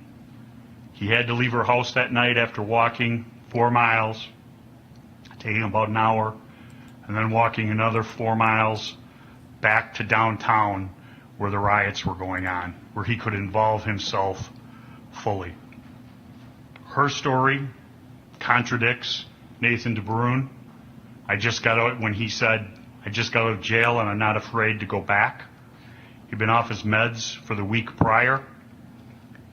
The videos of Joseph Rosenbaum show the state that he was in. No proof that he ever took his meds. Saul Kindiri, he was the first of the Kindiri brothers to testify. Car Source, he's in the picture with all the people who protected his property. He's there, and he said he just liked the military garb Why did he get a picture then with just one of them? How did he wrangle all these people up? Everybody in that picture said that they wanted him there. They gave him permission. Okay, State's witness. there's some technical But as I difficulty. said Hold on a earlier, second, guys. Let me see They if I can want these find. two guys to dirty Kyle up. He's just picking a spot. Hold on. There's some. their feet. But Here as we I go. said Never earlier, mind. they want these two guys to dirty Kyle up. He's just picking a spot to pick trouble and to be there and cause problems. He was asked to provide security. He did. They deny that they were going to pay any money, yet Nick Smith says they were. And going to pay money to Nick Smith. And ladies and gentlemen, do you get the feeling that they're a little afraid of being sued, as everybody else in this case is? I think so. And when they were up there, I don't remember them saying, oh, you can protect car source 2 or car doctor, but don't go to car 3. They had somebody arranged to protect car 3, car source 3, and the word came in that they had left. Dominic, Balch, Joanne Fielder, all of them say they had permission. Why would they lie about that? How does that protect them? They're not charged with anything. Who's the people who are lying here? Sal and Sam. Next, Police Officer Widener. He was the ET. He went and recovered some of the 2.23 rounds from car source. I believe he found 3 of them. The other 2 were found 3 days later. He photographed a mask. He didn't find the bag, and we do not concede that there was nothing in that bag. Not for a minute. They have the burden of proof. They have the burden to preserve a crime scene appropriately, get the evidence, and show it to you. Ryan Balch said he smelled ammonia and bleach. They didn't find the fire extinguisher. We know that the fire extinguisher was there. It's in the videos. But that doesn't fit in the state's narrative of Kyle actually going there to put out a fire, which had been started earlier in the Duramax.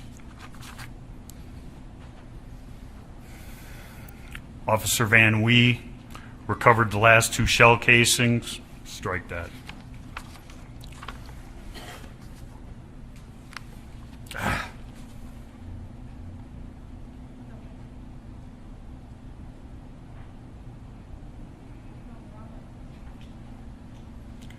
love technology. Officer Van Wee. Officer Moretti. He was the driver of the squad car that Kyle tried to surrender himself to. He said it was a war zone. It was a war zone those 3 nights. He described it as the city on fire. The police felt as though they were completely surrounded, described the constant gunfire that evening. Mr. Binger wants to slough it off as fireworks this. It really wasn't that bad that night. Ladies and gentlemen, it was hell in this area downtown. There were violent people causing trouble. And the state wants us to believe it was okay. The police pushed them back. Now they could leave. Car source was safe. And I can't remember specifically what witness it was, but it stuck out in my mind. The witness said the police pushed him back, let him back, pushed him back, let him back. And a lot of the burning happened late at night, that witness said. Gage Grosskowitz. 10 million reasons to change his statement. His attorney is sitting in the courtroom, has been sitting in the courtroom when he testified. If he's just your average complaining witness, why get a lawyer? What do you got to hide? He didn't have a valid concealed carry permit. He wasn't charged. He lies to the police about being armed that night. He said he dropped his gun going down the street. Ladies and gentlemen, that's what's called obstructing. Most people, when you lie to the cops, especially in a murder investigation, you get in a little bit of trouble. I've represented some of those people. Not Mr. Grosskowitz, because he's their star witness. Bought, paid for, and protected. You don't want us to search your phone? Oh, we're going to invoke the never heard before Marsy's Law exception to the search warrant, even though they had a signed search warrant by a judge of Kenosha County. He was also an armed medic. Wants you to believe that he didn't have one in the chamber and he would never shoot somebody. But before he said that, he said, key, wallet, phone, gun. Never leaves the home without them. Ladies and gentlemen, I don't carry a concealed weapon. And I don't think I could shoot somebody. But when people carry guns, that's what they're for in the city. This isn't the wild, wild west. He had his gun. Kyle Rittenhouse had run by him. You'll see the picture. Was by him, gone. Did he go to give medical help? He didn't know that Mr. Rosenbaum was being tended to. No, he decided to run in and advance on the fray. He, the affiliated with the American People's Revolution here in Wisconsin. And I might have that one word wrong, but he did it. And who ultimately put the tourniquet and fixed it on his arm? But Mr. Lukowski, a member of somebody he refers to as the militia and the Stooges. Two different encounters between Gage Groskowitz and my client. The first one, he does not show or give any indication of a weapon. My client does not point a weapon at him, does not shoot at him, does not swipe the weapon towards him. He states he's going to the police. That is uncontradicted. Why doesn't Mr. Groskowitz let him be and go give aid and comfort to his fellow rioter? But instead, he joins the mob, chasing Kyle, arms himself, and runs in the fifth or sixth person into the melee in scene 2. And when his friend was called, his friend said in his Facebook post, his only regret was not emptying the clip into the kid. So we know what his intent was. We know what he wanted to do. Kyle shot first as he was coming in. And Mr. Binger talks about, oh, he was going to grab the gun. Ladies and gentlemen, left hand, phone. How's he going to grab a gun with a hand filled with a phone? Right hand, gun. He goes back, loads up, and is advancing. That's when Kyle shoots him. He didn't shoot him when he put his hands up, and if that was it, no intent to harm him, all he does, like everybody else, is back up, and nobody else gets shot. But Mr. Groskowitz decides he's going to shoot my client. Unfortunately, my client shot him first. If he had retreated, it's over. And when he's got his hand up like this, as I said earlier, the hands are up.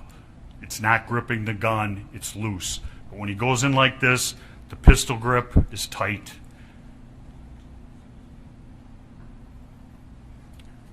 Heather Williams, Crime Lab, she testified that the gun works. I have no dispute regarding that.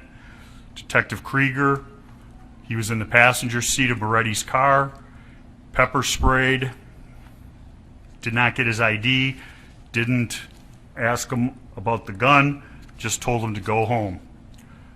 Kristen Harris, Rundown Live, stated the video, we showed the video to start this, clearly depicting Mr. Rosenbaum standing there at Car Source 2 shortly after the dumpster, standing there with his chain, the shirt tied up over his head. But Mr. Binger says it's impossible for him to have threatened my client. That's garbage, just like his case. And Mr. Binger makes so much out of him one time saying, stay on your property.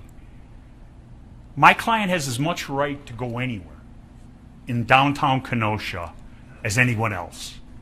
Just as the rioters did, and as he walks out to see if anybody wants medical help, he's not doing anything wrong. He's not doing anything to provoke anybody.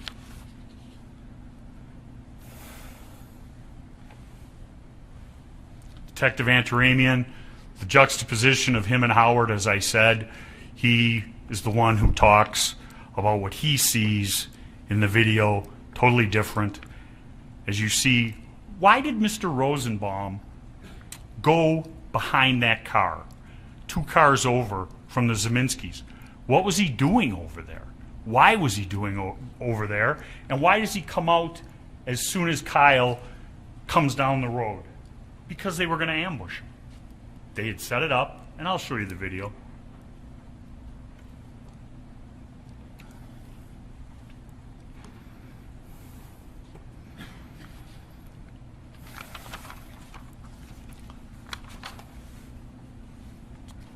James Armstrong.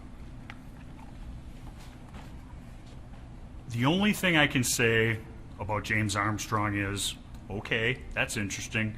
But what I'd like to say about his photographs, his knowledge of what he did, and some of the statements that the state has made regarding it is, what he did for those 20 hours is hocus pocus, and he makes an exhibit that is out of focus.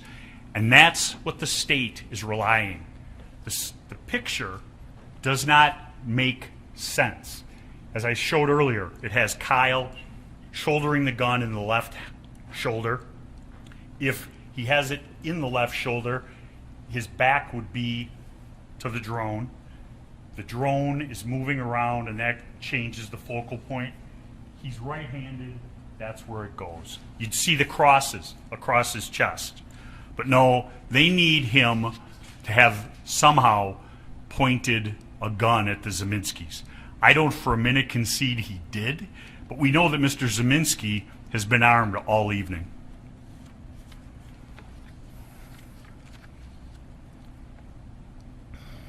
How would pointing a gun at Mr. Zeminski provoke Joseph Rosenbaum, who, according to the state, earlier in the case, they didn't even know each other?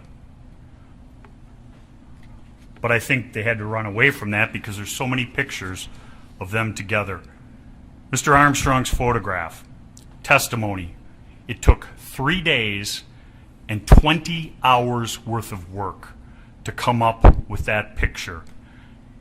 It went from color to black and white, and he admitted he never compared it to the original photograph. Still shot. Didn't take into consideration the fact that the drone was moving.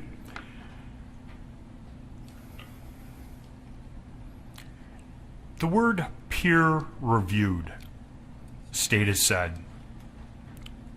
Peer-reviewed is an independent verification of the events, the exhibit. So there was no testimony to this because it didn't happen, that Mr. Armstrong's coworker did 20 hours on the same photograph and came up with the same result. It didn't happen. When you see, and I'll show it to you later, when you see in the video the mirror and the shininess of the mirror, that's what that is. And by going around, spending 20 hours and bringing things up, it doesn't account for Kyle's arm, it doesn't account for the heat signature of the gun, none of it. Dr. Kelly.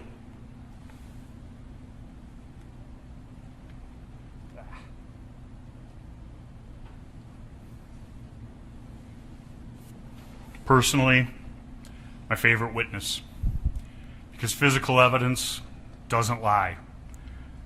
The soot, extremely close, if not touching.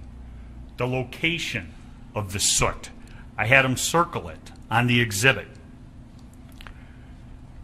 On redirect, after I had him do the demonstration and draw on the photograph, the state tried to get him to back up his opinion and back it off. He wouldn't, because the physical evidence doesn't lie. It's, as they say in the business, an inconvenient truth. They can't change it. It is what it is.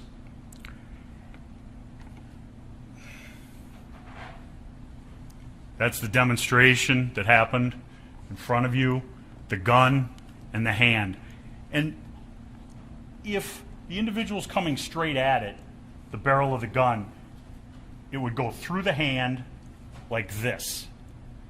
But we know that it was coming from right here, going down, and came out with a very clean exit wound.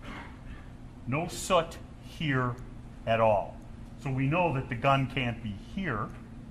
We know there's just a little bit of soot on what's commonly referred to as the ring finger right here, and the bulk of it goes this way because it was over the gun, touching the gun. And Mr. Bigger says he was swiping at the gun. Ladies and gentlemen, he didn't need to chase him, didn't need to keep chasing him, didn't need to lunge at him, didn't need to swipe at the gun, i.e. grab the gun. And the shot to the back, as I said, 4 shots in 3/4 of a second. He's backing up, trying to stay away from him, shooting, and he shoots until the threat is immobilized. Ladies and gentlemen, other people in this community have shot somebody 7 times, and it's been found to be okay. And my client did it 4 times in 3/4 of a second to protect his life from Mr. Rosenbaum. I'm sorry, but that's what happened. And this is the prosecutor who said he shot him in the back. He shot him in the back on a horizontal plane consistent with lunging. The shot goes in here and ended up in his lower hip across the back. If he's on the ground or down and shot, the bullet goes into the back and ends up in the stomach or on the other side. It cleared back here, ended up in the lower hip. That's because he was on a horizontal plane when Kyle shot him. He had stippling to the stomach from the first. The pants stopped it from lower, but it was still on the upper. The furthest he was away when the first shot was fired was 4 feet and closing. 4 feet. I think it was Mr. Krause and I who had to fight about how far 4 feet is. It's not that far. It's not that far at all. Brought a tape measure so I could measure a gun barrel for you today, but that's no longer an issue. So I'll show you what 4 feet is. No doubts.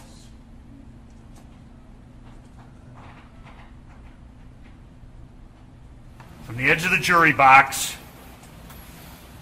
to my foot right here, 4 feet. Lunge, grabbing the gun. Think how close that is. Think how fast that distance is closed.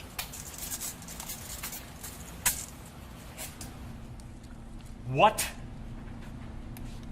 was Joseph Rosenbaum doing? Was he running after my client to give him a key to the city of Kenosha? Was he running after my client to say, hey, thanks for providing security? Use your common sense and your judgment. Look at Mr. Rosenbaum's behavior throughout the night. As I showed you, these are the pictures. One last. Let me get you the pointer. Exhibit 105, Dr. Kelly. So, right here. Here's entry. The exit's right over here. Goes across, clean, came out right there. This right here, nothing. Nothing on the back part of the hand, no soot. We know what was over the barrel. Remember Mr. Krause asking the doctor, well, what about that big puff of smoke? That wouldn't have an effect. Soot only goes so far. That was Dr. Kelly's testimony. He doesn't have a dog in the fight. He looks at the bodies, says what they are, makes a determination, and looks at the evidence. We had an expert, didn't call him because Dr. Kelly told the truth. Couldn't agree more. Ladies and gentlemen, facts and truth matter. In most trials, the case would have ended with Dr. Kelly. But we wanted to bring you our side of the story. We had nothing to hide. We were going to put on a defense. I heard Mr. Binger say red herring. The red herrings in this case are by the state, talking about super bullets, this metal jacket. I've been involved in homicide cases. One time it's a metal jacket. The next time the problem is the person had hollow points. Hollow points are designed to kill. Full metal jackets are to go through people. Ladies and gentlemen, bullets are bullets. Hate to tell you, at close range and close contact, they wreak havoc on a body and they kill people.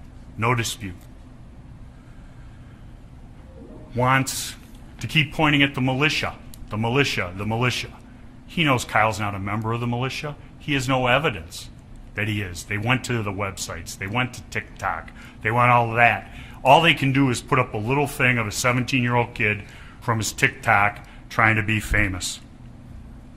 Kyle shot Joseph Rosenbaum to stop a threat to his person. And I'm glad he shot him, because if Joseph Rosenbaum had got that gun, I don't for a minute believe he wouldn't have used it against somebody else. He was irrational and crazy. Talked about active shooter, the power of those words. My client didn't shoot at anyone until he was chased and cornered. Nick Smith got a phone call from Sam, asked on the second night of riding to go down there. They used the power washer and buckets to try and put out cars. He did that out of the goodness of his heart. Sam asked him to come and protect the next night and be paid, and he agreed to do it. He asked some of his friends to come with to help.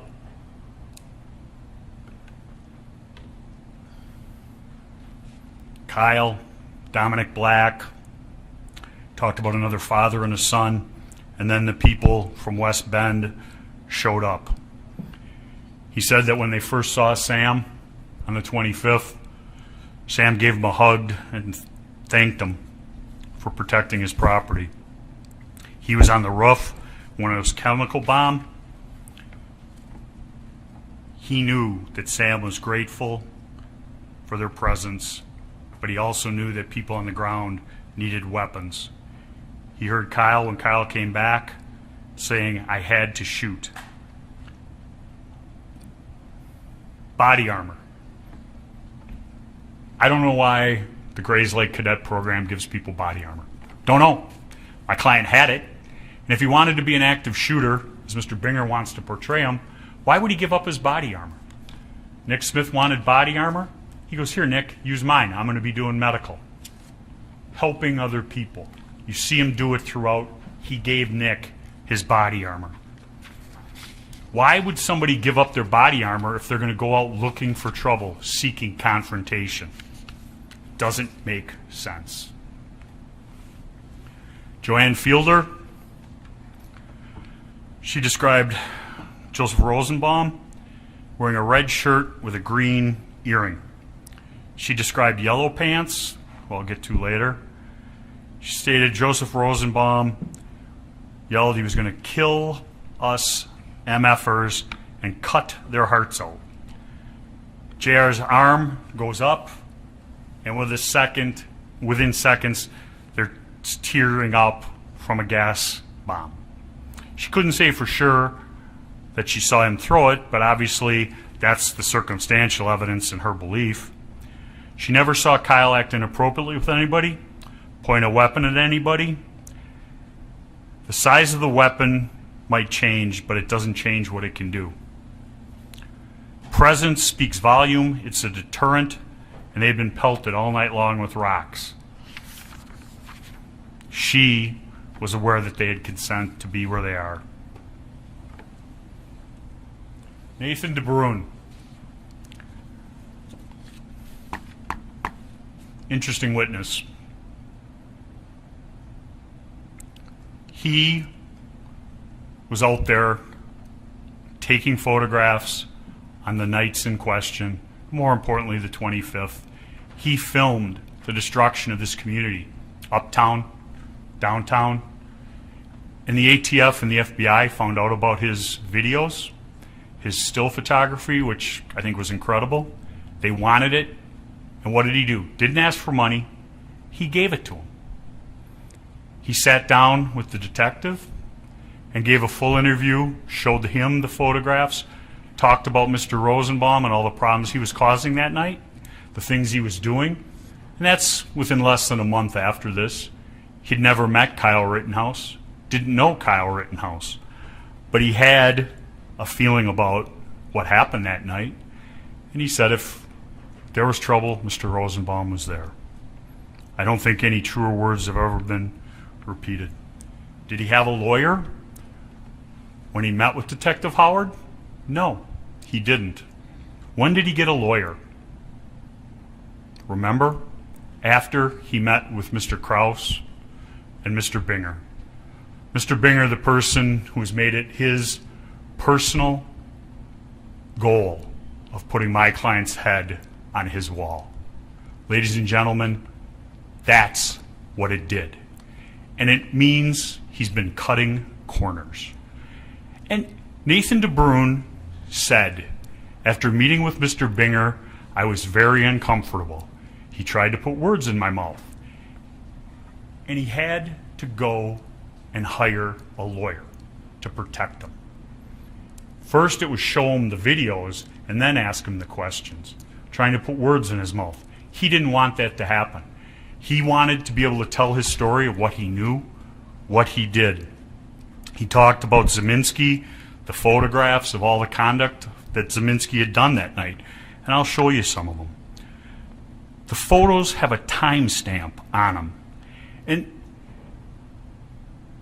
he related to Detective Howard in September of 2020 about Joseph Rosenbaum yelling, I just got out of jail and I'm not afraid to go back. Those are his words that he heard Mr. Rosenbaum. It was not objected to by the state, and there's been no proof that he wasn't in a jail. They want you to believe he was in a hospital. There's no medical records he was in a hospital. There's no medical records he was properly medicated. And I submit to you that in this case, the way he was behaving, I don't think he was properly medicated.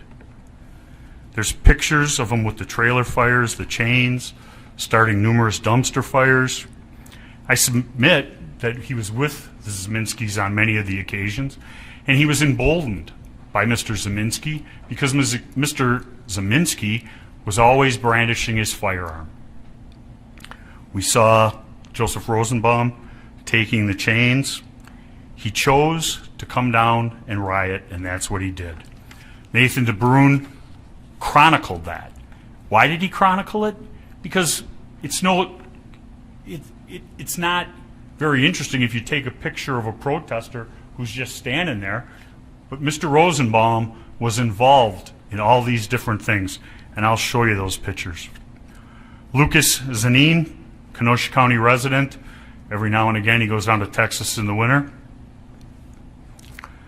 Testified, born and raised.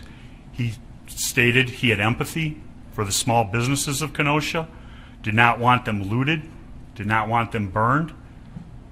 Is that somehow to be called into question? Does any of us want those fires started and to come and burn? I don't think so. He authenticated the video that was taken from his car as accurate, showing the south side of car source 3. And you watch that video and you see people destroying someone else's property. During the video, you look at the one wall, there's nothing there. You see somebody spray painting on it, and they've written the word loot on it. You see another individual going in the hood of the car, trying to do something. It's not his car. He's not some roadside mechanic. They're destroying property. Ladies and gentlemen, Mr. Binger and I will go round and round about it until the cows come home. They were rioters. They weren't demonstrators. Were the demonstrators down by the courthouse earlier in the night? Yes, there were people doing a legitimate demonstration. These people were rioting. And you see in his tape, they're hitting the cars with pipes, you hear the glass breaking, you see the people jumping on it. And the important part of it, and I'll show it to you, is you hear the first bang, which is Mr. Zeminski's shot. 2 seconds later, you hear the next shot, and then you see the exodus of all the people taking off from that. That's why Kyle couldn't run and continue to run from Mr. Rosenbaum, which he was under no legal duty to do whatsoever. Jacob Marshall referred to himself as Gage Groskitz's best friend. We brought Mr. Groskitz's best friend in as a witness because he had posted something on Facebook immediately after this.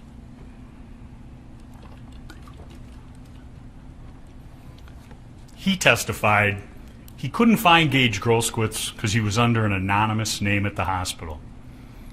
Nobody knew who Gage Groskitz was, who Jacob Marshall was. But he takes it upon himself to post a Facebook message talking about how, could I have the next slide, please?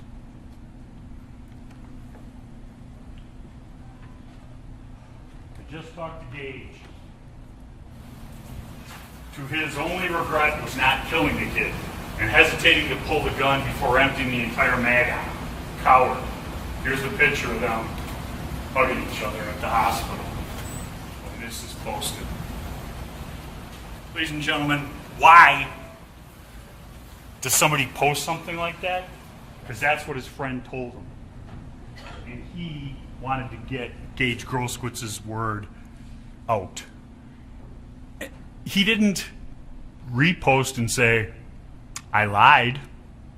He took it down to try and hide it. But unfortunately, the internet has a memory. Next witness was Kyle Rittenhouse. I'm done with the Kandari brothers. We did recall them, but I talked about that.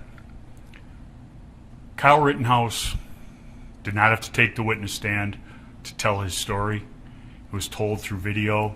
He wanted you as the jurors to hear his personal experience of the night of the 25th. He knew Mr. Binger would cross-examine him for hours, and he was willing to get up on that witness stand, take the oath, and tell his story the best way he could. And he did. Could Mr. Binger pick on him and find little things about it?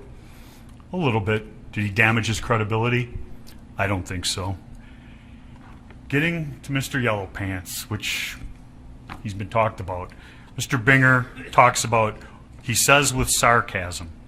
Ladies and gentlemen, you've seen the video. But remember that when Yellow Pants said to Kyle, he goes, you held your gun like this. That's low ready. That's not like this. It's down. He never pointed his gun at him. Did he have a gun? Yes. Did he tell him to get off a car? Yeah. But when he said it to Kyle, Kyle said, I did, and walked away, not wanting confrontation. And remember Richie McGinnis's testimony about that. There was the individual with the slingshot, there was the individual with 2 rocks in his hand, and the other individual with the gun. And when Mr. McGinnis walked up to him, he immediately had to put his hand down because they were the one advanced on him, and he bought him off with a White Claw.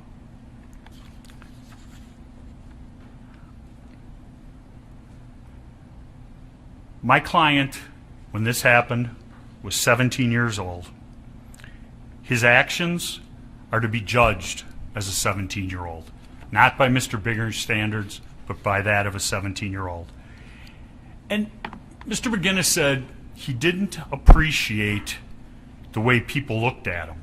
And maybe he didn't. And I think the best evidence of that is when Mr. Rosenbaum begins chasing him, you hear on the tape he yells, friendly, friendly, friendly, 3 times. He thinks that if he just says the magic words, they'll stop. They don't. Mr. Rosenbaum could have looked at it and said, hey, you're not trying to harm anybody. I'll leave you alone. Is that what happened? No. He said, you ain't going to do shit, mother effer, and began to continue to chase him. Mr. Rosenbaum made a fatal mistake. That day, chasing Kyle Rittenhouse into the corner, he ran as far as he could, and he shot 4 times in 3/4 of a second. Mr. Binger makes so much of Kyle's residence. Antioch, Illinois. I think most people here know where it is. It's not a foreign country. Antioch, Illinois, right across the border. He worked in Kenosha. His dad lived in Kenosha. His grandmother lived in Kenosha. He worked in Pleasant Prairie. His best friend, Dominic Black, lived in downtown Kenosha. They want you to believe that there's some sinister thing about that. Ladies and gentlemen, we live in a very mobile world. I'm from the foreign country of Racine, Wisconsin, 13 miles away, a little bit further. I'm on the north side. Ladies and gentlemen, when Kenosha burned, people who like Kenosha, they hurt. I remember 34 years ago walking into this courtroom, first time I ever appeared as a lawyer, back in that conference room. And when I saw what happened in Kenosha, it bothered me. Those 3 days. People can protest, but people can't indiscriminately burn property for no reason of innocent people. How does that further anyone's cause? Kyle feels for this community. He worked as a lifeguard. When he came down here, are we to believe that he's working to clean up graffiti, not getting paid because he's here to look for trouble? Is this all some master plan? That's ridiculous. He came down here trying to help, to see the damage, and that's what he did. Next. Dr. John Black, his testimony about the slides, making times, and I'll go over some of those. But specifically, as I argued earlier, the 0 shot from, I should say it this way, friendly 3 times to the first shot, 10 point some seconds. There's a change in elevation in the video as he's lunging forward. The shot rings out after that. The 0 shot, which is shot 1, then 2 2600ths, the next one 24, 23, for a total of .739. He gets up, he comes around the car because all the individuals had left. After hearing the shots, goes to check. And to believe that he could stay there is preposterous. All I said would have happened, scene 2 would have been moved to scene 1. You heard the one individual yell, "Get the F out of here." The Zeminskis are screaming, "He just shot him, he just shot him, get him, cranium." That's all happening. Mr. Zeminski's walking around with his gun over his head, pointing at Kyle, and I'll show you that in a little bit. In the exhibits that Dr. Black showed the jury, no color was added, no color was subtracted. The videos didn't go from color to black and white. There was no structural problems. He demonstrated his technique regarding changing brightness and contrast right in front of you. And the one video went from a dark mess of nothing, move the 2 lines. I don't know how to do it, but he did right in front of you, hit it, and all of a sudden it's light and you can see it. The whole event that evening took 2 minutes and 55 seconds from the 3 times friendly to the time he surrendered or attempted to surrender at law enforcement. Officer Brittany Bray, let me go through the, back up to the first one. Total time, 2 minutes, 55 seconds, according to Dr. Black. Next. Friendly, the 4 shots, 10.8 seconds. Those are the shot times. Remember the sound he put and synced up with the video? That was the audio graph, the green thing he showed you. You can see when the shot is fired, he matches it up, times them out by the frames per second. You come up with those numbers. And that's because when you show something in slow motion, it looks like somebody can really have the time to think, process, and do all that. You have to remember how fast all this was happening in event number 1. He's running, the bag is thrown, he turns, addresses, keeps running, and makes a decision, a life and death decision, that he has to turn around and address the threat of Mr. Rosenbaum. At that point, Kyle is stopped. Mr. Rosenbaum, like those other people in event number 2, could have put up his hands and just backed up, made a bad decision, shouldn't have done it. No, he goes diving for him, yells the FU, and is going for his gun. Next. Event 2, I have it beginning when he's hitting the head with the rock and ending with the 4th shot, taking 14.9 seconds. Next, police officer Brittany Bray measured the gun, the pullback, the slide, 4 inches, brought the ruler out, because you never see in event number 2 Kyle pull back the 4 inches, slow motion or otherwise. There were no unfired bullets found at the scene for the AR. There was the unfired bullet by the clip and the Glock that had been cleared from Jason Lakowski. Drew Hernandez. Mr. Binger, for some reason, didn't like Drew Hernandez. You could hear it in his questioning. Ladies and gentlemen, Drew Hernandez had a point of view. There's no doubt about it. But what was that point of view? He's a citizen journalist, and he's covering the riots. And he didn't think that the mass media was covering the riots correctly. They were just calling everybody demonstrators and not covering the devastation and the destruction that was being done. That's his point of view. It's kind of my point of view too. But does that mean that his video's lying? Does that mean when he says, "I saw him lunge," that he's lying? He doesn't have a dog in this fight. He tried to get all of his video to the state. The Dropbox wasn't big enough. He sees that the case is going to trial. He reaches out, gets a lawyer, and provides it simultaneously to both of us, and we end up playing it. He describes the Zeminskis, Joseph Rosenbaum starting fires in the dumpster, the yelling. He sees Kyle, the yelling of the word, the N-word. He sees Kyle walking around yelling medical, medical, right up until the last time when event number 1 starts. He was standing right at the corner, had a clear view to the first incident. He described him as charging from behind. He saw Joseph Rosenbaum throw the bag. He described hearing a shot from behind Kyle, which we all know is the Zeminski shot, the man who's never been brought before you people. And he saw Joseph Rosenbaum lunge.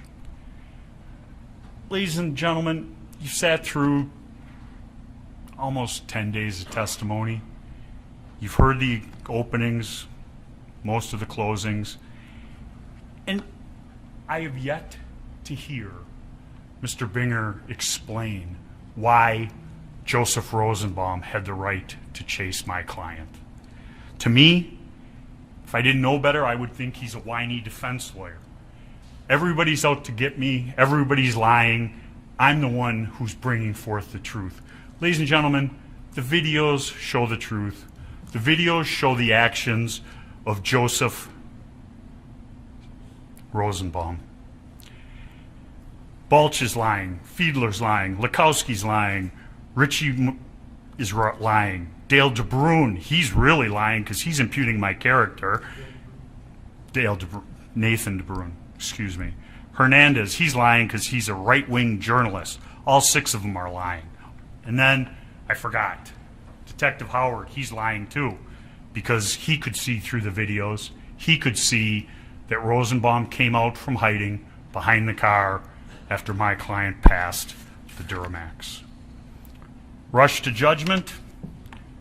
As I said earlier, you bet. Highly charged atmosphere here in Kenosha. Make no mistake, you live here, you know. They had to do something. They had to charge the white supremacist, who isn't a white supremacist. They've never reassessed their case. They've never looked at it. They've never said, oh, Dr. Kelly, let's talk about this wound on the hand. What? That means he was touching the barrel? Or his hand was over the barrel when it was fired? Well, that means he was pretty close. No, we're not going to reassess. We're going to march forward. We're going to throw it into the hands of 12 people from the city and let them do our work. Ladies and gentlemen, this is a political case. We can take politics out of it as in Democrat and Republican, but the district attorney's office is marching forward with this case because they need somebody to be responsible. They need somebody to put and say, we did it. He's the person who brought terror to Kenosha. Kyle Rittenhouse is not that individual. The rioters, the demonstrators who turned into rioters, those are the individuals who bring us forth. And I ask you to remember, and I'll show you the videos for the last time from me, the anger in the mob that was going on that night. They were not going to be dissuaded from doing things. They were pushing, firing dumpsters, destroying property, and that was... So you're saying Mr. Rittenhouse put out a fire? Yes, it was a small fire. Last time I checked, small fires turn into big fires. So, kind of stupid. James Armstrong, hocus pocus, out of focus. I've talked about him. He spent 20 hours reworking a frame in a video and averaging, having my client somehow miraculously go from a right-handed shooter to a left-handed shooter. The mirror on the truck is the arm. Their whole case relies on that one photograph that he spent 20 hours. That's how they're going to prove provocation, a word you never heard in the opening statement. It was my client chased him down and shot him in the back. Oops, can't prove that. This is the day before, car source burning, car source 1 burning the ground. What's in the foreground? The trailer will be the subject. Pictures later on. There's Kyle earlier in the day on the 25th, setting up his alibi, setting up his I'm a good person story, because he thinks he's going to go out and kill 3 people that night. Ladies and gentlemen, that is garbage. How would he know he's going to be photographed? And what does that do? It just shows he's interested in this community, trying to do good. Picture, Mr. Kandiri at Car Source 3. The state doesn't want Kyle to go to Car Source 3. According to the state, he has to stay at Car Source 2, 59th and Sheridan. Yet, Nick Smith called and asked him to go there because whoever was going to protect that property had left. On objection, Your Honor, the record does not indicate that Nick Smith made that phone call. It's argument, folks, you heard the evidence and use your collective recollections to determine what the truth of it is and discount anything that is not supported in the evidence. Testimony was he received a phone call saying they were destroying cars at Car Source 3, and he went down there. First, Kyle asked for a fire extinguisher, asked the other individual to go down there with him. He said, didn't give an answer, and Kyle took off going down there to try and help protect that property. This is that night, the tear gas, the fires. Here is Mr. Rosenbaum pushing one of many dumpsters, dumpster fires. Right there, that's one. Another one.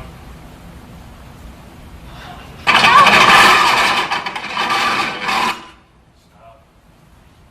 Bats, guns. Mr. Rosenbaum pushing it in.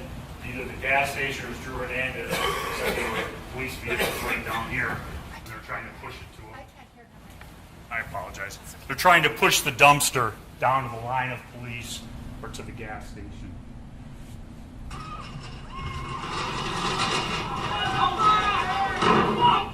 It's put out, and the reaction from Mr. Rosenbaum of dumpster number 2.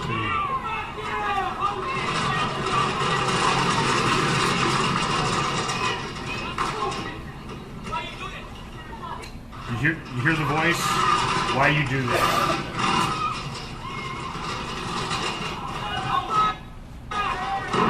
Get over this. There's Mr. Rosenbaum arguing. Mr. Zeminski, the smiling puppeteer, standing behind him. Yeah, they didn't know each other. Maybe they didn't, but they sure spent a lot of time together that night. Mr. Zeminski with the yellow circle, holding his firearm. Yellow pants, Kelly Zeminski with a flashlight in her hand. Last time I checked, there wasn't any lighting problems. The flashlight is a weapon to bash heads if you have to.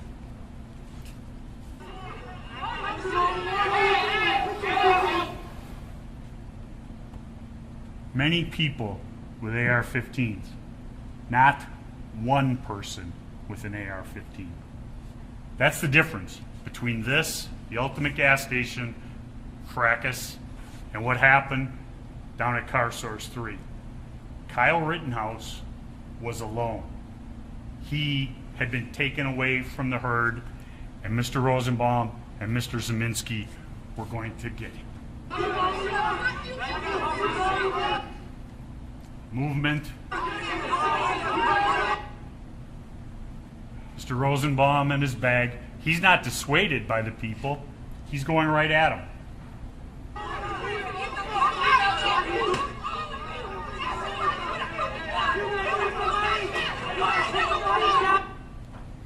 He's not afraid of them. He's pushing in and going at them.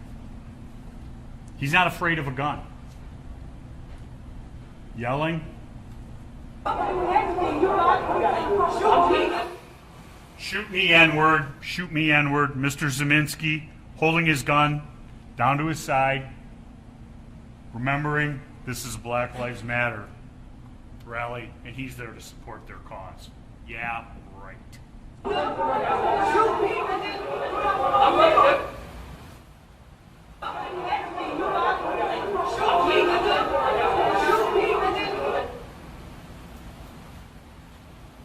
Mr. Huber, right there, holding him back, actually physically holding him back, but right in the middle of it.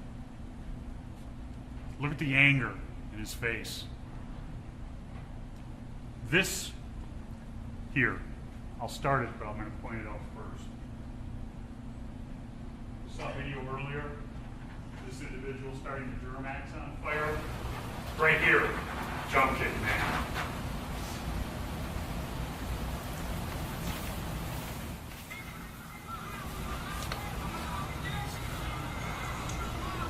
You see him shoot in the lighter fluid or flammable liquid. You see jump kick man being right involved.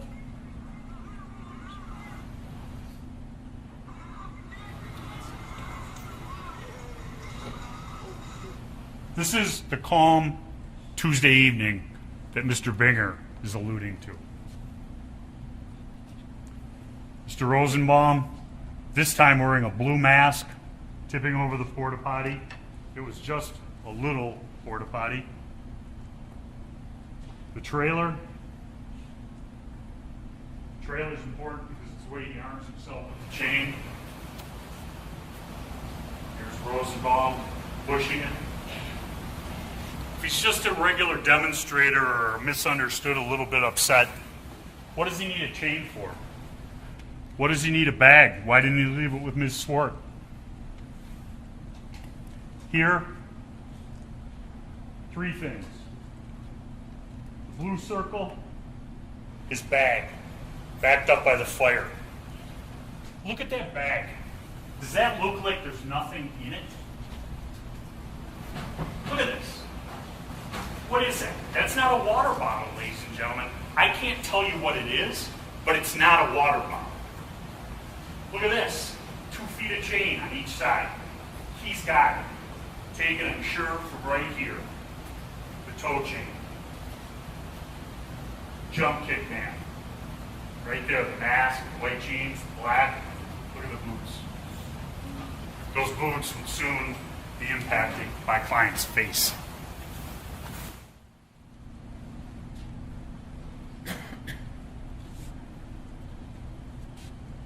Rundown live.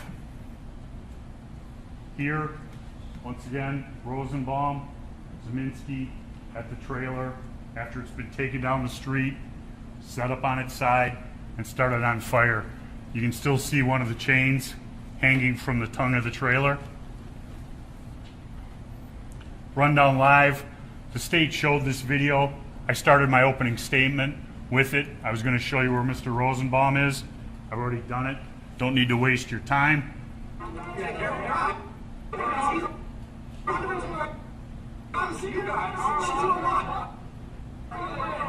I get to the end? Oh. Here's the picture that we showed at the beginning. Right there, the 125-26. Mr. Rosenbaum masked with his chain during the Rundown Live video. Mr. Rosenbaum with the chain. So I said earlier, look at how Kyle's dressed. Look at the pack on his left side, left hip. The crosses going across the front and the back of his chest. Nowhere in the magic picture is that depicted. 11:40, he's crossed over that line, asking people if they want medical, runs into Yellow Pants. He walks away from confrontation. And Yellow Pants said, "You pointed your gun at me," and he goes like this, low ready. The individuals who were there with him, slingshot, rocks in the hand, gun. Mr. McGinnis. Kyle, after having the brief thing with Yellow Pants, he goes away from them, goes over, looks for Mr. Balch. They might have been close to one another, but they did not find one another. He tries to go back. Wants to get back to car source 2.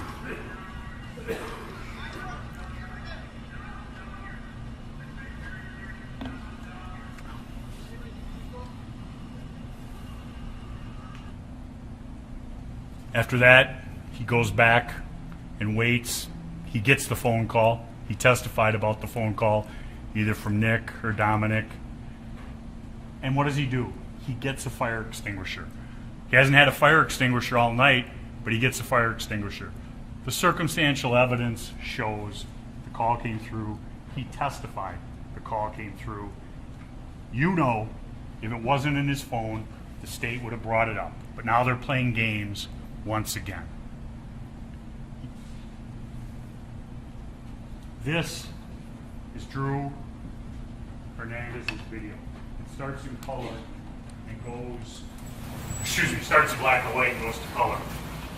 You have Jump Kick Man, the Zeminskis, and you'll hear Kelly Zeminski talking.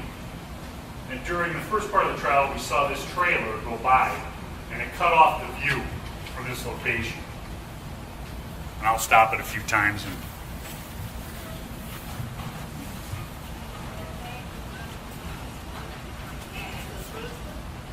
did you hear that? Talking about a pepper ball exploding in her ass. That's Kelly Zeminski speaking.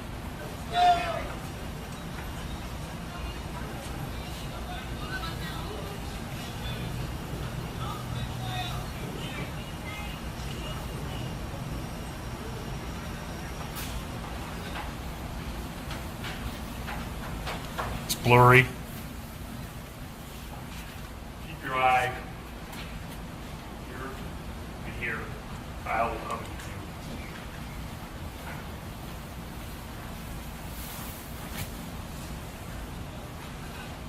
That's Kyle right there to the right of the garbage can by that splurge of light.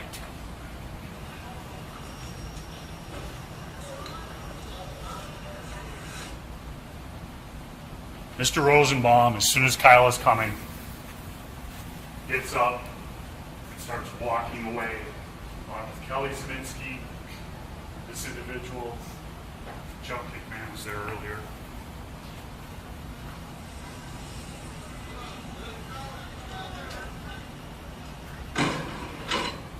Up there. That's Kyle with the fire extinguisher walking. Doesn't say anything to any of them. They see him coming, they head down to do their ambush. He's not chasing them. He's not running after them. He's walking down to put out the fire.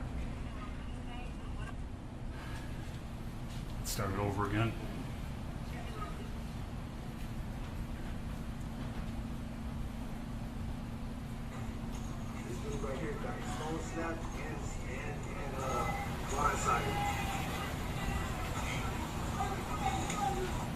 You hear Kyle yell, "Friendly, friendly, friendly." That is the start of Mr. Rosenbaum chasing Kyle.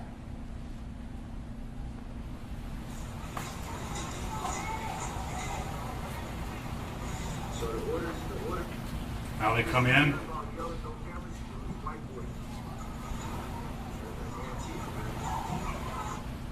He's thrown. It goes to the small. He's thrown the bag. Duramax just got. Oh, that Duramax got fucking beat. Stop.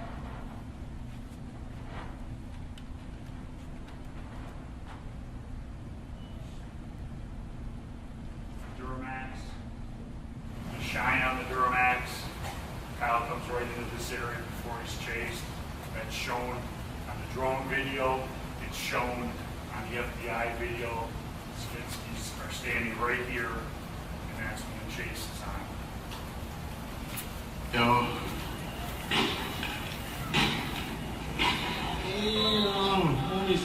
You can hear the destruction of the vehicles as he approaches.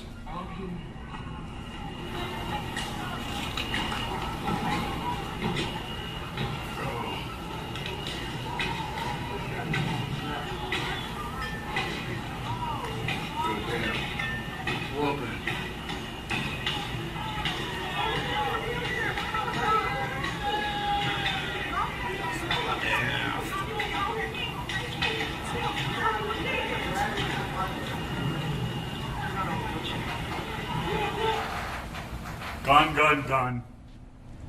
And he's off and running. We've seen the videos. Here is the Zanine video, parts of it. As I said, watch for the first shot. Look at all those people standing there. A wall of people destroying cars. The state wants Kyle to run into that wall of people. Listen for the first shot and watch the lackadaisical attitude, and then hear the 4 shots in quick succession and watch what happens.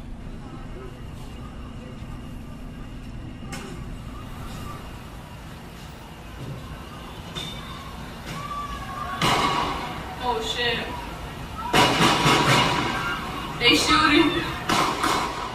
Oh shit. Oh my god. Think about that, ladies and gentlemen.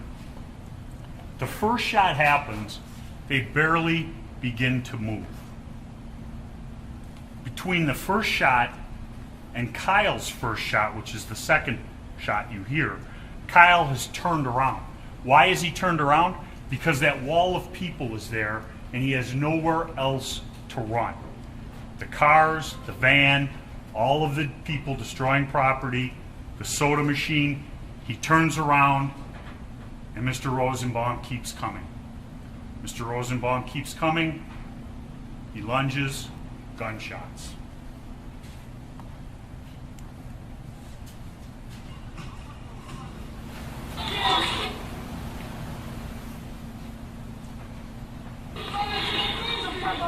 There's Mr. Zeminski with his gun down there at his side as his wife yells, "Effing get him, he just shot somebody," which they started. He fucking shot him! Get him there! Pointing the gun, once again, in his right hand. He fucking shot him! He fucking shot him! He fucking shot him! Take screenshots. Good shot him. Gage Grosskitz's cell phone video. Does Kyle ever point the firearm at Gage Grosskitz when he runs up on him unarmed? Shots.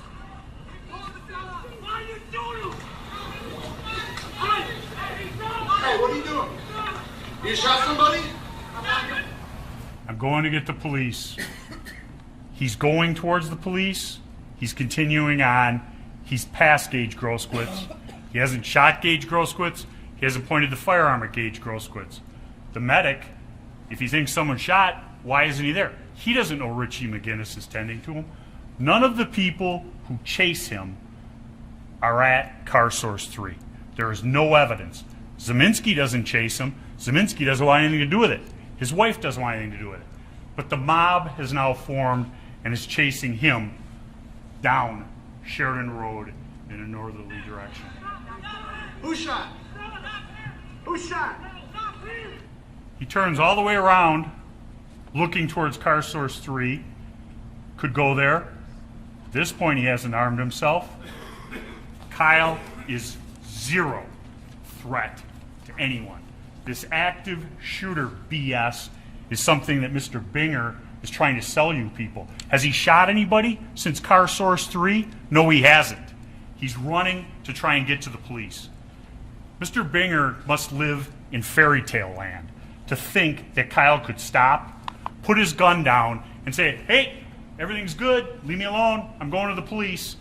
Unfortunately, that's not how the real world works. This was real world. Hey, stop it! People yelling to stop him. Next picture, you saw it in opening statements. Mr.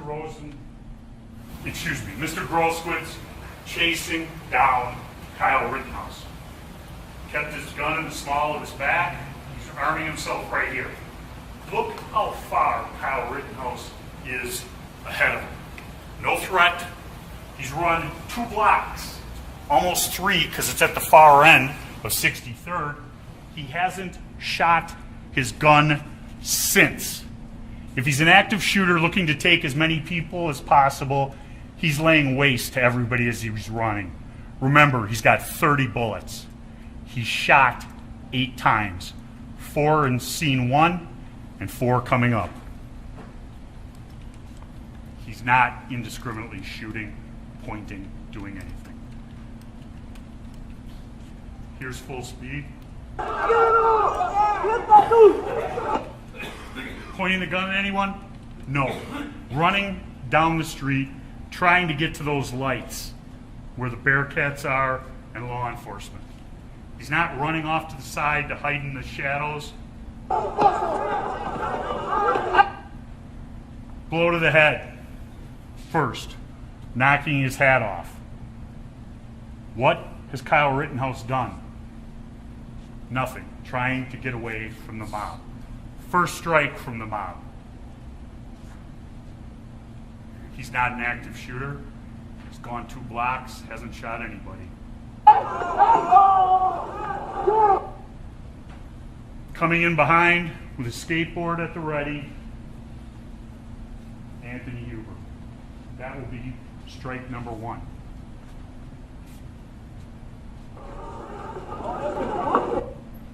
Remember in opening statements when Mr. Binger said, "Oh, something happened to his skateboard." He took a swing at him. Kyle blocked it with his arm in the enhanced photos. What does Mr. Huber do? He runs, grabs the skateboard, and comes in for more.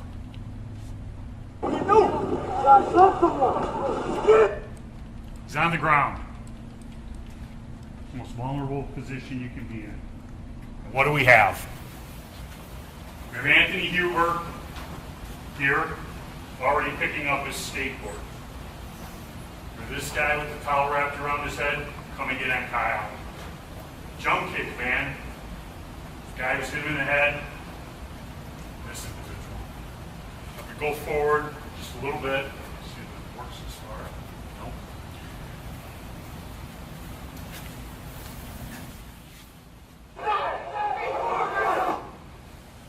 You saw this individual over here, who's now obstructed, come in at Kyle.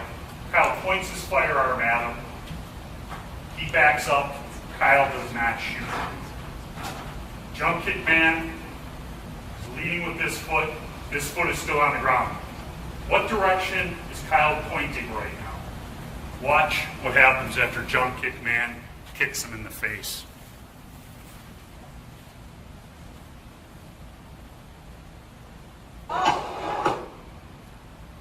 He's turned around. He's looking in that direction. Anthony Huber coming in with the skateboard.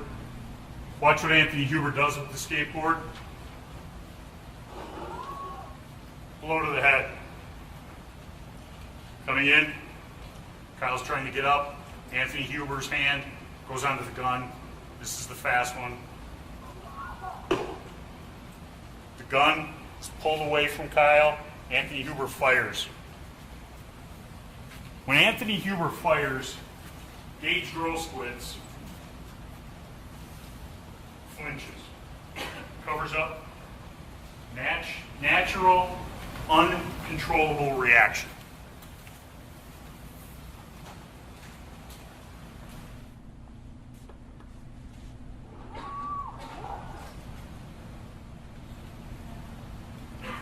Back.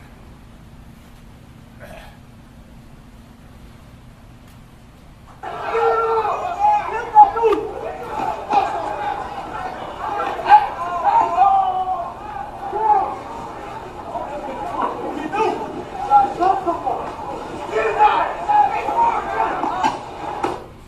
Get his ass. Now here's the slow motion. He's been hit in the head. The cap is off.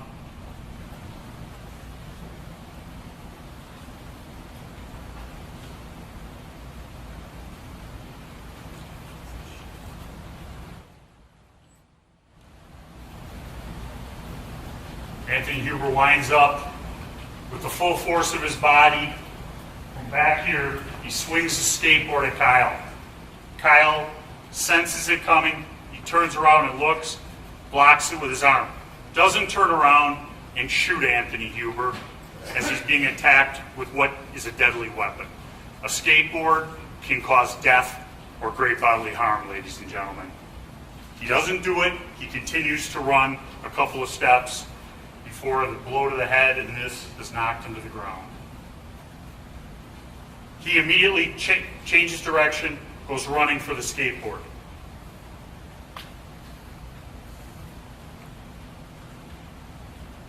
Want to get through this one? Okay. Now this is slow motion. Just as he's on the ground, he's set up, trying to get up. The individual to Kyle's left is the one who runs in. Kyle points the firearm. He backs off. He is not shot at.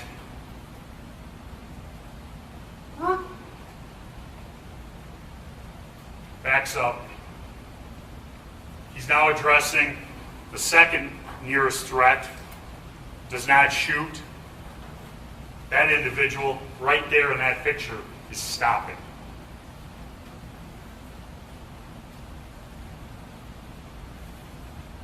Jump kick man launches, contact, fire,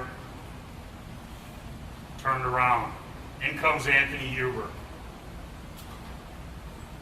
Blow to the head and neck. Now, I'm going to start it. You'll see Anthony Huber pull on his gun. And you'll see the butt of the gun separate from Kyle's body going in that direction, away from him.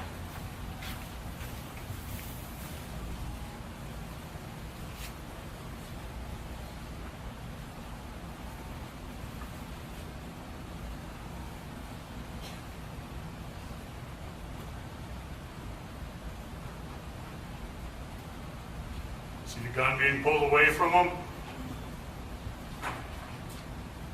Shot. Mr. Huber goes down. Gross quits. Flinches, freezes. Stops.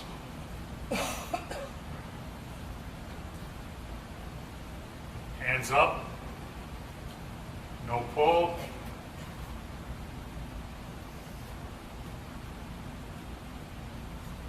Mr. Grosquitz is standing like this, and all of a sudden you see him kick his foot back and launch forward.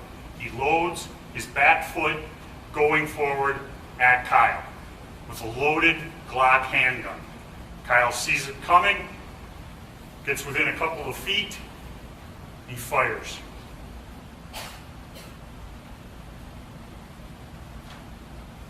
If he's got his hands up and wants nothing to do with Kyle, like everybody else, just back away and you don't get shot.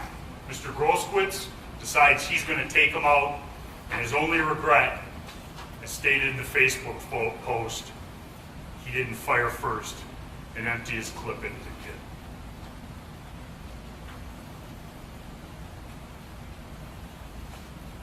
He's hit in the arm. He's shot at once. He's backing up. That's the last shot. I went through the quickness of those shots from the rock in the head to that fourth shot. He gets up. You still see this individual armed with a board or a 2x4 or a fence post. Doesn't shoot at him. This person he doesn't perceive as a danger. His hands are up. Doesn't shoot at him. Now as he wheels around, watch what this individual does.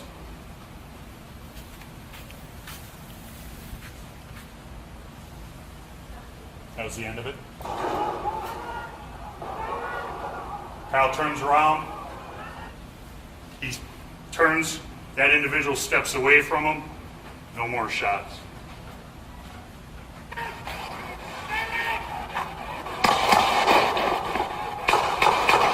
Doesn't shoot randomly, shots from behind him, continues on his way, trying to turn himself into the police.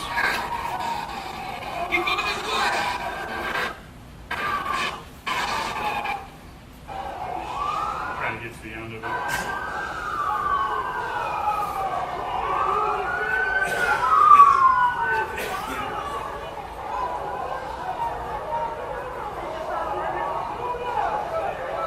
People yelling to shoot him.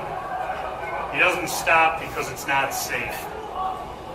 Goes with his hands up to law enforcement. Hey, he just shot them! Hey, you right here just shot them! You right here just shot all of them down there! That dude just shot them right there! That dude right here! Yeah! Continues on. Hands up. You hear the story about the pepper spray. Ladies and gentlemen, that's the case. There was no threatening behavior that started this. Mr. Rosenbaum was hell-bent on causing trouble that night. He did what he did, and he started this. There are tragic parts of it, but Kyle Rittenhouse's behavior was protected under the law of the state of Wisconsin, the law of self-defense. You've heard the instructions, and I'll end with this. You decide on count one. If you decide that his conduct was privileged under the use of self-defense, you don't go on to the lesser included. If it was privileged under self-defense, that affects count two. Both of the things that happened in scene one, as I read earlier, page 9 of the jury instructions. If his conduct was privileged as to Rosenbaum, it's privileged as to Mr. McGinnis. On to the next ones. At scene 2, ladies and gentlemen, there is no evidence whatsoever that he was an active shooter other than Mr. Binger calling him that. And there's no evidence that any of those other individuals who attacked him in the mob that night were attacking an active shooter. He wasn't shooting.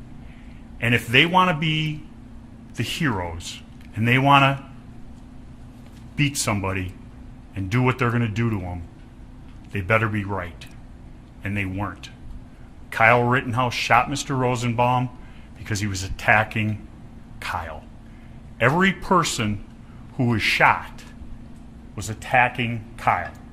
One with a skateboard, one with his hands, one with his feet, one with a gun. Hands and feet can cause great bodily harm. Sure, the state's going to get up and say, well, he didn't have great bodily harm, so it doesn't matter. That's not the standard. The standard is could cause great bodily harm. My client does not have to take a beating from the hands of this mob or the hands of Mr. Rosenbaum. And Mr. Rosenbaum might be little, but he was a pretty muscular guy. And some 30-some-year-old guy can take a 17-year-old kid 9 times till Tuesday. Ladies and gentlemen, it's a tough choice, but the evidence only leads to one conclusion. That is that Kyle Rittenhouse's conduct on August 25th was privileged based upon the actions of Mr. Rosenbaum and others. There are no winners in this case, but putting Kyle Rittenhouse down for something he was privileged to do will serve no legitimate purpose. I ask you to do this, do justice here under the law of the state of Wisconsin. Thank you very much. Thank you, Mr. Richards. Let's take about 10 minutes, and please don't talk about the case. Read, watch, or listen to any account.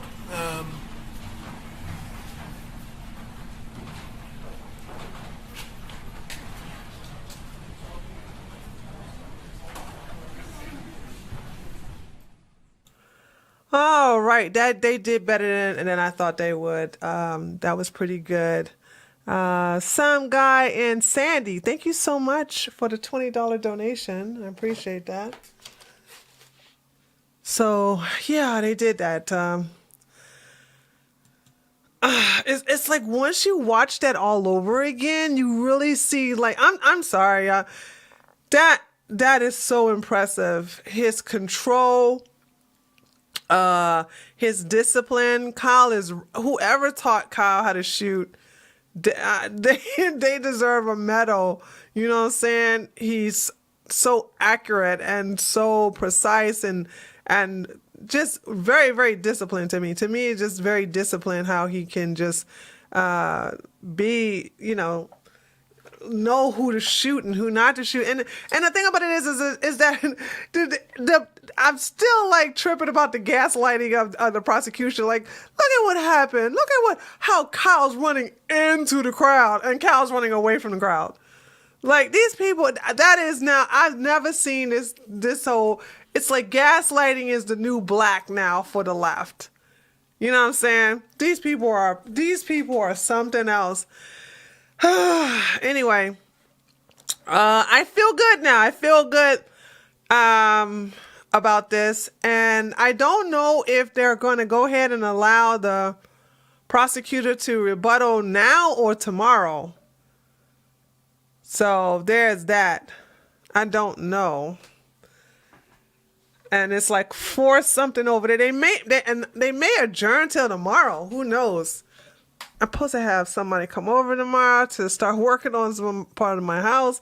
I may have to reschedule. Yeah, because right now it's 5:39, so it means it's 4:39 over there or 4:40 over there. So the courts is over at 5 o'clock. So they may wait till tomorrow. You know what I'm saying?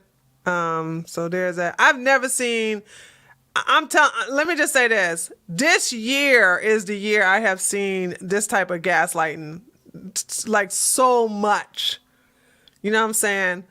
Now I have seen the left do a bunch of lies, like the Mueller report, and Trump's connected to Putin.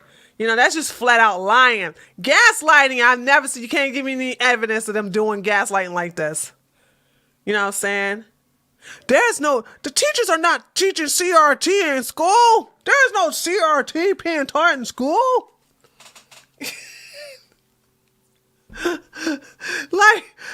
And then this whole thing, like, hey, you see a picture of Kyle running away, and the prosecutor is saying, look at how he's running towards the crowd. What are you talking about? I've never seen it. I've never seen this before ever. The left, like, they just found something new, and they've been doing this for a while, dude. It's like on and on and on and on. So, yeah, but I'm thinking, I think they're gonna probably have him do it tomorrow. The prosecutor. Well, I'm hoping they do it tomorrow. I'm supposed to have now, if they keep going, then that means I'm going to have to postpone my news show. What the Holding hell? and pointing Kyle Rittenhouse's AR-15. Dropped. I don't know what we're watching right now. Hold on, what? I don't know what this is.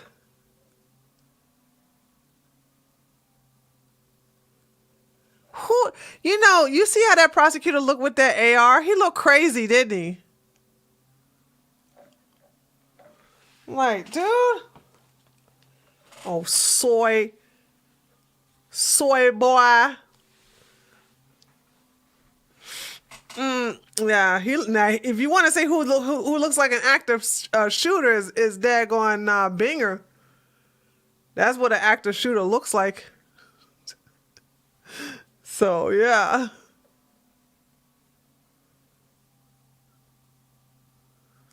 They got no more clips, so they have to gaslight. Good point. Exactly. Good point. Yeah. So yeah, I don't know.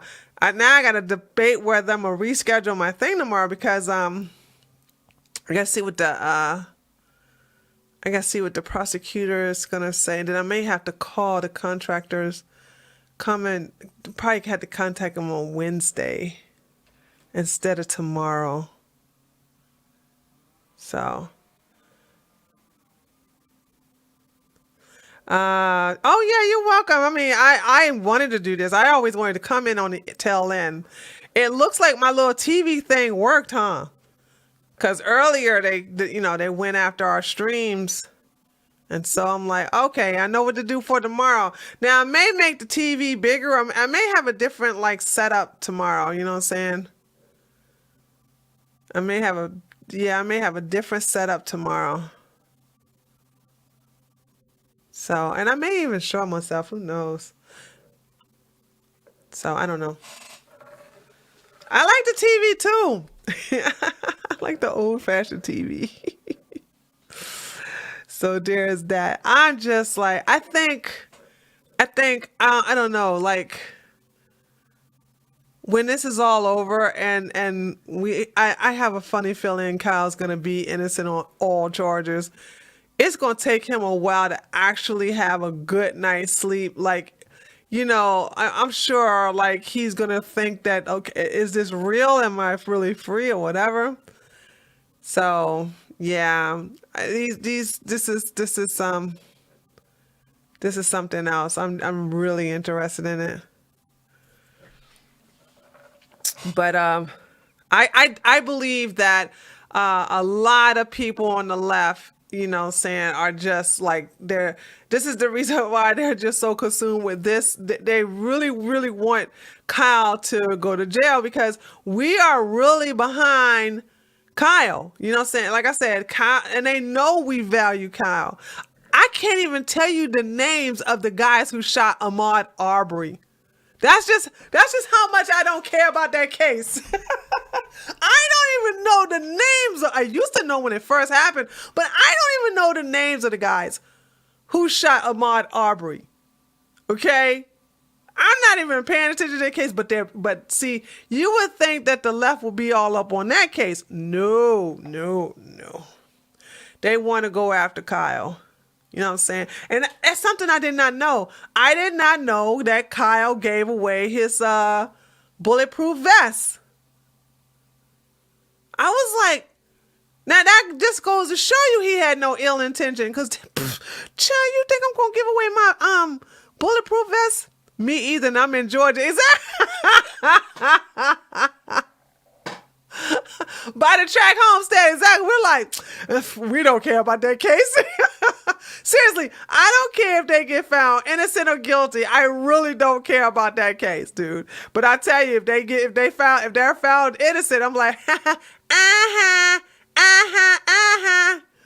But I only care about this case. I only care about Kyle. This is the case I care about. This is the one that got my heart. You know what I'm saying? Only one I really care about, dude. So let's see. You know, I wonder what kind of how the prosecutor gonna gaslight and spin the next when he does his rebuttal.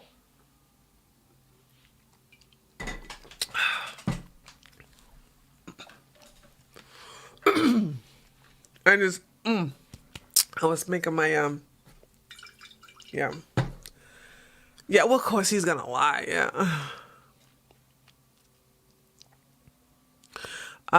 What also pissed me off today was there are actual people that are everyone in this incident was wrong. Some clown called the doctor. No, Kyle was not wrong in any matter. Yeah, I don't really pay attention to mentally disturbed people. You know what I'm saying? Like a lot of these people on the left, they're just retarded, dude. They're just like, they're mentally ill. I don't give a shit about mentally ill people telling me that, hey, Kyle is a white supremacist. He shot 3 black men. Like, I don't care about these people. You know what I'm saying? These type of people end up taking each other out. So, you know, it works itself out in the end. Yeah. Hold on. How about I love that fucking TikTok? 4 doors, more whores? That is so white. Kyle is so corny. You know that, like, dude, you named your TikTok 4 doors, more whores? Like, and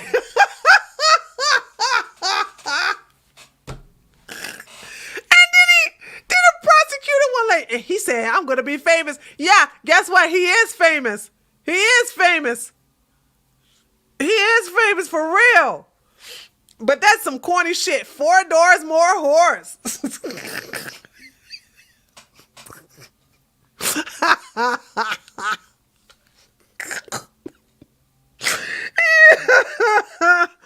Oh man. Hey, thank you, Adrian. $15 donation. I appreciate that.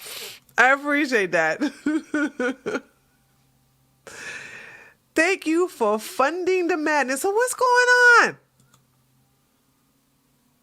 I'm trying to, like, they not back yet? You like it, Johnny? Nah, that probably is your type of humor. I thought it was corny, dude. I thought it was like I said, yep. That's something white people say. Oh God, I swear. That was just so funny. And then he got a shirt that they were like, and the prosecutor sounded just like a bitch to himself. And he wore a shirt that says, I'm trying to be famous. Okay? What I'm drinking my salsa water with vitamin C powder, mango, stevia, and that's it. Yeah.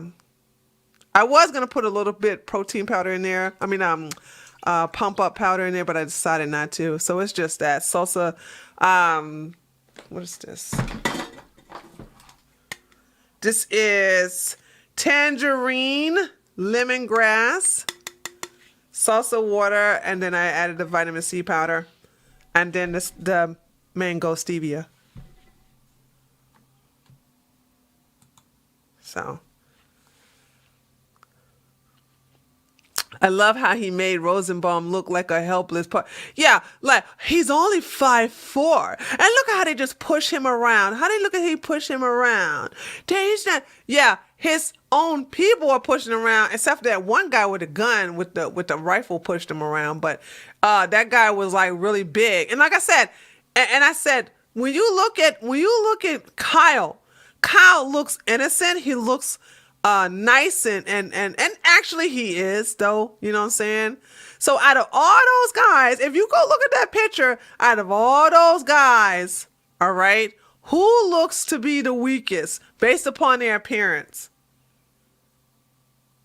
And it was Kyle. Kyle looks like a little young boy. And of course, you know, Rosenbaum being a pedo, he has a thing for little boys, okay? So therefore, he was just angry that the minor he wanted to assaulted had a weapon to defend himself. That's all that. Yeah, he got a nice little baby face. So he came after him because everybody else had everybody else looked like they'd kick your ass. And I think when also this is something that people will do to see if you're going to defend yourself. They'll talk shit to you to see what you're going to say. And of course, him, you know, coming up to say, I'm going to kill you, fuck you, shoot me, and this, that, and the other. And Kyle doesn't engage. He just walks away or he leaves. Rosenbaum thought that was just weakness. Rosenbaum like, oh, he's a pussy with a rifle. Oh, I can take it away from him. You know? So that Rosenbaum looked at Kyle and assumed easy. Absolutely, he looked at Kyle and thought it was an easy target. That's why that pedo. But you know what? Let me just say this. Ours were an hour 45, so I think I got about 45 minutes. Okay. If I use it all. As I said earlier, I okay, here we go. The rules and lax on the enforcement, so I'm not going to shut you down mid-sentence. In that case, Well, I was going to say within reason. All right. Anything else before we start? No.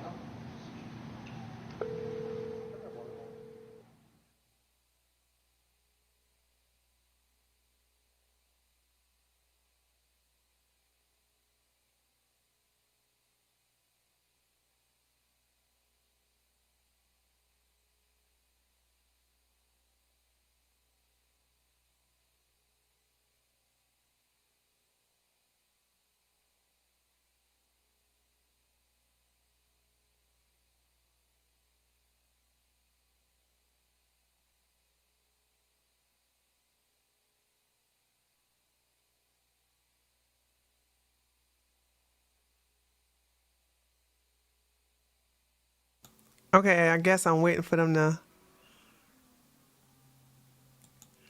They're waiting. The jury is coming in to sit down. That's what they're waiting on. Okay.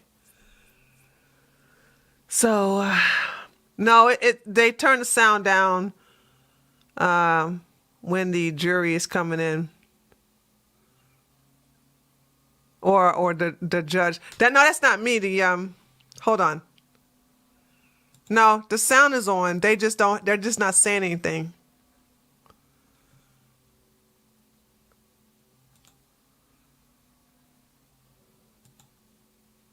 They turned the sound off. Okay, here we go. They should turn the sound on now in a minute. Thank you, Judge. There we go. It simply cannot be reasonable for someone to be holding an AR-15 semi-automatic rifle with powerful ammunition and be chased by someone who is unarmed, who's smaller than him, who's shorter than him. And the first thing that you do to defend yourself is you plug 4 rounds into it. You shoot it from about 4 feet away, and not from 4 feet from Mr. Rittenhouse, 4 feet from the end of that gun. Your first shot immobilizes him. It shatters his hip. Then he's caused to go forward.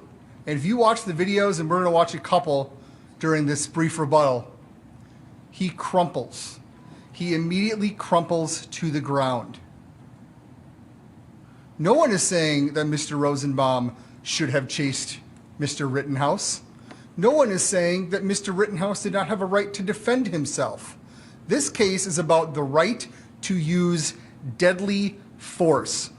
And I want to talk about that standard because Attorney Richards, perhaps on accident, misstated it. He said that the standard is that it could cause death or great bodily harm to Mr. Rittenhouse, or that it is likely to cause death or great bodily harm to Mr. Rittenhouse. That is absolutely not what the standard is, and that is not what this trial is about. The standard is the defendant may intentionally use force which is intended or likely to cause death or great bodily harm, such as fire an AR-15, only if the defendant reasonably believed that the force used was necessary to prevent imminent death or great bodily harm to himself. Not, oh, if you repeatedly smash someone's face, it might lead to injury. Not, oh, this could have happened. Imminent death or great bodily harm. There's an old phrase that I could kill you with my bare hands. And there is literally no evidence that Mr. Rosenbaum was capable of that. Mr. Rittenhouse has size on him. We heard how he's a swimmer. We heard how he's a lifeguard. He's apparently in some kind of shape.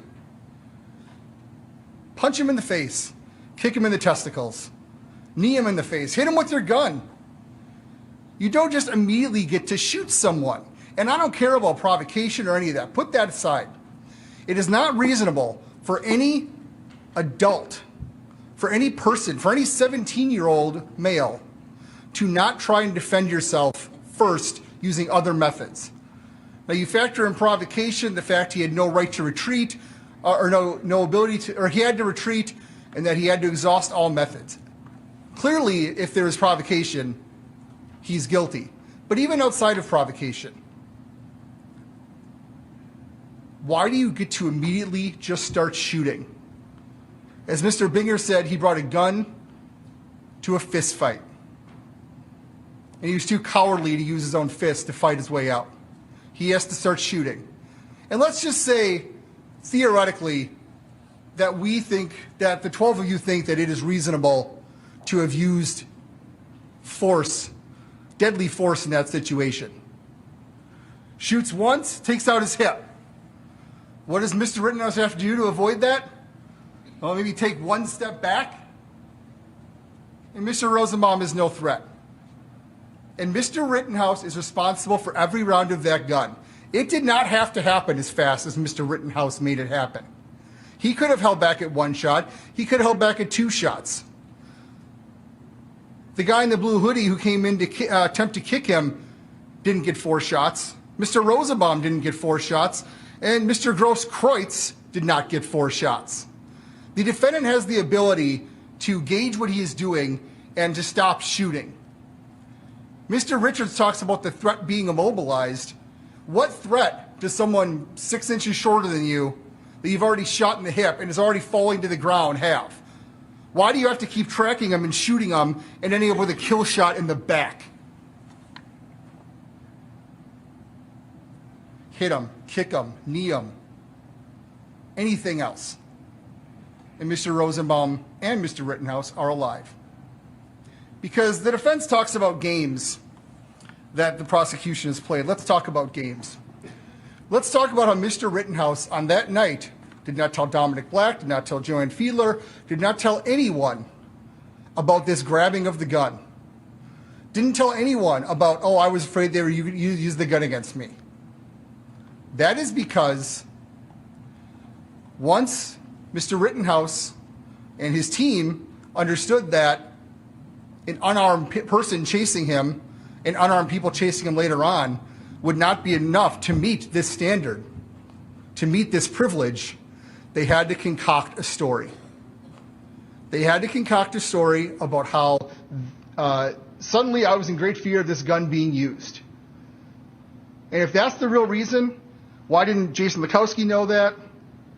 Why didn't Dominic Black know that? Why didn't Joanne Fiedler know that? You darn well know if there was any evidence of the defendant saying that the night of, we would have heard about it. So yes,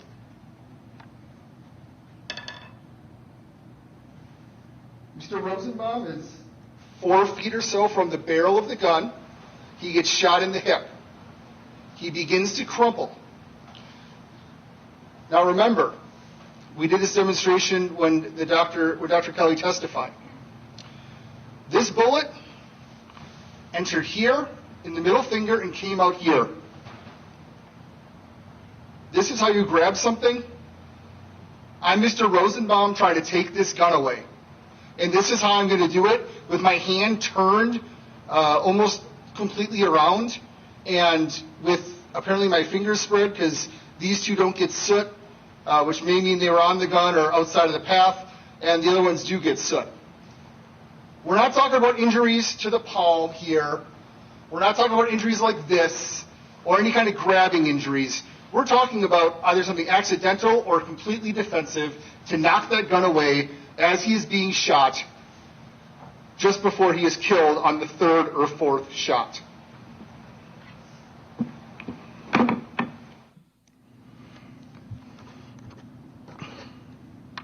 Well, we're supposed to believe that Mr. Rosenbaum is Jason Bourne or John Wick or some other movie star hero who's capable of killing with his bare hands and deserved the treatment that he got from the defendant.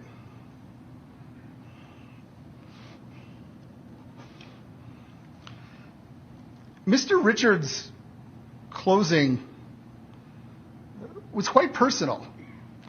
If not taking shots personally, Mr. Binger, it was gloating and boasting about his client's kills. And he talked a lot about the Zeminskis. He knows darn well that the Zeminskis are charged by my office and they have a Fifth Amendment right. This is a criminal defense attorney. Stop. Stop.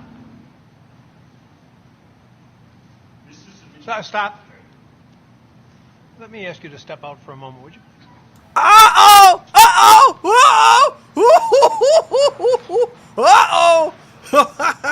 Dun, dun, dun, dun.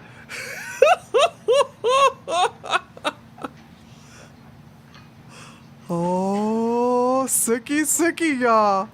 It's about to be on and popping. Uh-oh.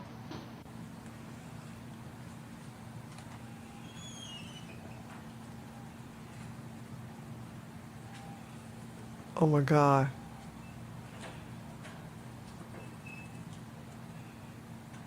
Did they leave? Here we go.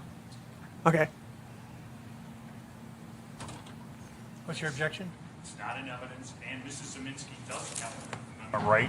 Her case has been disposed of, and she did not appeal. She did not plead or was charged with any arson, which the defense could get into, and she would have a Fifth Amendment right. Wait a minute. As I recollect it, I think I handled the case. As I handled the Jason. Joshua Zeminski? What's that? Joshua Zeminski? That's pending. Right. Mr. Zeminski's case is pending, and it has been repeatedly adjourned to follow this case at the state's request. I handled the case of Mrs. Zeminski, and she came in on a reduced charge. It was a recommendation, I think, for a 7-day sentence. She was being revoked and sent to prison. I don't know the pictures of that case, but if Attorney Richards she wouldn't have a right of. I think I sentenced her to 7 months in prison consecutively to her sentence, and I don't think. Why would she have a testimonial privilege any longer? If there are charges outside of what she was charged with, she wasn't charged with any arsons. Are you going to charge her? I don't know. Probably not. All of the charges out of the event were wrapped up. All of the charges out of the event were wrapped up. They can't piecemeal the charges, and to argue that she has a Fifth Amendment right now is ridiculous. I did say Mr. Zeminski had a Fifth Amendment right, and then the objection came. I did not say Mrs. Zeminski. I can clarify that Mr. Zeminski has Well, a let's Fifth find Amendment out right. from the report of what was said. I thought it was just Mr.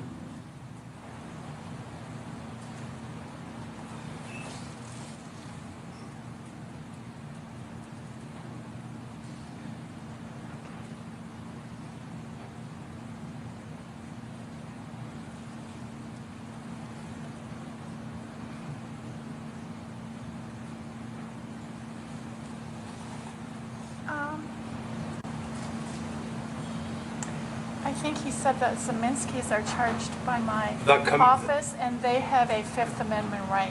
Did you say the Zeminskis?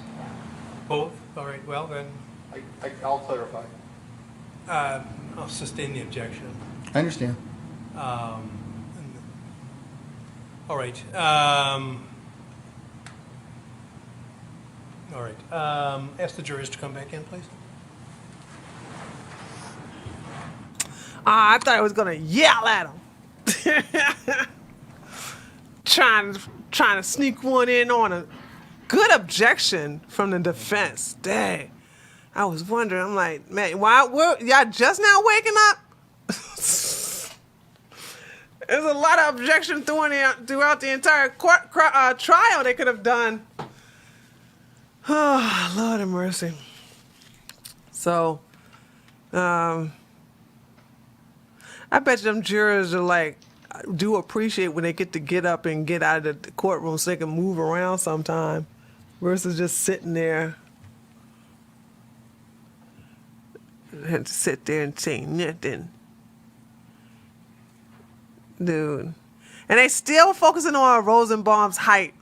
He was only 5'4". Yeah, and Kyle was only 17. All right, I've sustained the objection because the statement which was made by Mr. Krause was not accurate, at least as regards Mrs. Zeminski. Any question? Go ahead, Mr. Krause. Ms. Zeminski was charged and convicted by my office. Mr. Zeminski still has pending charges. Attorney Richards knows that he has a Fifth Amendment right to not testify. He can.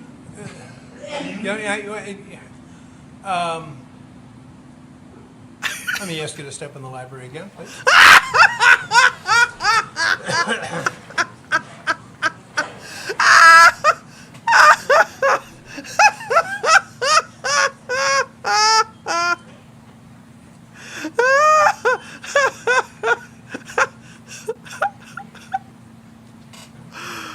Oh, God.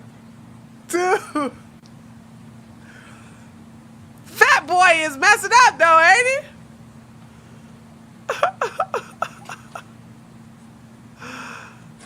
All right. The objection? Your Honor, one, it's not in evidence.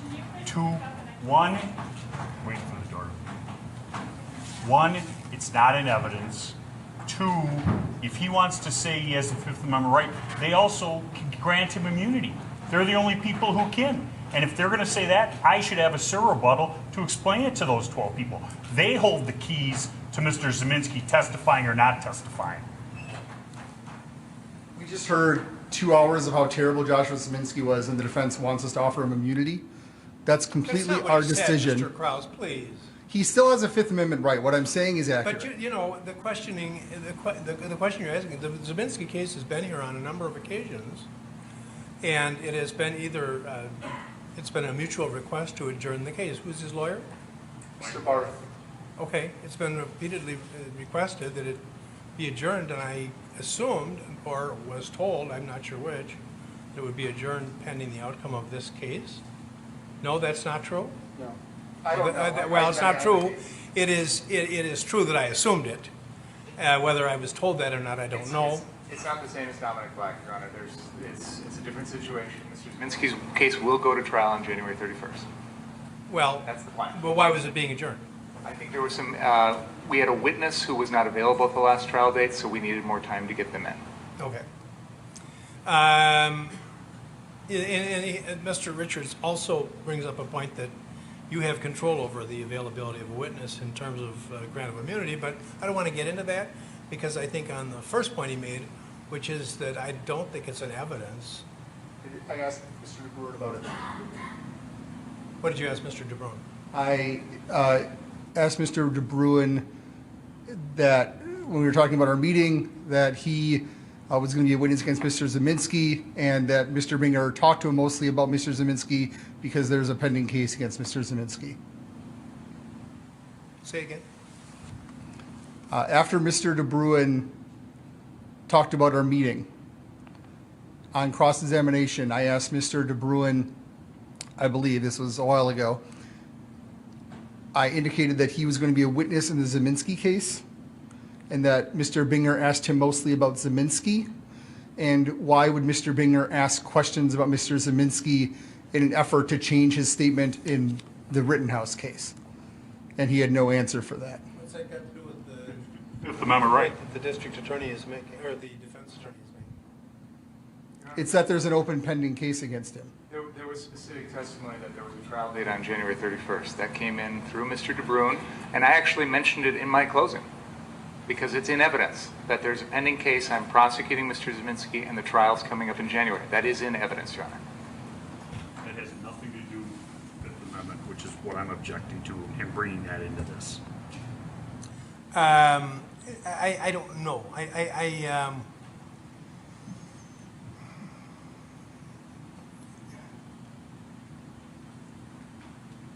You're making it sound as if, well, you're making it sound, and correctly so, that Mr. Zeminski is unavailable because of his testimonial privilege.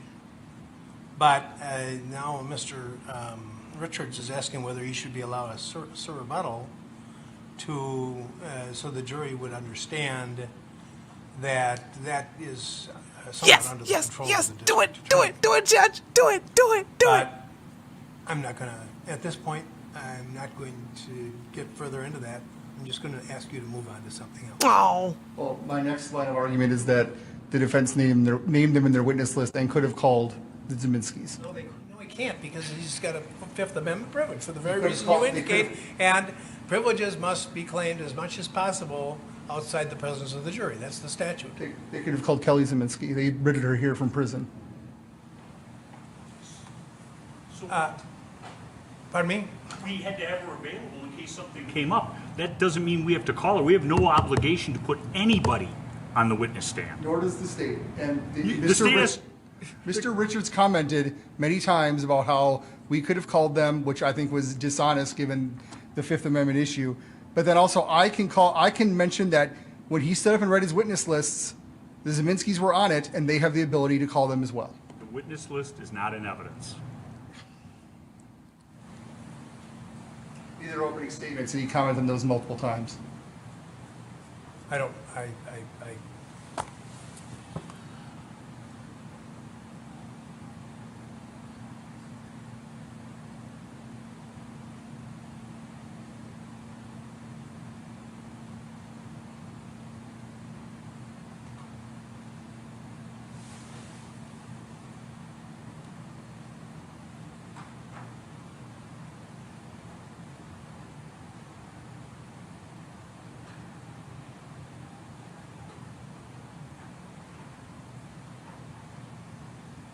The suspense.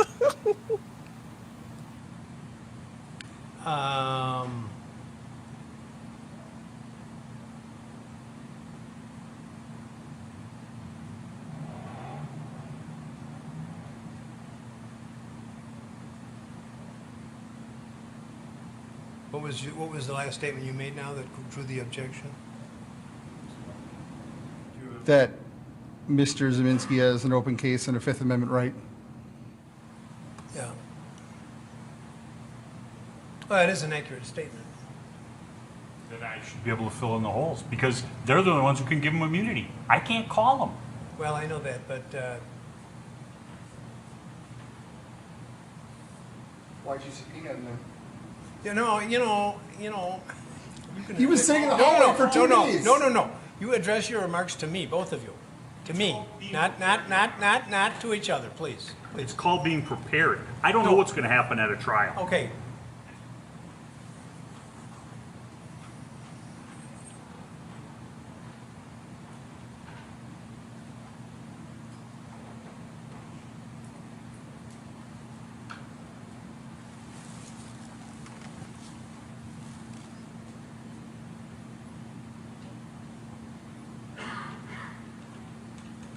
Well, I think I'm just going to tell the jury that Mrs. Zeminski would have been available for to be called by either party. Okay? Fine. Fine. Oh, man, I got out of it alive. Okay. Ask them to come in, please.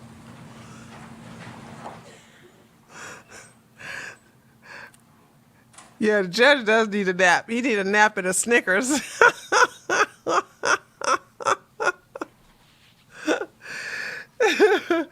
Dude, it's over 5 o'clock over there, man. I guess he want to get this out of the way so they can go into deliberation tomorrow.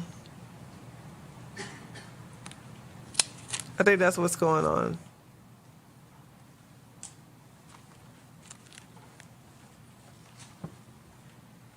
So.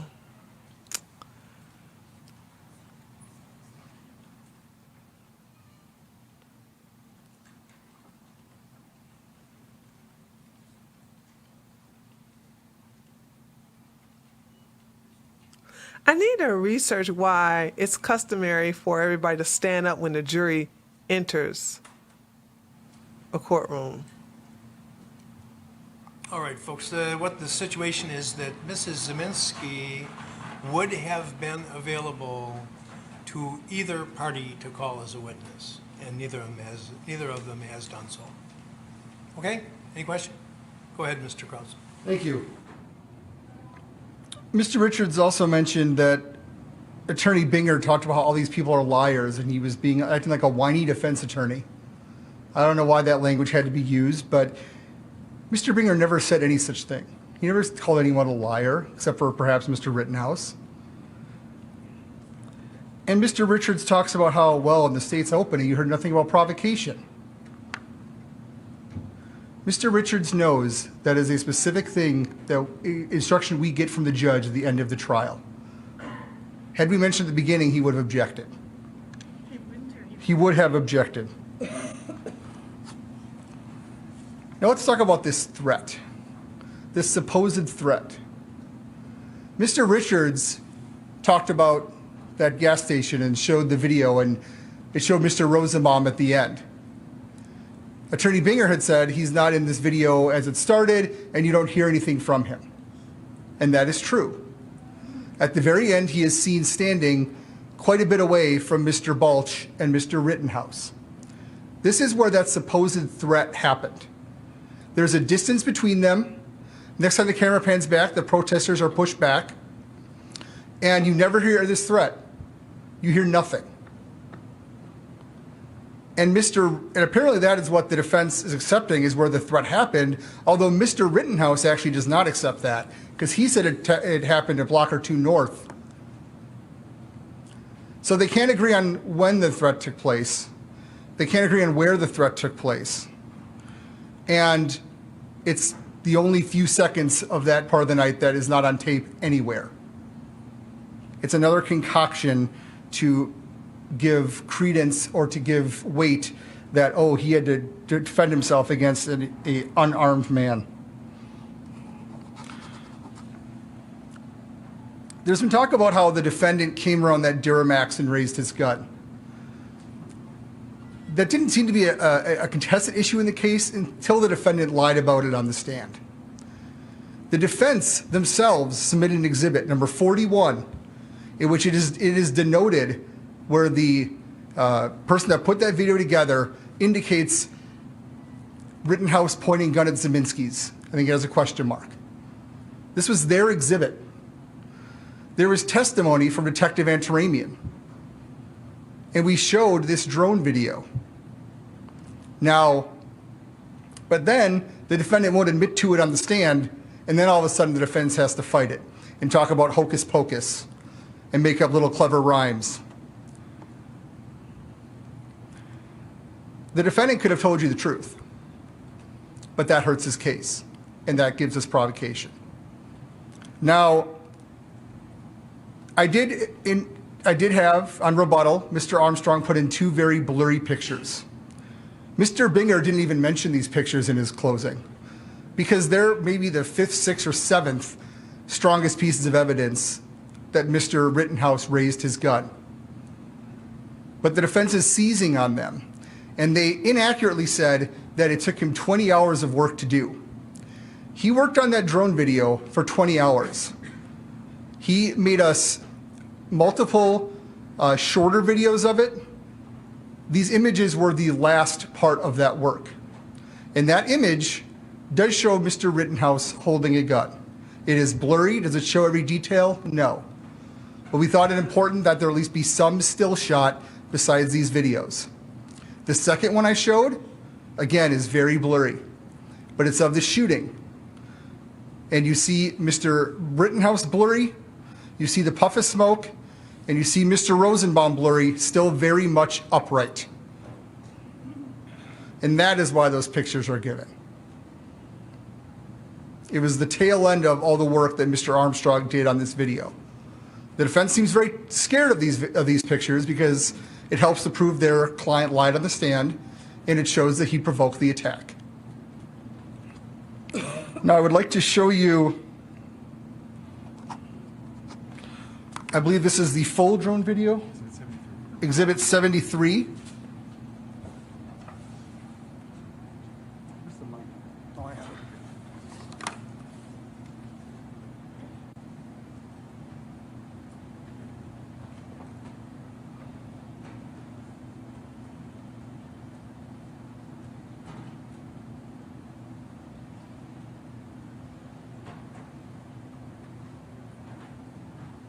Okay, please play it.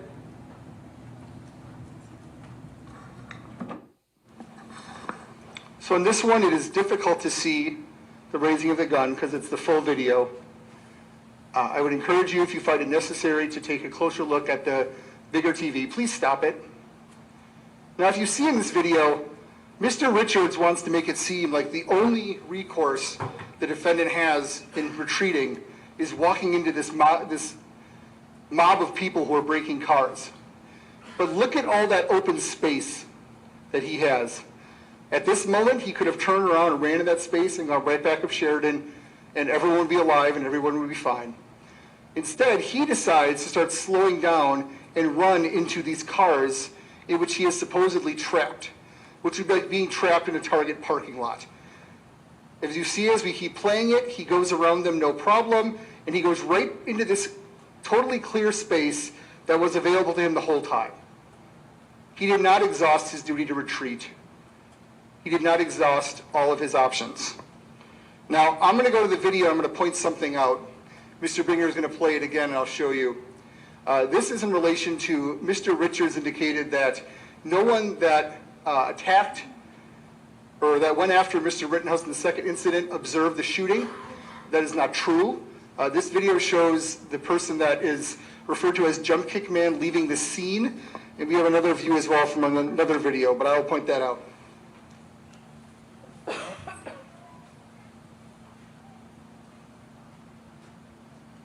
See this man in a wheelchair who's struggling to get out of the way? This is Jump Kick Man is right here. He sees it. He's standing there the whole time, and he comes and he helps push the man in the wheelchair out of the seat.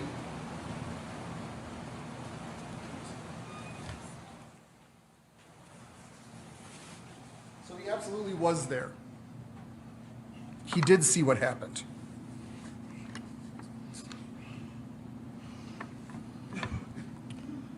What's next? This is Exhibit 10. This is the Ford Fisher video. If you look after the shooting, it shows this individual pushing the wheelchair away from car source 3.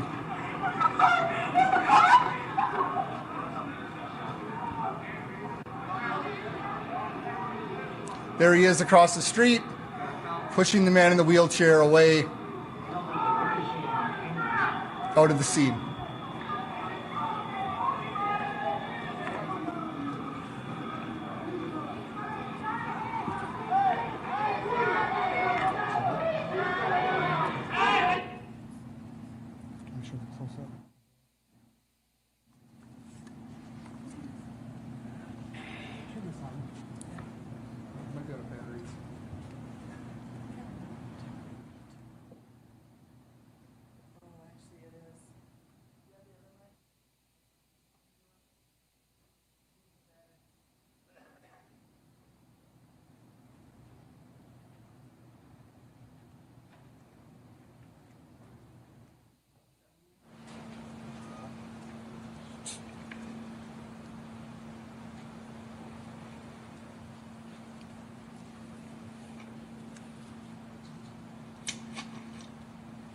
Hello?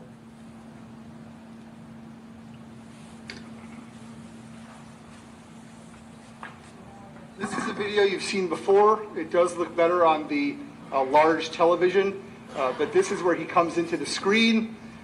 This is one of the videos that Mr. Armstrong cropped for us in his 20 hours of work. This is slowed down by 50%, and it zooms in as good as possible given the limitations of the video. I'll point it out up here, but I said it is better seen on the large TV. There he is pointing the gun. He's not close enough to the car to have that be a factor. He puts on the fire extinguisher, he freezes up. It is. Now do the next student. Mr. Paulson. Oh, we got it. All right. You'll get that one. Again, that really wasn't an issue at trial until the defendant lied about it. Now, Exhibit 84, this is another video that Mr. Armstrong did in his 20 hours of work.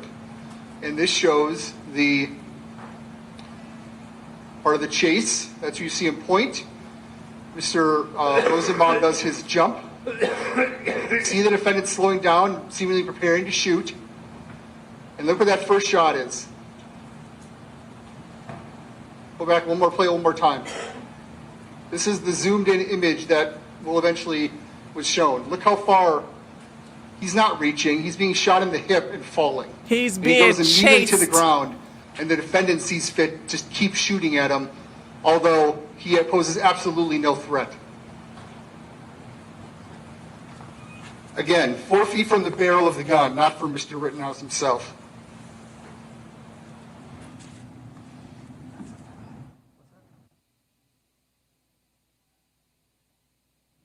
Here is another video Mr. Armstrong made in his 20 hours of work.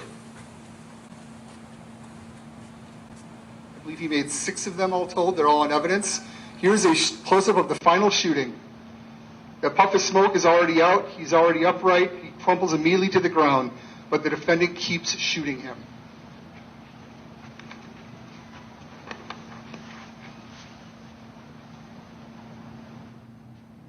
So did Mr. Rosenbaum turn and get shot in the back that way? No, he was even less of a threat. He was falling face first on the ground with his hips shattered. So yes, he was shot in the back, and he was killed by a shot in the back, and it was the 3rd or 4th shot.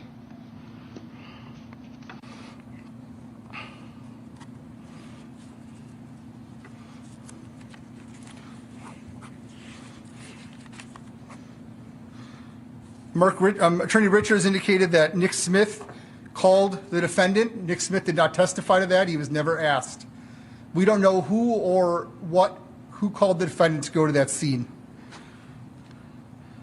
And despite the fact that there's this madman out there who's such a threat and is going to kill the defendant, he just saunters down there all by himself. No problem. He's not scared. This threat, if it even existed, was not taken seriously. He's a babbling idiot, as Mr. Lukowski said. Mr. Rittenhouse testified he didn't hear anything before he shot. He didn't hear this "fuck you." He didn't factor in the gunshot.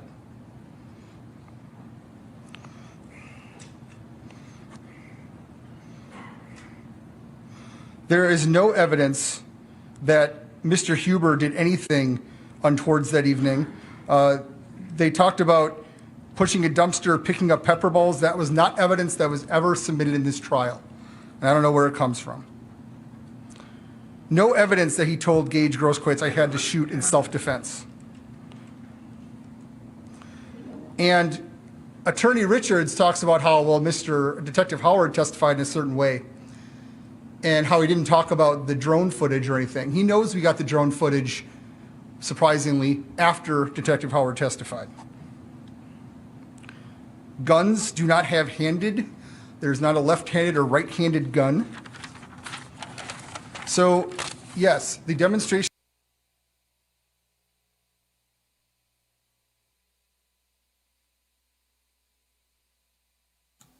Hold on. That's not me. Hold on, let me see what's going on. One moment, folks. Make some technical difficulties.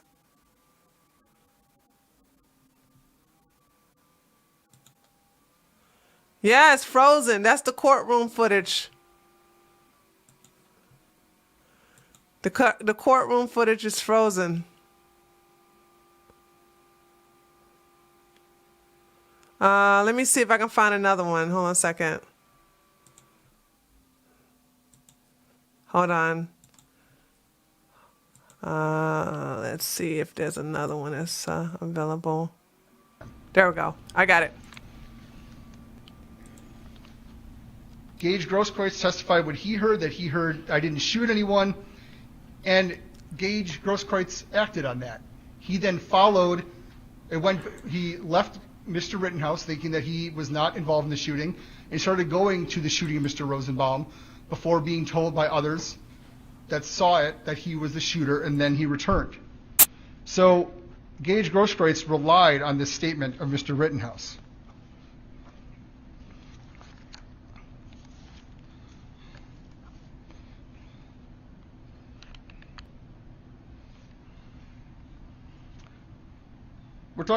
Let's talk about a rush to judgment. Mr. Rittenhouse turned himself in. Are you supposed to wait days, weeks, months to charge murderers who we know murdered people? It's a red herring, as Mr. Binger said. It's throwing up red herrings, false hypocritical arguments, and attacks on those that Mr. Rittenhouse killed to try and distract you from the fact that he was not in imminent fear of death or great bodily harm, and he was not privileged to act how he did.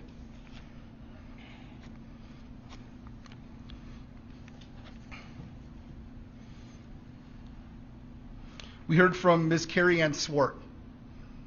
Now that Nathan DeBruin talked about jail, now we can try to smear Mr. Rosenbaum more, although there really is no dispute, or was no dispute, that he came from a hospital. He's carrying a hospital bag.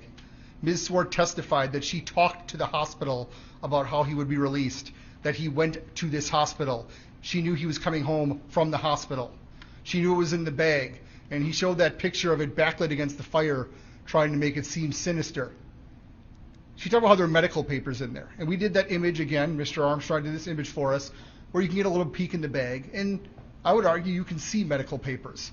Though that big image they see looks like rolled up medical records that you get when you're discharged from a hospital. And Ms. Swart testified that he was given medications that day. Perhaps they didn't work. Perhaps there was a bad reaction. I don't know. I'm not a doctor. But he was given them that day. He could not get the ones for future days because things were closed.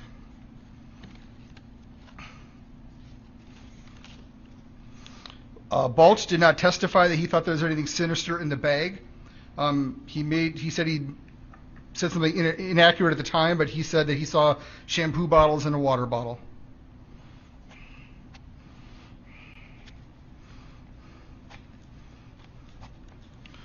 Mr. DeBruin, he did take some nice photographs, and he clearly wanted the world to know that he took some nice photographs.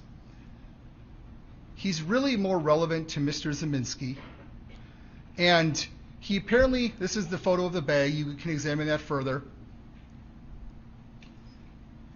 Mr. DeBruin must have some problem with police and DA's offices. He goes to the detectives, he doesn't give a full story. He says, he testified to this is not me saying anything, he forgot things because he was so nervous because the door to the police station still had an unrepaired window. That caused him such nervousness that he could not give a full statement.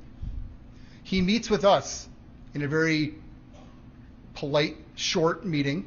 He has very little relevance to this case that we knew about. And yes, we showed him some videos. Is this Josh Zeminski? Oh, no, it's not. Okay, would you see him in these other pictures? Yes. You don't know it's Josh Zeminski? Okay. Somehow that's us getting him to change his statement. What's that?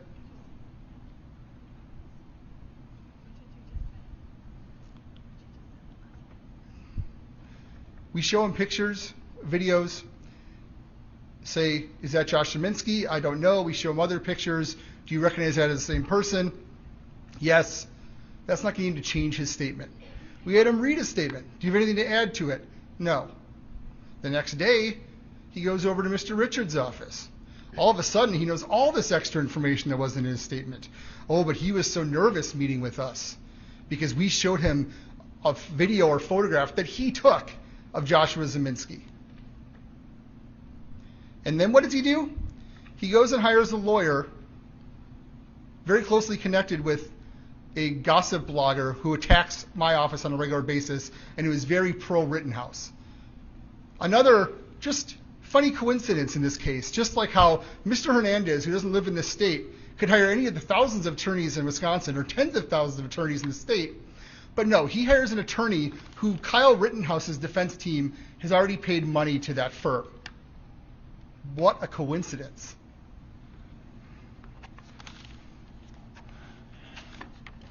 So Mr. DeBruin doesn't tell us any information, then tries to attack us, and then tells the defense a lot more information.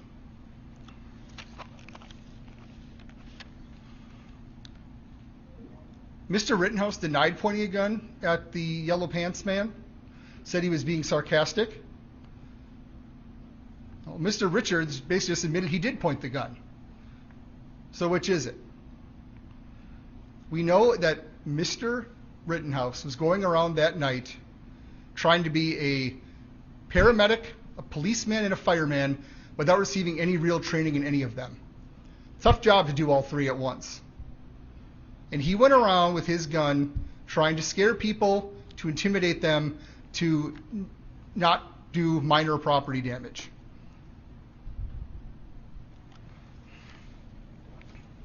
He's a chaos tourist. He was there to see what was going on, act important, be a big deal. And then the moment a little bit of that chaos comes back at him, he cowardly shoots a man instead of fighting back. You put yourself in this situation, you know it's going to be out of hand, it gets a little out of hand, someone is chasing me, and you have to shoot him. That is not privileged. That is not reasonable. And that is not what any reasonable person in the defendant's shoes would have done. We kept hearing about this rock in his hand. There's no evidence of there being a rock in that hand. Now, there's talk about how the defendant maybe have re-racked his gun. We don't see that in the video. We don't know what he did. But we do know that as Gage Grosskreutz is sitting there with his hands up, the defendant turns over his gun and is looking at it and is doing something with it. The defendant admitted to this, that he looked at the gun. Fully reasonable that Mr. Grosskreutz could have assumed that he was re-racking and preparing to fire. And it does not mean that a unspent shell casing has to be on the ground. Officer Bray testified that she shot AR-15s. She knows AR-15s. If it jams and there's an unspent shell casing, the re-racking will take out the unspent shell casing. It does not have to be a live round. I don't know what he was doing with his gun, but it's certainly reasonable for Mr. Grosskreutz to interpret it that way. And then what does he do? He doesn't step back and take a firing position and shoot. He didn't shoot him 5 to 6 seconds earlier when Mr. Rittenhouse was being an active shooter, after having killed his second person and shot at his third. He would have every right to have stopped Mr. Rittenhouse's activities at that point. But he didn't. He came up closer, he surrendered, and he said, he believed his surrender was not being accepted. Who shoots someone like this? Is he trying to shoot his own hand off? He never does anything about an actual position to shoot that gun. And as Mr. Richards admitted in his closing, when it's pointed at his head, his arm is already blown off. We're supposed to be so scared of Mr. Grosskreutz with his Glock when the defendant is holding a loaded AR-15.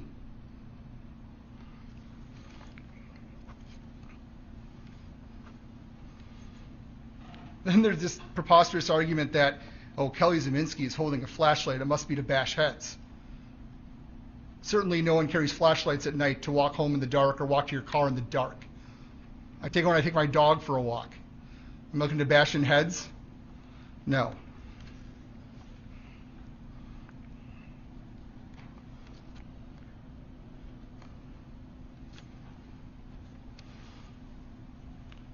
We hear about how, oh, this vicious kick that, if you watch it live, did not seem to make much contact. Spun him 180 degrees. That is Kyle tracking him with the gun and shooting at him. He's moving as he's moving. That is not the force of the kick. And the video makes that clear. But again, we're grasping at straws and we're throwing out red herrings.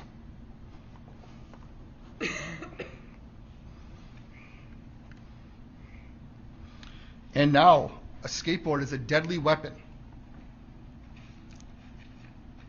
Someone should tell all the parents and grandparents and Santa Claus giving skateboards this Christmas about how they're giving their children a deadly weapon. I guess they should get them an AR-15 instead. It's just preposterous. And yes, Mr. Huber was acting heroic in holding down that and taking that skateboard and trying to hold him down and trying to take that gun. And what happened? The gun stayed attached to Mr. Rittenhouse. Because when the defense concocted this, they were trying to take my gun story, they left out that it is literally strapped to him. He shot an unarmed man 4 times because he was so scared that Mr. Rosenbaum was going to take the gun away from him when it was attached to him. It is an absolute red herring. It is an absolute ridiculous argument. Imminent threat. Not, oh, in 5 minutes after we get beat up, then I might be a threat. Imminent threat.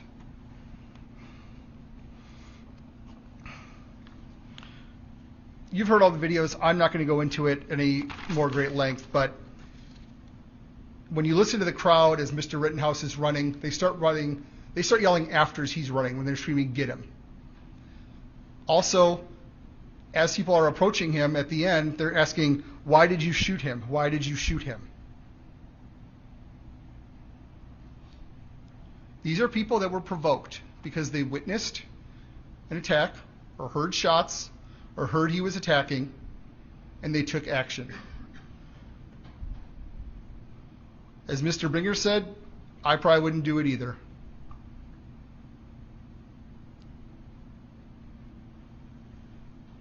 But that they did it is brave, and they did not deserve to be killed.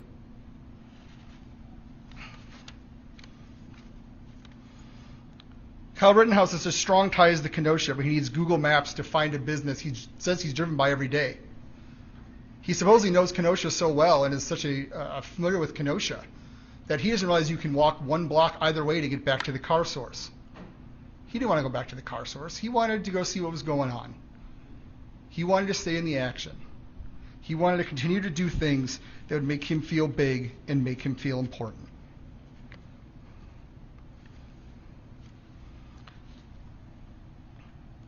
These minor injuries we've heard the defendant have, again, Mr. Richards misstated the standard. It is not could have caused great bodily harm or death. It is not likely to have caused great bodily harm or death.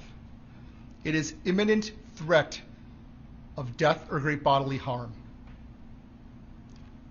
Where is that when you get a couple scrapes? Everybody takes a beating sometimes, right? Sometimes you get in a scuffle and maybe you do get hurt a little bit. That doesn't mean you get to start plugging people with your full metal jacket AR-15 rounds, and no, bullets are not bullets. And we heard testimony about that.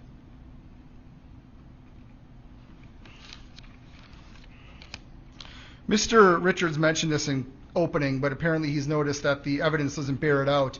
He talks about this, how Mr. Rosenbaum put this shirt over his head to hide his identity because he's going to go ambush Kyle Rittenhouse. Well, then obviously watch the videos. He's had that shirt on his head for some time. Whether it's COVID, this is all pre-vaccine as we know. Whether it's tear gas, whether it's fire, whatever it is, he's using it to protect his face, not as some evil plan to get Kyle Rittenhouse. They're setting this fire, and they begin walking down Sheridan. There's no evidence that they knew he was coming. There's no evidence that they had any plan to get him. I'd submit to you that the Zeminskis and Mr. Rosenbaum were doing what they were doing all night. They were going to go bash that Duramax or start or stoke a fire.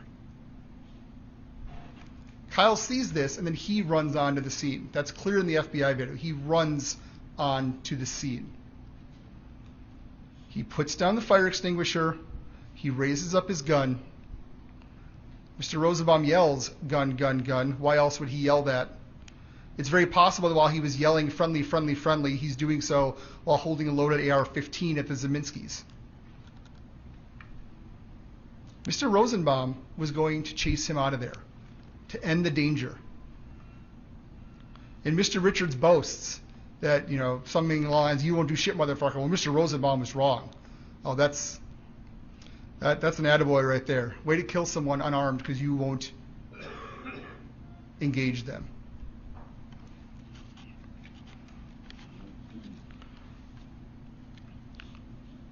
He raises the gun. He provokes the attack.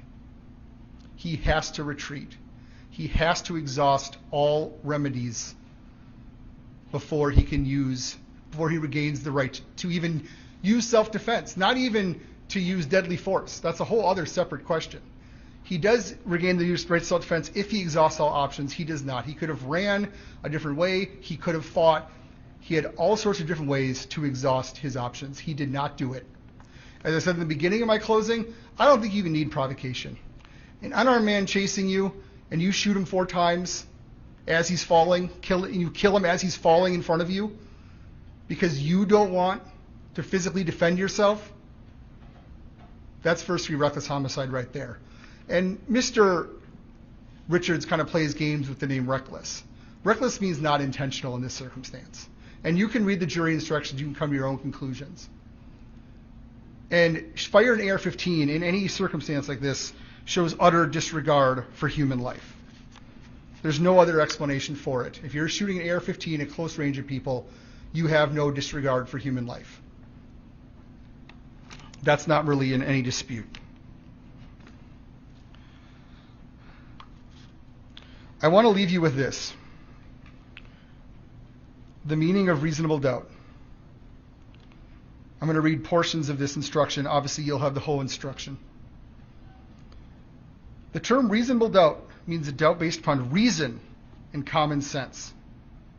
It is a doubt for which a reason can be given. A reasonable doubt is not a doubt which is based on mere guesswork or speculation. That's what the defense is asking you to do, to guess what Mr. Rosenbaum was doing, to speculate what Mr. Rosenbaum was doing, to speculate and guess what Mr. Huber and this unidentified man were doing. We don't know because he killed 2 of them.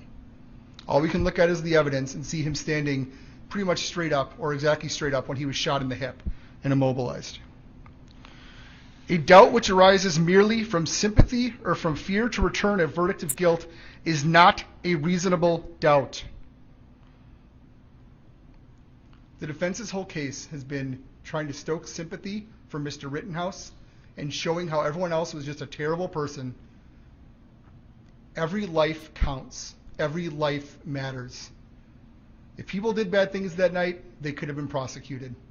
It's not up for Mr. Rittenhouse to be the judge, the jury, and eventually the executioner. A reasonable doubt is not a doubt such as may be used to escape the responsibility of a decision. There's a lot going on in this case. We all know that. We all knew that from the day we walked in on November 1st. But this verdict should be about what the facts are and what Mr. Rittenhouse did. That's what the 12 of you who go to deliberate will go and decide. You are the fact finders. You decide what is beyond a reasonable doubt. You decide what he is guilty or not guilty of from this menu of options that you now have.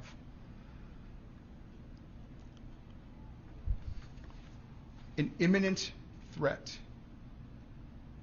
The only imminent threat that night was Mr. Rittenhouse. He was not acting in legal, justified self-defense. He's guilty. Thank you. Thank you, Mr. Krause. Members of the jury, the time has now come when the great burden of reaching a just, fair, and conscientious decision in this case will be placed wholly with you jurors selected for this most important duty. You will not be swayed by sympathy, passion, prejudice, or political beliefs. You will disregard any impression which you may have regarding what you believe to be my opinions on the guilt or innocence of the defendant. You will disregard the claims or opinions of any other person or news media or social networking site. You will pay no heed to the opinions of anyone, even the President of the United States or the President before him. The founders of our country gave you and you alone the power and the duty to decide this case based solely on the evidence presented in this court. You will fearlessly keep faith with those who have entrusted to you the fair rendition of justice and the protection of our freedom. You will be very careful and deliberate in weighing the evidence. I charge you to keep your duties steadfastly in mind and as upright citizens to return just and true verdicts. You will decide only whether the defendant is guilty or not guilty of the offenses which are charged. Any consequences of your verdict are matters for me alone to decide and must not affect your deliberations. It will be for you to determine whether the defendant is guilty or not guilty as to each of the offenses charged or submitted. You must make a finding as to each count of the information. Each count charges a separate crime, and you must consider each one separately. Your verdict for the crime charged in one count must not affect your verdict on any other. This is a criminal and not a civil case, and therefore, before you can reach a verdict which may lawfully be received, it must be reached unanimously. In a criminal case, all 12 jurors must agree in order to arrive at a verdict. When you retire to the jury room, select one of your members to preside over your deliberations. That presiding juror's vote is not entitled to any greater weight than that of any other juror. We're going to stop at this point, and I'm going to ask that you return tomorrow. I'm going to let you take a vote. When you want to start tomorrow, you can choose 8, you can choose 8:30, you can choose 9. How many would be in favor of starting at 8:30? How many want to start at 9? I missed 8, didn't I? How many still want to start at 8? How many would like to start at 9? All right, that's the clear consensus. Well, it's not a consensus, but clear plurality, probably majority, I think. And so we'll start at 9 tomorrow, as we have been.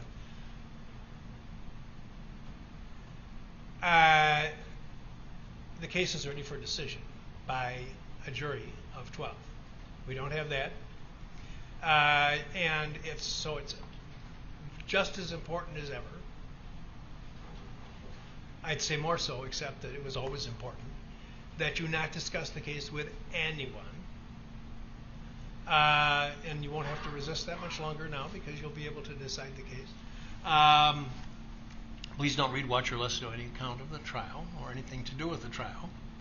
And tomorrow morning we'll assemble, and as I indicated earlier, the tumbler over there will be used. All of your numbers will be placed in there. And 6 of the, well, assuming there are still 18 of you, 6 of them will be drawn out. And those persons will be held in reserve and will not join the 12 in deliberation. We're going to retain you here in the building. Those of you who are not selected will stay here in the building, and in the event that your services are needed as we continue the case.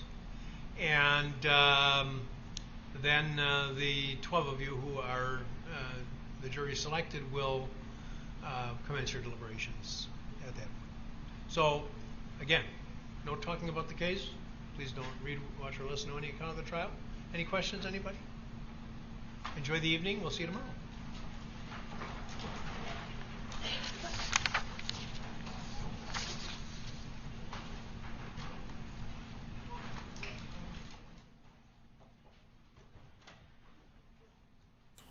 Okay, I think the only thing he did, he just dismissed the jury but he's going to address the court. So let's see what happens with that. So there won't be, so we don't have to stream it tomorrow because if they're going to be in deliberations tomorrow.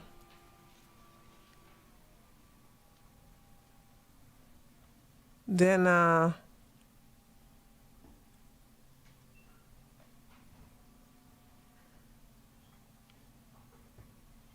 we just wait until they come out with a verdict. So okay, I guess I don't have to cancel my contractor for tomorrow. Anything else? Okay, hold on. All right, see you tomorrow. Be here for the, obviously you're going to want to be here, and you better be.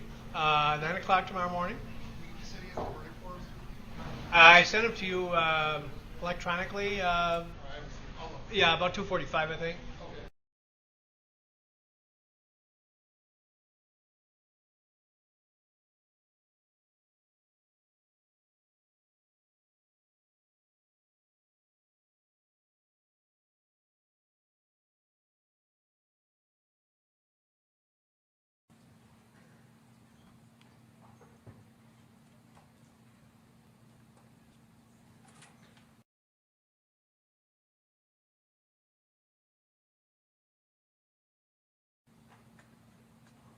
Okay. Anything else? No, Your Honor. All right. See you tomorrow.